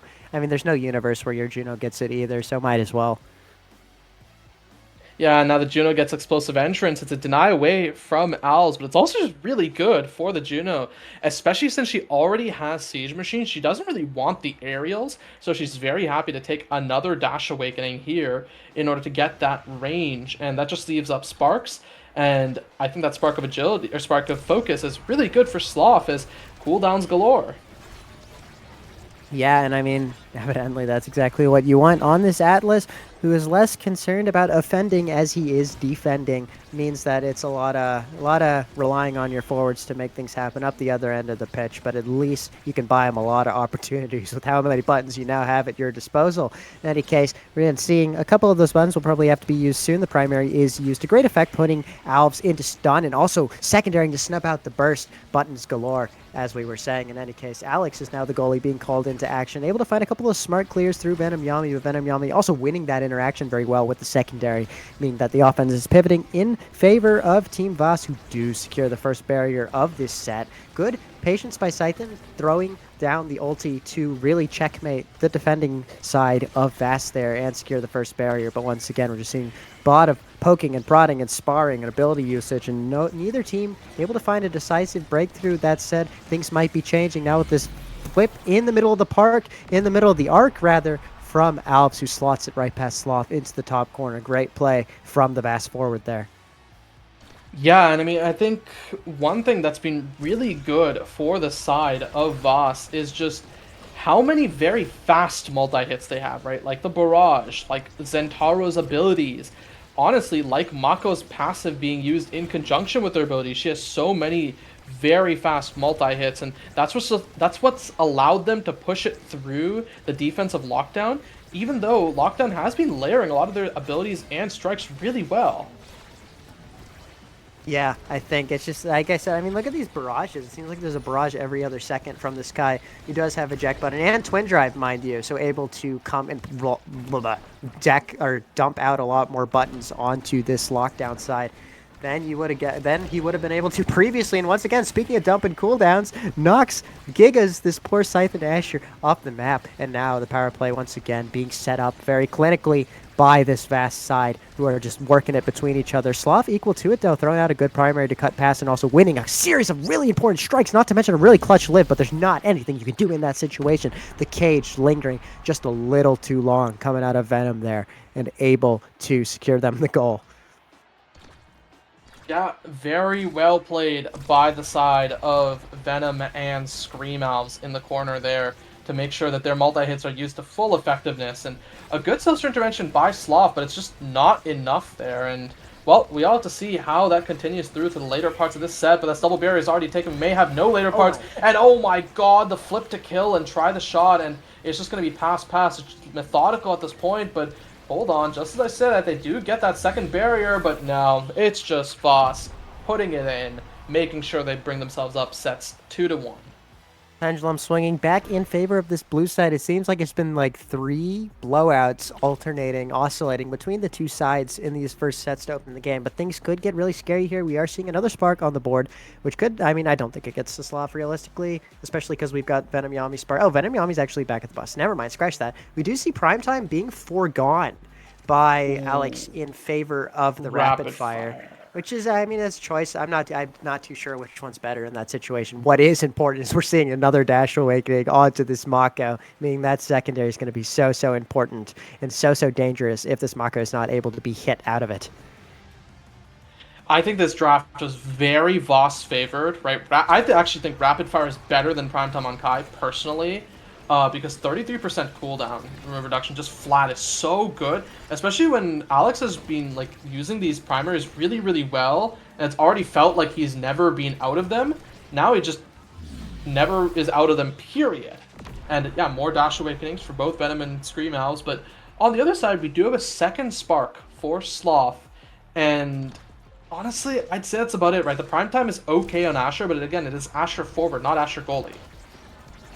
Right. And I think given that Lockdown has to win this set in order to stay alive, I think Sloth definitely drafting with that in mind. The only universe where you get to see another draft is a universe where your team wins this next set. So I think building for the future with smart, pretty smart decision, especially if we continue to see random goals like that just slide their way in off of some nutty course speed. There we go, Lockdown, another sign of life. Been a hot minute since we've seen him score, find the back of the net, but there we go. A little reversal of the trend there, and hopefully a sign of things to come, maybe. Yeah, we will have to see what comes to fruition here. Scython taking a bit of damage here by the members of Voss, and there is a flip available for Venom Yami. Question is can that be used here? But yeah, that Celestial Intervention is finally timed out, and Scython is still kind of low despite that. He can't move up into this corner. Otherwise, there's a real chance that Venom Yami just gets the kill on him. And now drops the Pad Splitter, trying to keep this offense going. It is rotated down to the bottom side where Sloth is waiting. A flip countered by Sloth's strike shot. And now Giovanni trying to push out this topside flip out by Venom. And still manages to take a barrier despite what a really good jump there, and it's Giovanni already taken off the map. Yeah, I mean, the damage is coming out, and the Liv just not able to counteract it. In this one scenario, crazy buttons being traded, and ultimately it comes up the way of Lockdown there. They do take the second barrier, which is and a misread on the slime angle from Alex just seals the deal there. Another nutty course speed goal. Gio, I think, indicating where he thought Alex was reading a little bit of BM there, perhaps. But yeah, there we go. Lockdown once again in position to take this set and even things up in the count, which they need to do if they want to have any sort of chance in this first game. Yeah, and I mean, double barriers take on both sides. Flip out by Scython. Where does it go? It goes right into the blob. And a sword angle 1, nearly a sword angle 2 out by Alex. And now it's up to Alex to see if he can defend. The flip available by Scream Elves in case he wants to use it. It is an open net, so it's very dangerous here. Good breakthrough attempt out by Scython. Pass up to Scython once again, and he just has to go for the hit stun. We're going to set 5 on game 1 here. What you love to see, again, good tempo reversal here from the side of Lockdown. We see the Asher with pick of the litter, especially if there's size on deck. That could be good. Evidently no size. But I mean, there's so many good things. I assume Stagger Swagger is just as good as it used to be, even though it's been taken out of rotation. But I doubt that's probably not what Asher picks up here. Yeah, it goes for the perfect form, which more always buttons. Here. Yeah, 100%. And then we do see the extra special Atakai. Go figure. Stagger Swagger doesn't make it too far into the draft before being picked, though. But yeah, we see Venom being put in a position to have to block the spark here. I guess it's not much of a block because you do second spark. Okay, but the Egoist. We have Catalyst Egoist on Zentaro. So this guy is going to be printing energy now, and it's potential to be a little bit dangerous here, as we do already see the first barrier taken by the side of Lockdown, nearly the second there, as Scython's doing a really good job at answering the number of hitboxes that Voss has shown to have. Yeah, I think it really is a battle of the hitboxes. I mean, there's just so many people have so many things that give them more abilities constantly. So, I mean, especially on a confined map like this, things just get chaotic. Venom Yami having to run back and be where we're more used to seeing Mako here in the back, in the net, just by happenstance, and now able to beat it clear while holding on to Flip. Granted, the Flip has to go the way of the Dodo now, and now there's 3 people who could realistically be dead within the next 5 seconds. We'll see if that is how things shake up. I mean, that's looking real scary. Great save by Sloth, though, you know, proving he's not that old at the end of the day, able to still hit those nice revives, which is good because now you've got a big Asher with a full stick of butter back on the map, but it's not able to do too much. Granted, the ball is now being forced up into the top corner, but Venom is there holding diligently, meaning Alex is not even called to action there. Called into action is Sloth, who loses both of his barriers in quick succession, also blows the flip in so doing, mean this could be a really tricky defense, crazy reaction into a really bad flip, all things considered, but still, Venom having the right buttons, having the right strikes to win that interaction. And wow, okay, man, what the hell? That's not called for. Yeah, I mean, I will say, all things considered, maybe Sloth's stacks pick was actually intentional. He saw how long these points are going. He saw that he is really not usually dying, so he can acceptably go the stacks and just farm it up. And he is almost fully printed on the pancakes. And now they are playing up this top side. First barrier having fallen. Sloth trying to join this offense as well. Sends it downwards here. A pass not coming up to Venom Yami. And it is looking a little dangerous here for Voss. Yeah, for sure. But, I mean, they're making things happen for the time being. We're seeing a lot of energy farming happening. Ping pong up the wazoo in this top corner. Good holds by Sloth and friends, meaning that they're holding on to their barriers. Okay, speak of the devil, and the devil doth appear. God and the devil working in tandem to take that first barrier. And now we're at one apiece for both sides. Sloth finding another really smart clear, cutting backwards, buying himself as much time as possible to find the right out there, and does to great effect. And now play being shifted up to top lane. This is really scary. A lot of people threatening with flip at wall, but the lockdown forward's doing a good job of respecting and staying underneath these two people who want to kill them. And now Scythen looking to make things happen solo, but can't really do so up until this Alex Kai, who's just so fast. And now the overtime core speed could prove to get a little nutty, especially with these open nets.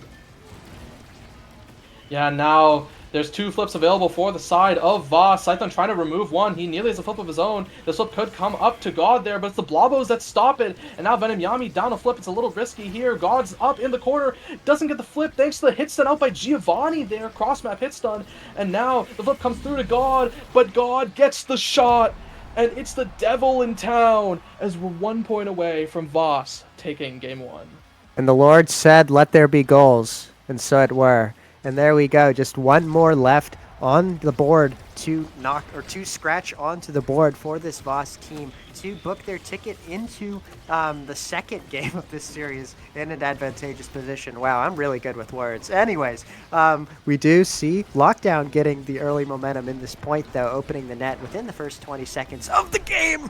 Oh, and the flip just doesn't come out. I guess Alex a little self-assured there, thinking that the primary would be able to deal with things, but evidently it does not. So Lockdown, still in it. Do not count them out.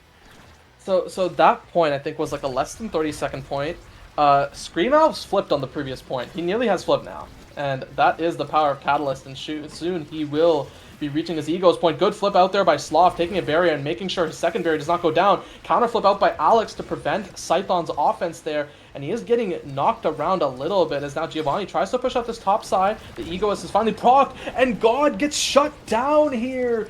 We have folks who don't even believe in him. And now Sloth hitting it down to this bottom side of 3v2 power play. Can they do much of anything with it? As Giovanni jumps on forward, takes a second barrier. Scython tries to control the core, keep it forward. Now Sloth preventing Scream Owl's offense here. Venom Yami's the one with the flip, burns the flip there, no flip available.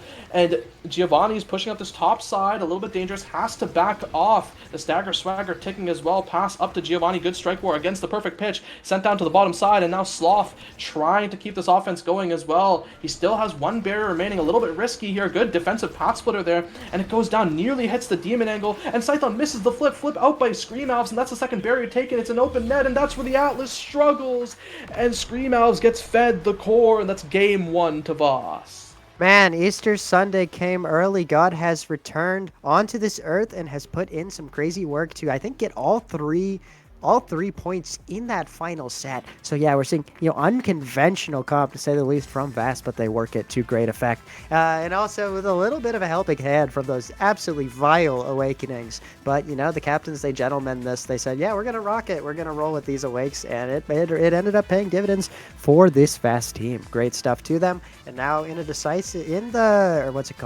going into the second game of this series with just one left to win. So we'll see if they can land the plane here. We will have to see. I mean, overall, both teams playing really well. Scream Owls living up to his namesake there. 11+0 in terms of the goals. He scored every single goal of his team. And, well, when you want someone to get it done, Scream Owls will do it for you. And, well, I'll have to see what Lockdown has to do in these future games. Game 2 would be Oni Village, and that's somewhere where I think Lockdown does really well.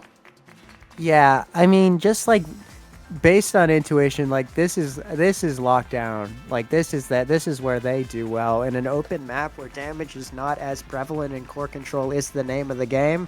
I think like I have just based off of vibes, I have them winning the second one. Kind of is their bread and butter, unless the side of Vast can prove me wrong. But yeah, I think definitely it's gonna be a change of pace. I think the comps will probably not be what we just saw, given the completely different nature of the map. I assume there's going to be more of a premium put on mobility and rotations. Should be a very different ball game, unless there's some like absolutely nasty awakenings that really just prove everything I've been saying wrong.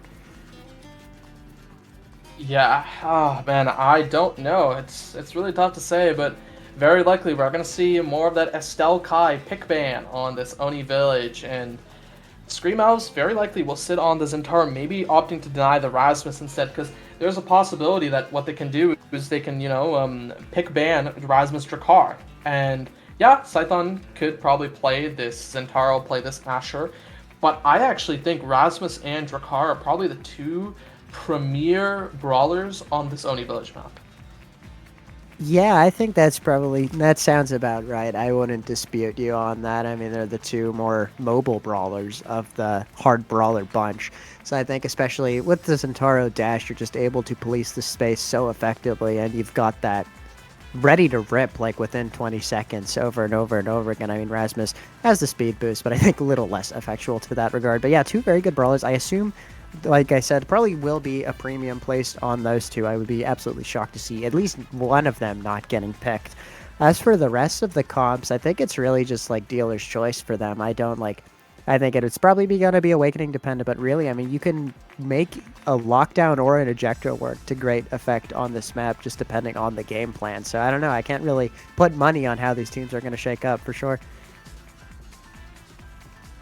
Yeah, I mean, I don't know.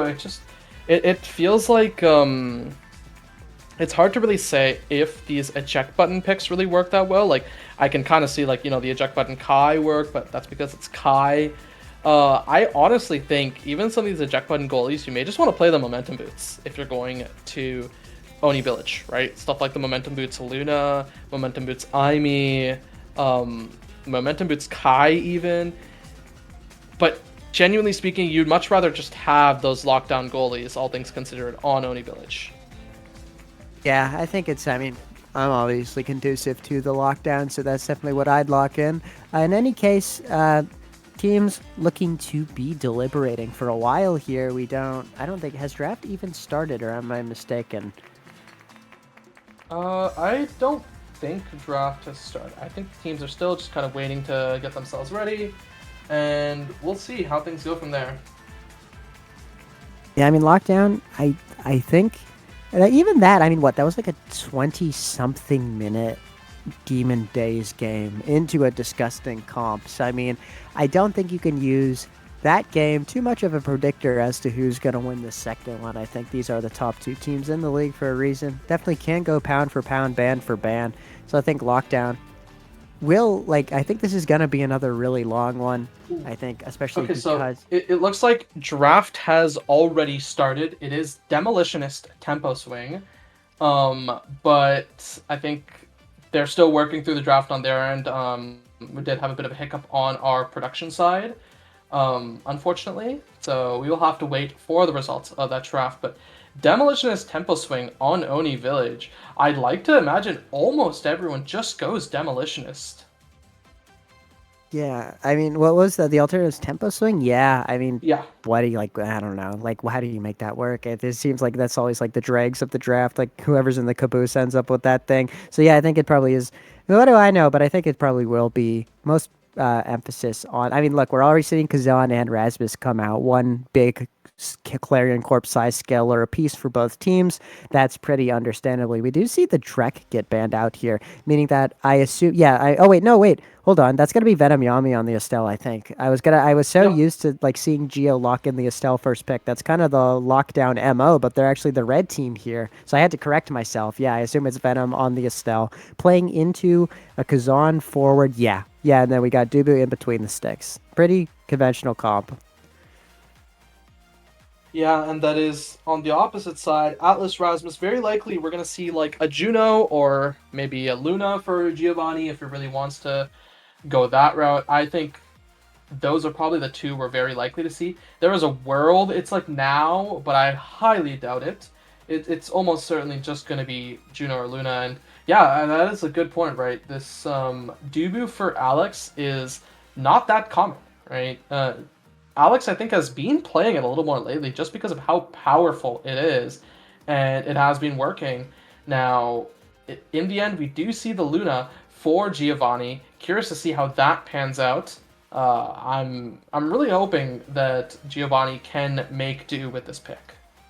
His Luna has absolutely smurfed some games in previous weeks, so I rate that, especially, like, I assume there's no universe where that's not Geo on the Luna, so I mean, I rate that 100%. I liked, and it always seems to slip its way through, so it'll be really cool if he can make some things happen, as I trust he will. Once again, I think both comps, I can't really pick a winner based off of the faces on my screen. I think it's really going to come down to Awakes, go figure. But yeah, looking to be a good one, and I would almost certainly bet a long one as well. So buckle your seatbelts. I just got a bag of chips. Cape Cod kettle cooked potato chips. That'll help me through the next 30 minutes of hell and back. And maybe even another hour of hell and back if this goes Lockdown's way. So really excited for this. Yeah, excited indeed, as we're going to be loading into our Oni Village game. Going to just see if there's any funny business with the picks, but very unlikely, as yeah, the Estelle goes to Venom, the Dubu goes to Alex, and Scream Elves going to be picking up this Kazan. And in terms of Awakenings, I'm not really sure if I see any one of these players actually going Tempo Swing, except, I don't know, maybe the Luna? It's weird. I think everyone should just be going Demolition since the size is so valuable. And yeah, they seem to agree as well. Demolitionist for everyone. Notably, Sloth taking the Strike Shot while Alex goes with Mom Boots. And the rest of the gears are actually matched. Yeah, and once again, size sweep. Go figure. And we do see the first barrier almost immediately for this fast side. But okay, barriers just falling left and right, actually. 3 gone within 10 seconds. That's not something you see every day on this Chud map. But Sloth playing things slow, taking his time, finding the right clear, but the double defense of Estelle and Kazan is able to shut that down for the time being. We're now seeing melee in the top lane, nothing coming of it, but now we could see a bit of a breakaway here with this Raz managing to work it around the wall, and the angle is double, 2 wayward angles in a row. But okay, it's breaking news. Sloth is dead. Not too sure how that happened. He must not have respected the wall. I assume, if I had to put money on how that happened, it was probably open umbrella, Kazan, primary off the wall, but did not actually see it, so don't quote me on it. And still, in spite of the power play, Oni Village things means that the barrier still holds, and now we're seeing not too much action happening. Both teams, just everyone's so big, it's hard to really get it through each other. But Scythen trying to prove me wrong, but yeah, no, they just really can't connect right now. Yeah, and now it is this open net, but Sloth still has a barrier to defend here. The wall, the Tofu Fortress up that top side, doing really well to defend here. 2 flips available for the side of Voss. Where does this one go? It goes up to God, and that's the second barrier taken now. Sloth in a bit of a dangerous situation. The flip to take Sloth off the map, and that means Scream Elves takes the first point of the game. Yeah, it took them long enough. Dios mio, yeah, this could be a long one. But there we go. First one. First of many, presumably, does go the way of Voss, which is exactly what you want if you're a member of this blue side. Just pick up where you left off, keep chipping away at this lockdown team, maybe break their morale, break their spirits, if you can really start a snowball. But I doubt that'll be the case. That said, especially given what just happened there. Both barriers down in quick succession. Good Luna nuke from Geo to seal the deal. Now this Dubu's high-key almost dead. But yeah, they have to back off. Scythen instead opting to help with the core control, and Geo a little wayward on the kill attempt there. Means that he burns flip for fun, basically, which is not what you want, especially on such an energy-dependent map like this one. So yeah, once again, a whole lot of nothing happening. Both teams contesting, but both teams equally matched. Just winning in corner. There's too many hitboxes in corner to really shove it through this time. You're going to have to bleed a couple more out of this Atlas goalie if you want to make things happen. Just like that. There we go. The Crystal Thorns just about stunning Sloth there, which is good play by Venom there to, once again, tap the ball in.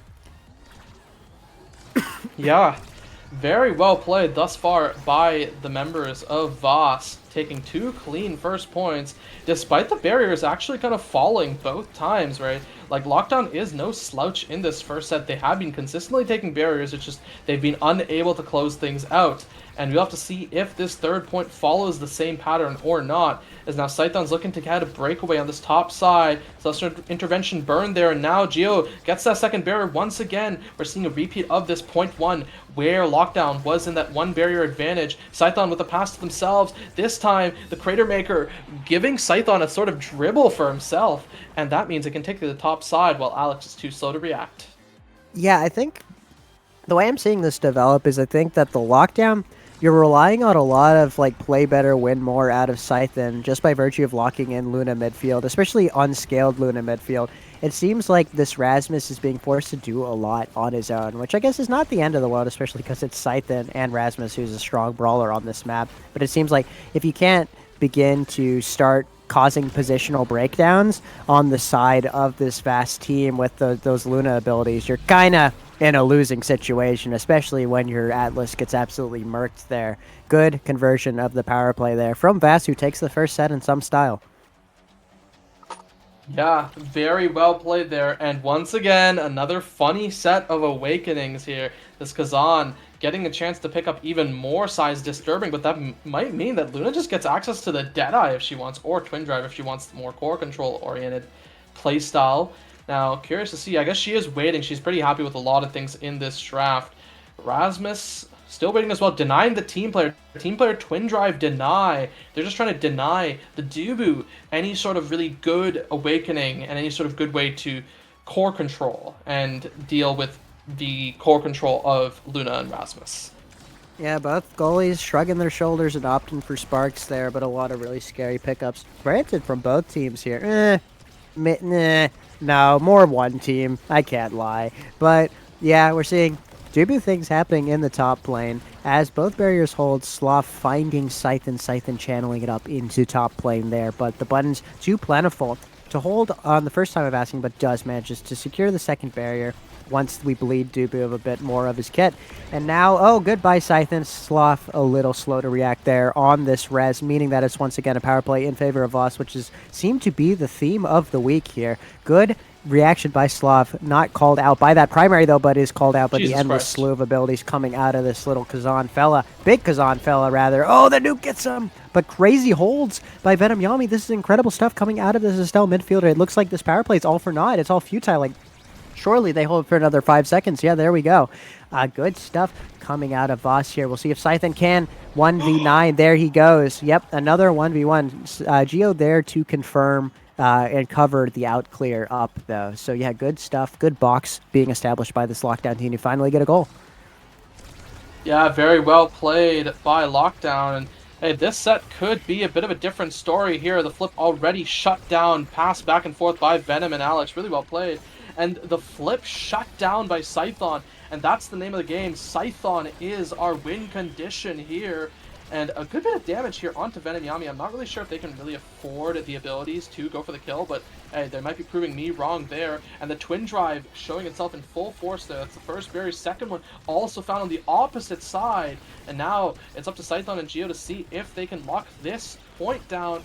As Scython's pushing out this top side, a good whiplash and a good set of interactions out by Alex, and the core gets up to Scython once more. Screamow's playing midfield while Venom Yami is looking kind of low. Flip burned out of Screamow's though, and with the abilities here, it's looking a little risky. Soft needs to be a little bit careful. Has the flip still available in case it's necessary, and a good death touch to get the core control back into his hands by Scython, and he takes second point. Yeah, Scython is, I think, kicking into another gear hitherto untapped in this point. I think he's definitely unlocked a new level to his play and is doing some crazy stuff on these 1v1, getting these interactions past Alex, who is just does not quite seem to have his number just yet. Rotate into the danger man of the hour just now, but the wall is able to snub out any offensive pressure in the interim, and now ball is loose in top lane. The ult is cut out by Kazan, and now Atlas Sloth opting to just let that first barrier drop, understandably. An interesting setup attempt by Geo there, but there is no forward in place to scoop up that downward ball. And now, once again, defense in the L pocket here, but Sloth says to hell with that and rotates down outwards. And now Scython, crazy situation, but good usage of the core flip from Alex there, meaning they do hold, and now there's not a single core flip on the map now that this Estelle has now blown it too. So bit of a great energy depression on the map right now as both teams try to make things happen without this really key ability in their toolkit. It might just be the case. There we go. Great collapse in the top corner by the side of Lockdown there. Good synergy from Scython and Geo there to get a pretty decisive comeback in the second set. Yeah, Very well played by Geo, and he may very well get what he wants. I think it's the fighter flight most likely, right? Maybe the stagger swagger, but I think this fighter flight is so valuable, and yeah, he sees it as well. The stagger swagger picked up by Estelle even more speed, and the catalyst for Scream Elves. The catalyst was a genuine worry last game, and with how many hitboxes the Scream Elves has, he is probably once again going to be printing out energy. So it is again a bit of a worry, and now Alex, the second spark for him, he's going to be so fast and a good amount of cooldowns as well. Yeah, we'll see if that'll come into play. Interesting. Immediate loss of the barrier due to this Rasmus primary, but you know, no harm, no foul. You got another one. Almost did not have another one though. Crazy wall interaction per usual. Seems like this thing gets more and more broken every game. But in any case, we do see Sloth once again dying. I think he's low-key been the person on the map that's died the most, which is, you don't see that every day. Anyway, the triangle offense being set up by this Voss side. Good, like, cover of the out clear by Venom Yami there, but I guess it was all for naught because this dude a little wayward with his positioning means that we're now open net. A piece for both of these goalies, and Sloth, the first unlucky recipient of a strike right to bot corner. Well, nothing he can do there as an Atlas, unfortunately, and there we go. Good goal by Voss. Yeah, that was very odd. I think it just barely snuck past the expanse there thanks to Venom Yami's piercing shot, and just very well played. And I will say, right, this Catalyst having been given over, it's not good, as we already see this flip come out by Scream Elves, and I'm just not seeing what the value this Aerials has to be provided to the Rasmus. Yeah, I don't know either, but I'm not a Rasmus player and I'm not good, so can't really comment on that in any case. But yeah, that was another really clinical conversion by the side of Voss there, and have now, I think, within like 1 minute, put themselves on to set point, which is impressive to say the least. Scythen and Geo trying to swing the momentum back in favor of this lockdown team. Also, that was a crazy sequence by Sloth there, I gotta admit.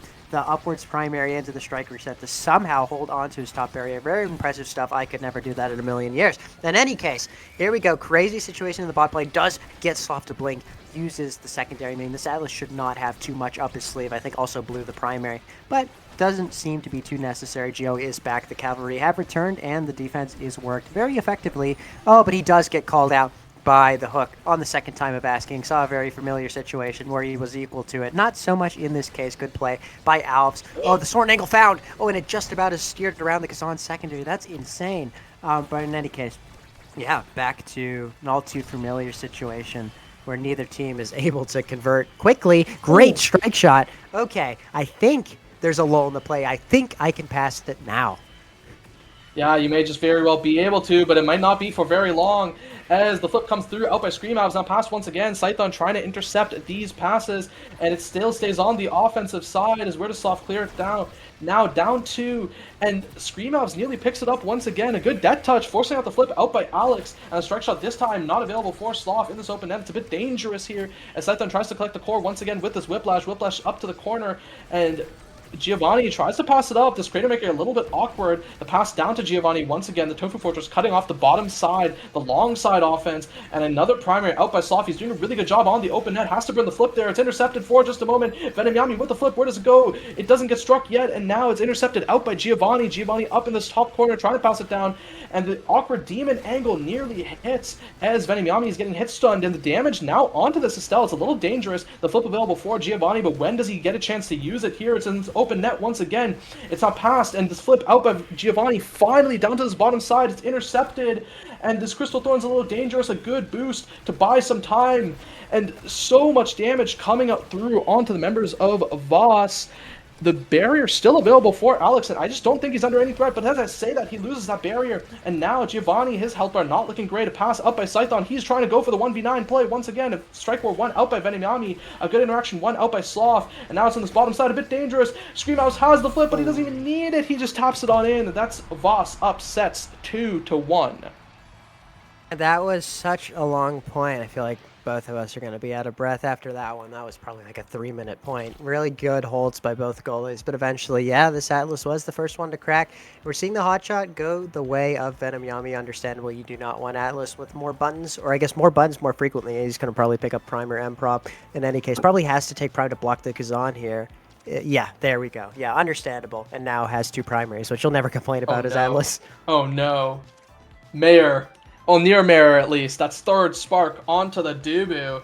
And just as we thought this Dubu was fast and had the cooldowns already, they're getting even faster and having more cooldowns. Yes, I think that Giovanni now has the ability to look for more of these cheeky KOs, as he has been getting a good amount of damage onto the members of Voss.